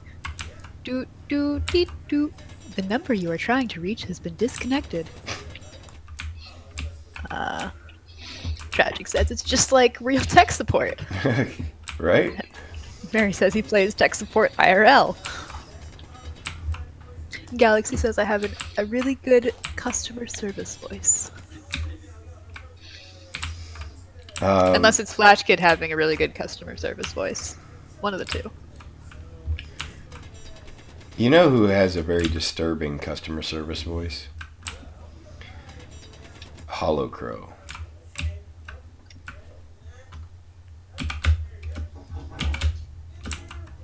I don't think I've been on chat with her.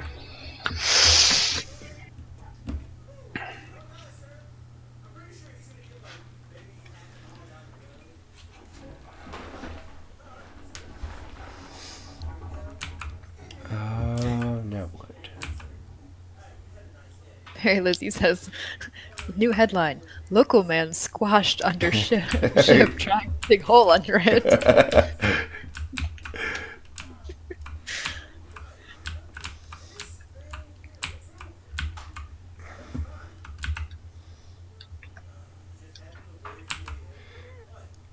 Alright. Let's see. Turn horizontal thrusters back on. Oh, are you going to fly? Because don't forget to turn those back on before you fly. Yeah, I'm going to try and fly.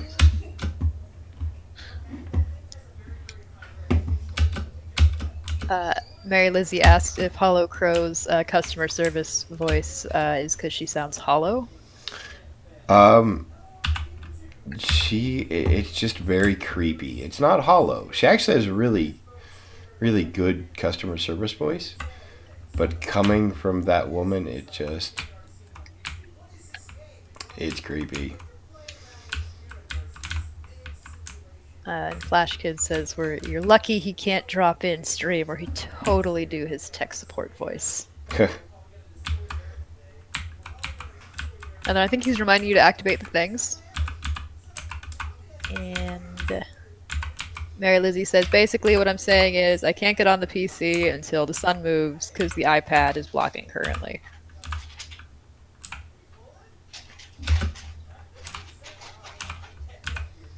Flash Kid is congratulating you on liftoff. Ball Bounces has joined us and said, why you crashed the ship. Bar. Why did I crash the ship? Because I was stupid. Galaxy said he's scared of that side of Hollow. It is terrifying. Yes, it is. It is very creepy. Alright. So I've managed to get the ship back on the dock while I assess the damage to the antenna. I need radio comm parts. I just happen to have 4 spares. Tragic says, I believe I can fly. Spread my wings and shot by rocket. Dang.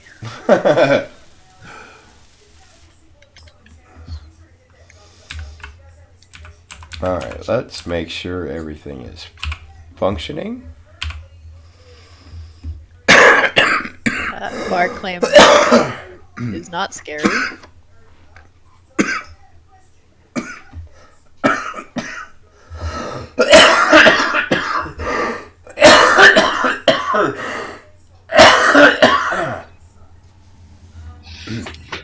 Yes. Hollow Crow is not scary. Her customer service voice, however, is creepy. Okay, so everything is functional. Let me check the battery charge. So I'm almost half.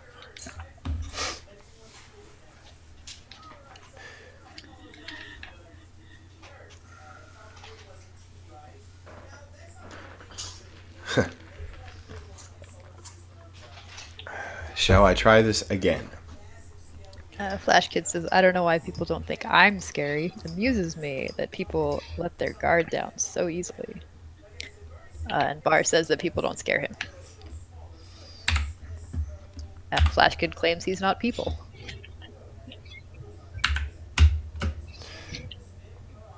We have successful liftoff.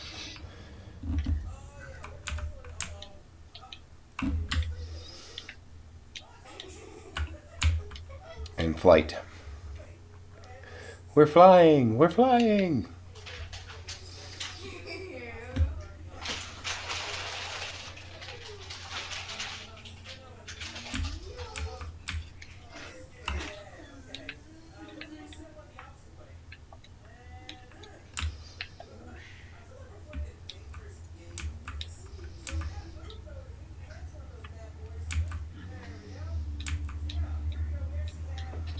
So basically, how you have to mine with this ship is you kind of do it at an angle.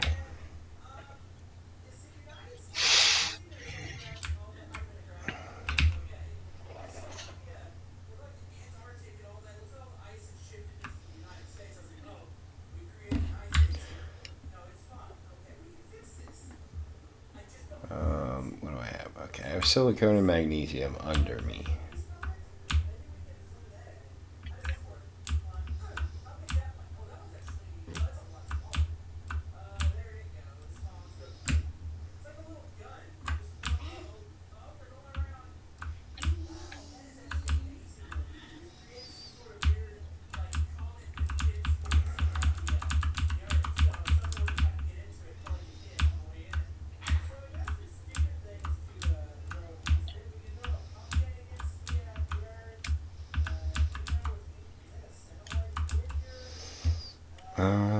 I need to put the drill on my toolbar, and we're gonna toggle that on and off. We're gonna put it down here again. Use conveyor system on and off. So Galaxy says that people scare him, and so do penguins. alright, so now that our drill is moving, and we are not currently using the conveyor system, because I don't really need stone. So basically this is how you have to, you mine at an angle.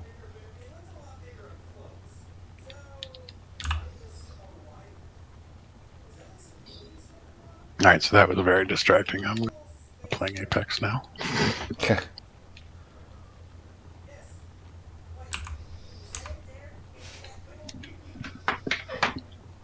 All right, so you mine at an angle. Yes, and you basically rotate in circles.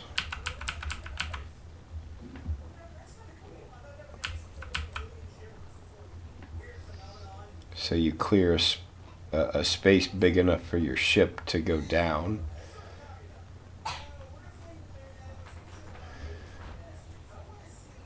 Okay, now does that automatically pick up anything, or do you actually have to? It will. I currently have it turned off. That's what I was just talking about, turning the conveyor system on and off. When I turn the conveyor system on, it will in fact pick up whatever it's chewing up. I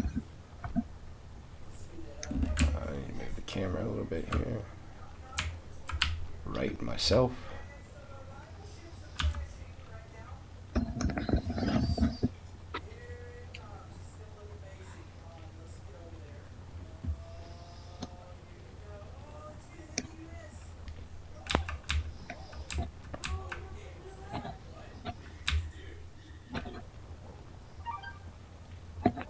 Bar says that trucks should scare you. Flash Kid followed it up with the only things that scare anyone are unknowns. And Galaxy says, what exactly is the unknown? Maybe we can find out on the edge of curiosity. Ah, look at Galaxy. Oh crap. Oh, no. Ah, crap. Now we have to wait 20 seconds to see what actually happens. Right? The camera shifted into the ship, so I couldn't see what I was doing.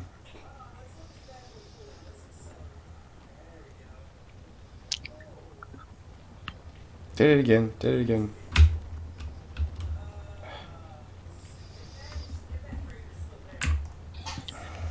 Ah. I see. Yeah. And I'm, dang it, I'm upside down again. Because I'm just waiting for the drill bit to like sink into the ground and grab hold, and then the ship starts spinning around. Because you're up and you're down. You're in and you're out. Oh, you're upside down again. yeah, that's You're an Australian miner. I'm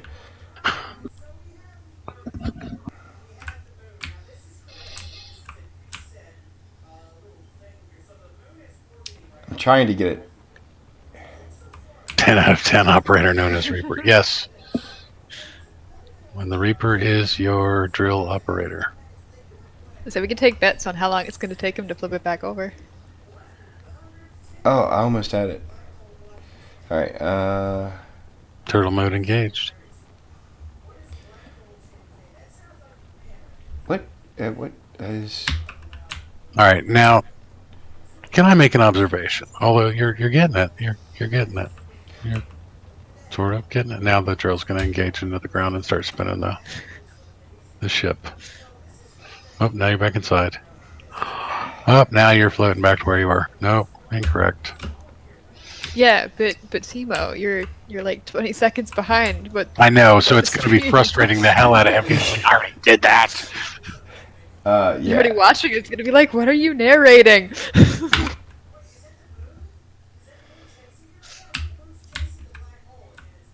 Did it not? Apparently, we are witnessing the top mining operator of Flashco Mining Services. Nice. Apparently, what I thought was happening was not happening. So I thought by turning the conveyor system off, it would not collect stone. And it has collected 28,000 in stone. Nice. Um, Did you accidentally turn the conveyor on thinking you...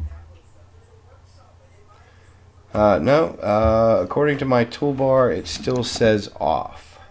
Although, I think I see where one problem lies.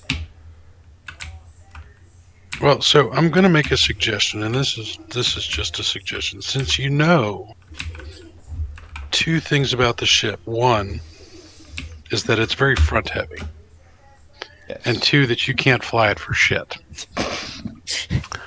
May I suggest putting, say, one or two thrusters on the roof pointing up so that when you next find yourself upside down, you can fire said thrusters to flip yourself over. And if you put them away from the drill, it will just like catapult you the correct way. Deavante says, no converter moves all, won't flag stone. Actually, I there's a let me turn this off. And 3, it's stuck in a hole. Yes, and 3, it's stuck in a hole. You need a sorter for that. Well, according to, if you look when I pull the drill down onto the hotbar, and it gives me a list of options on what commands I can set. This one here on the bottom says use conveyor system on and off. To me, that means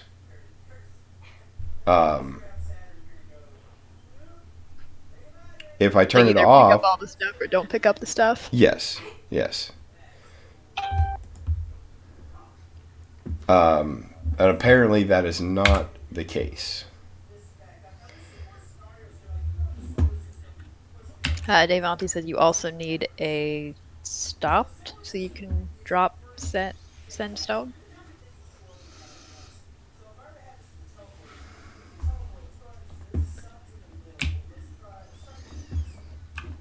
Maybe that's a stopehead.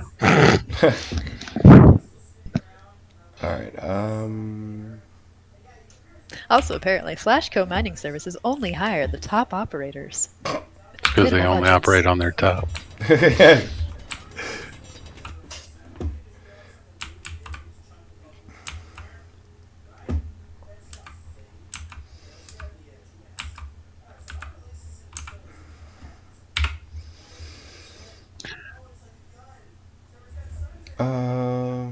So that has.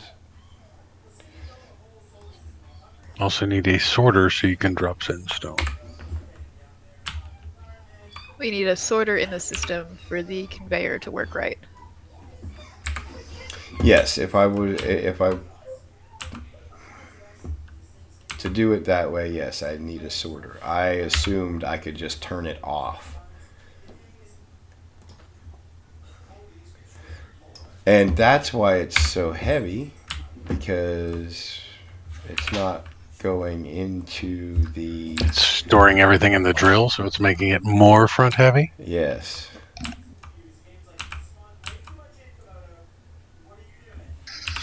So, am I not connected somewhere, maybe? Nope, I can in fact move. I moved it to the back.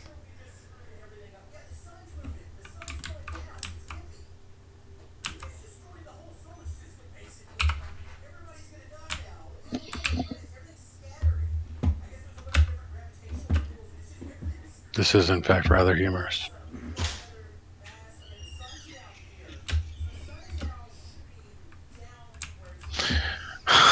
Bar says you need a bit big enough to just drill straight through the planet.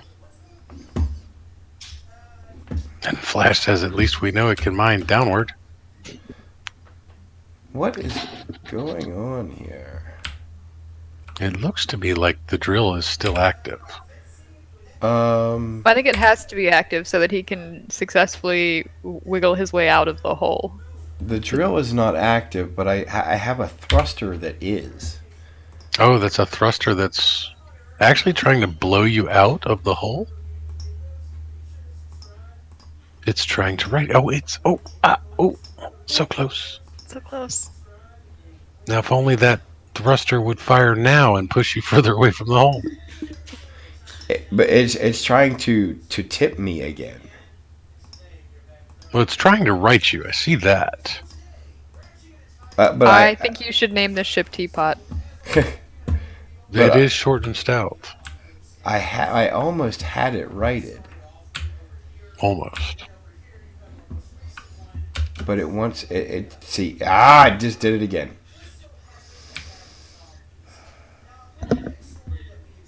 And now we wait 20 seconds to see what he did again.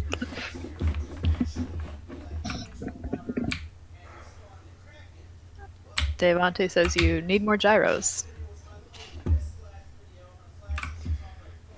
I need for the camera to stop going in the ship. Well, I think it does that whenever it's As a about to clip collision. into the ground. Yeah, it's a collision with the ground that's shooting you in there.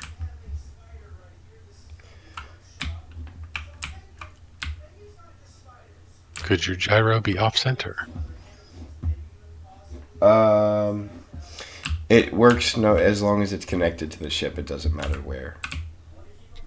Devante also says that you have no top thrust. Right. Because I didn't plan on being on my lid. See, that's where you went wrong. Yeah, I mean, I think it was You've already been on your lid several times. Mary Lizzie says apparently you need to gyrate more. Something is wrong because I have one thruster that is continuously firing. See, I'm out of the ship and it's still firing. And it's creating all sorts of havoc. Try turning it off and back on again. Yes. Ooh. Did you All try IT. Did you try taking it off and putting it back on? No, I have not done that. I'm going to avoid saying anything dirty right now.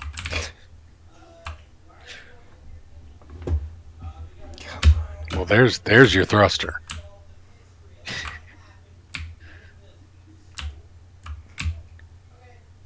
Flash Kid says, nope, ship's running fine. He's just upside down one. I like how he has to mine his mining ship out of the ground. That's the irony is not lost on me here.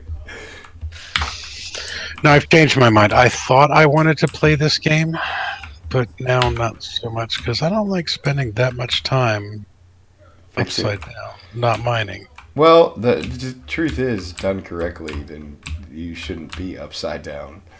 I think the whole flight mechanics are too much for me.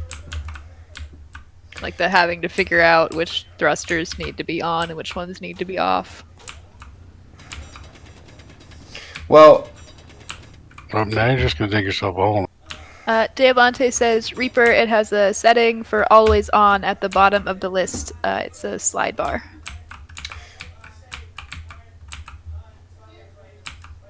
well, that's interesting. Sad part is he's making a very odd shaped hole.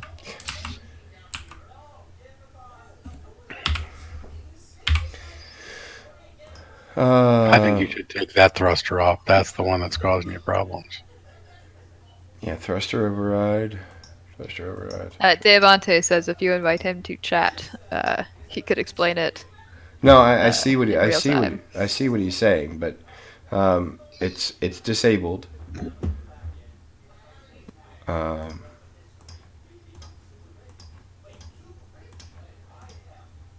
Okay, now they are all off.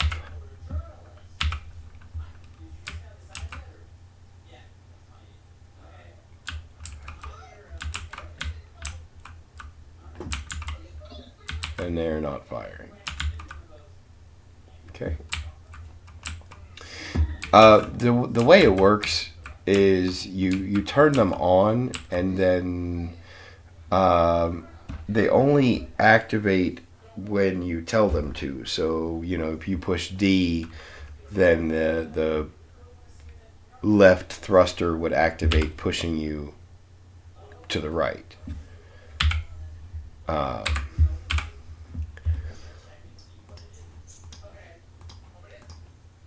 So you hit the air thruster, so it pushed you into the ground. Got it. See, as soon as I turn them back on, it's on again. Maybe disable override on just that one and see if it makes a difference. But they're all disabled. That's what I'm saying. On the thrust override disabled slider on the bottom? Yes, yeah, they're all disabled. Well, they're all on the thrust override side of it. Yeah, no, it says disabled next to it. Oh, Yeah, okay. Yeah, So if that you- the text changes when you slide the Yes. slider. Yeah. Okay. The slider basically gives you an amount of force that it would activate. Okay. Cool. Yeah, so I don't understand why that is in fact still firing.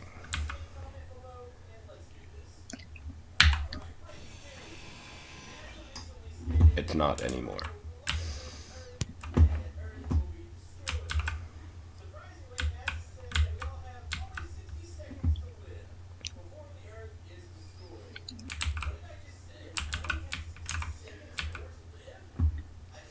Confusing slider is confusing, Flash. I concur.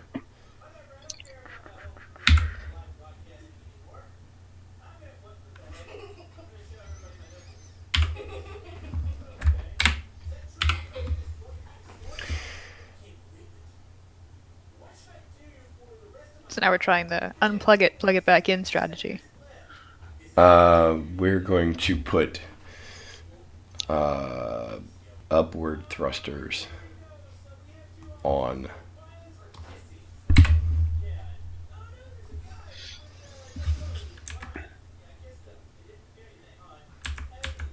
On the new bottom.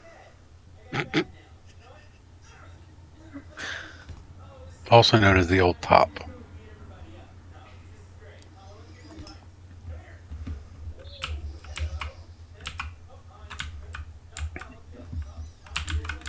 Perhaps if you made an orb with thrusters pointing in every direction. Just imagine trying to fly it and it just like slowly spins through the air. First person would make you so sick. Or at least it would make me so sick. I don't know about other people. I would look away before I got sick personally, but that's just me. You do you, boo. I'm gonna need some more motors.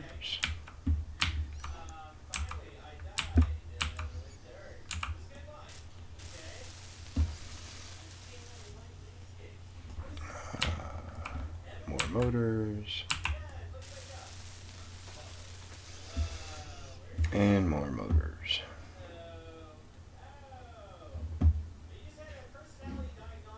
Oh yeah, where is base?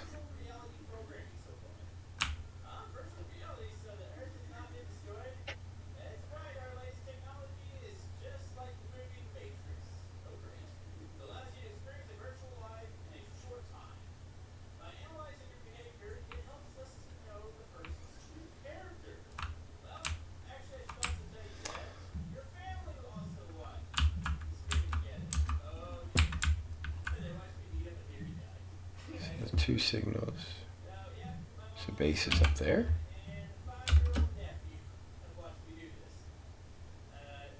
I've done this all sorts of wrong.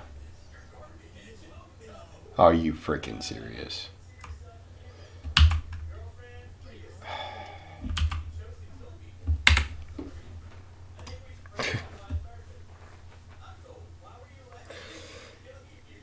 So this has been a test, an instructional video on how not to play Space Engineers.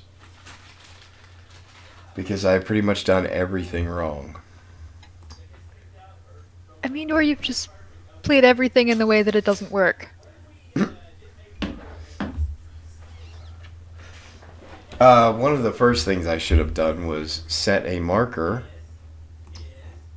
on the base that I was building so I could get back there.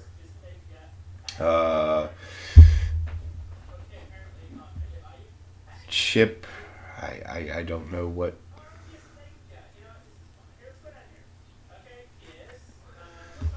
I don't know what's wrong with the ship. Flash Kid hides from pending rage.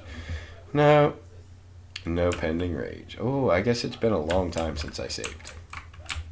That's good because that was before I crashed the ship 10 times. No, you only crashed a ship 3 times. Oh. Don't sell Not, yourself not short. that, not that Timo's been counting. Or Yeah, I was anything. gonna say yeah. It definitely was not 10. Not that anybody was. No, somewhere between 3 and 4, I think.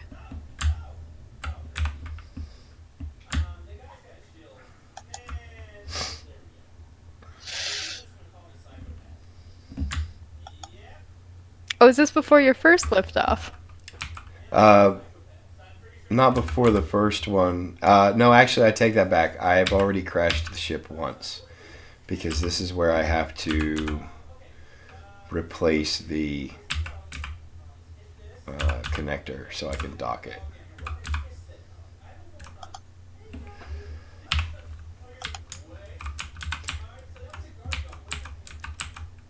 See, Devante says, Reaper, that's my stream. Don't take the only content I'll ever be good at. And Flash Kid says, 3 crashes, 2 flips, and 1 oddly shaped hole. Tragic says, so having the huge mining bit attached to the front of your ship doesn't throw off balance? Not at all. No, it's actually Not no. Believe it or not, it doesn't. Unless it's on the ground. He claims that the gyroscope balances the fact that it's heavy on the front. Yeah, the gyroscope is. I mean, that's what it does. So I need to bring New connector. John Specht has joined us and says, "Hey Reaper." Hey, what's up, John? Welcome to the stream.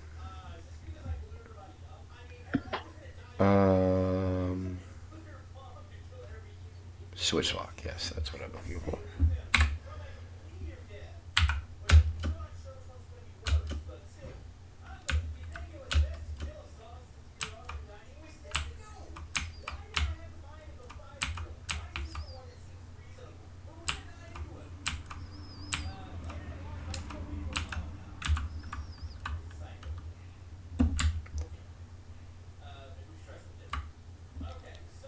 The gravity of the ship changes the Denver of balance. I believe that's center. I like Denver better. I do too. I like Denver of balance. We're going to use that from now on. I must go find my Denver of balance. No, Devante, go back. All right, so now that I'm on the dock again,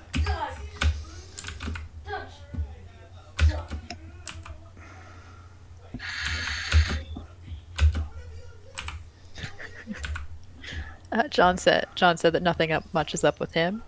Tragic has informed him that so far we've had a tutorial on how to brace for impact. yes, unfortunately, I have been doing a very good job at crashing the ship. But also a good lesson on frustration management. Yes. All right, so everything is in working order again. No, not the Denver Broncos, the Denver of balance, Galaxy. Come on, get it right. The Denver of balance. Battery is charging. All right, so let's put some thrusters on the ship.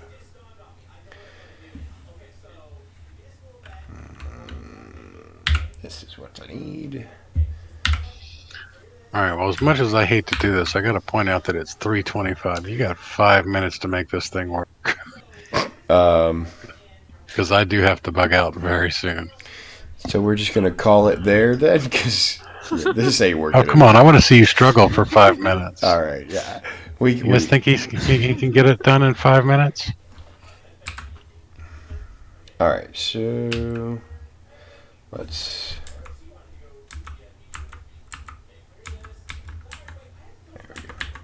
Flashco says that it had zero input on that ship design, but they assure you that the best was chosen, and that today we have learned the safety features of the best mining ships offered by Flashco.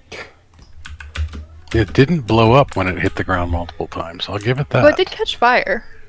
Yes, but it was only a minor Those fire. were alternate thrusters. Alternate thrusters. I remember one on the roof to flip you back over. I'm actually, putting 4 facing up. But I need more motors.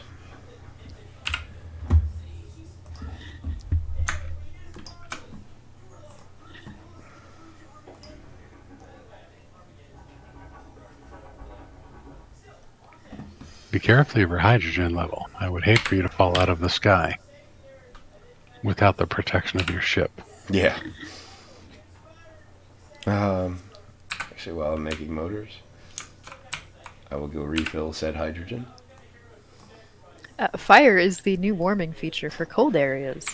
We are in the mountains. And space is cold. Space is cold. Although he hasn't really made it more than 20 feet off the ground, so we don't have any danger of him making it to space anytime soon.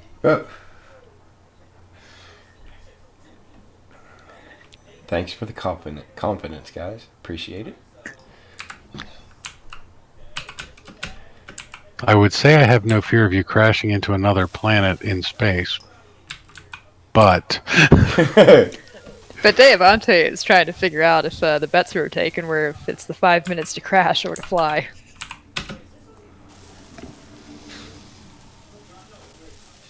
He's got 3 minutes to take off.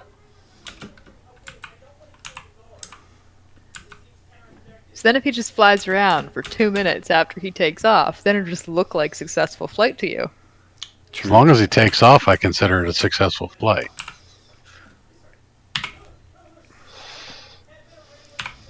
All right.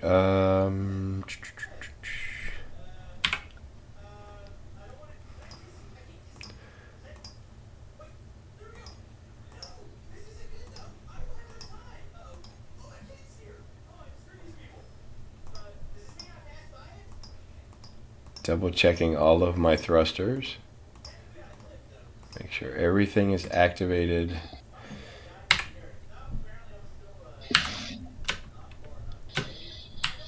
Self-destruct activated. 5. So we have officially taken off, Timo. Well, see, I have to wait 20 seconds to verify. So this is the ship flying.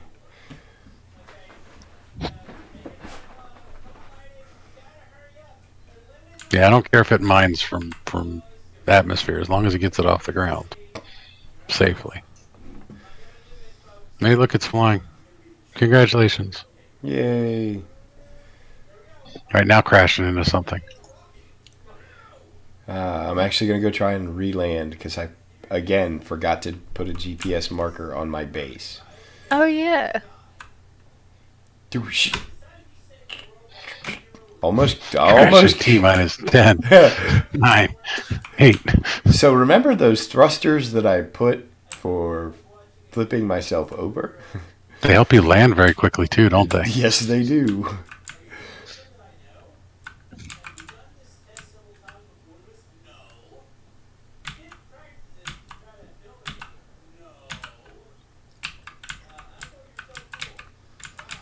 Scott Bixler has congratulated you on flying.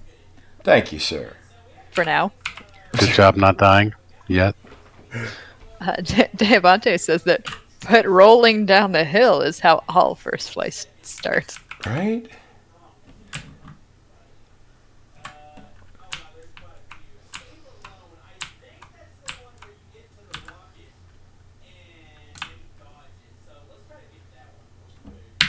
All right, it says press F to leave cockpit. I'm pretty sure that's supposed to be F to pay respects. Yeah.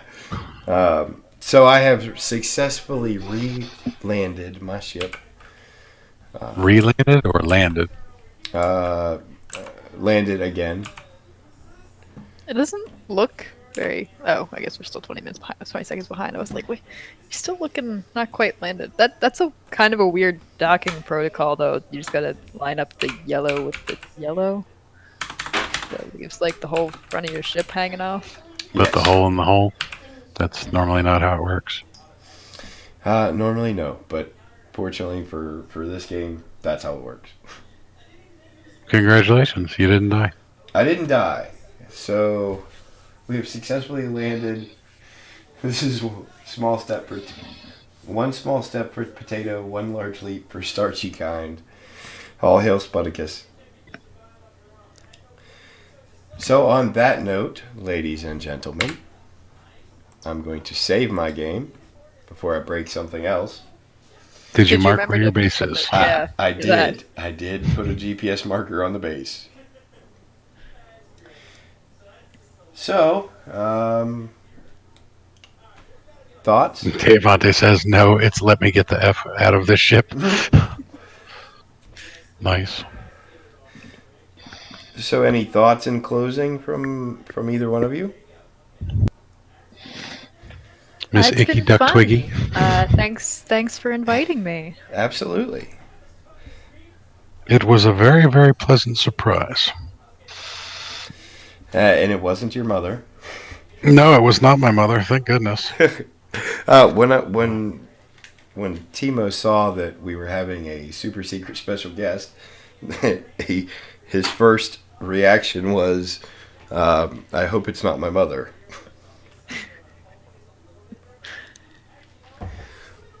And it wasn't. And it was. So we all survived. We all survived. A very, very pleasant surprise. Thank you for joining us today, Twiggy. Appreciate it, hon. So would you care to take us out, Timo? Sure. I'll say thanks to everybody for stopping by. Really appreciate the love and support, all the fun chat, watching Reaper crash repeatedly into the ground, and thank you all for treating Twiggy so well while she was here with us today. I want to remind everybody, don't forget, hashtag wash your damn hands. Everybody be safe out there. We love you. And until next time, fly safe.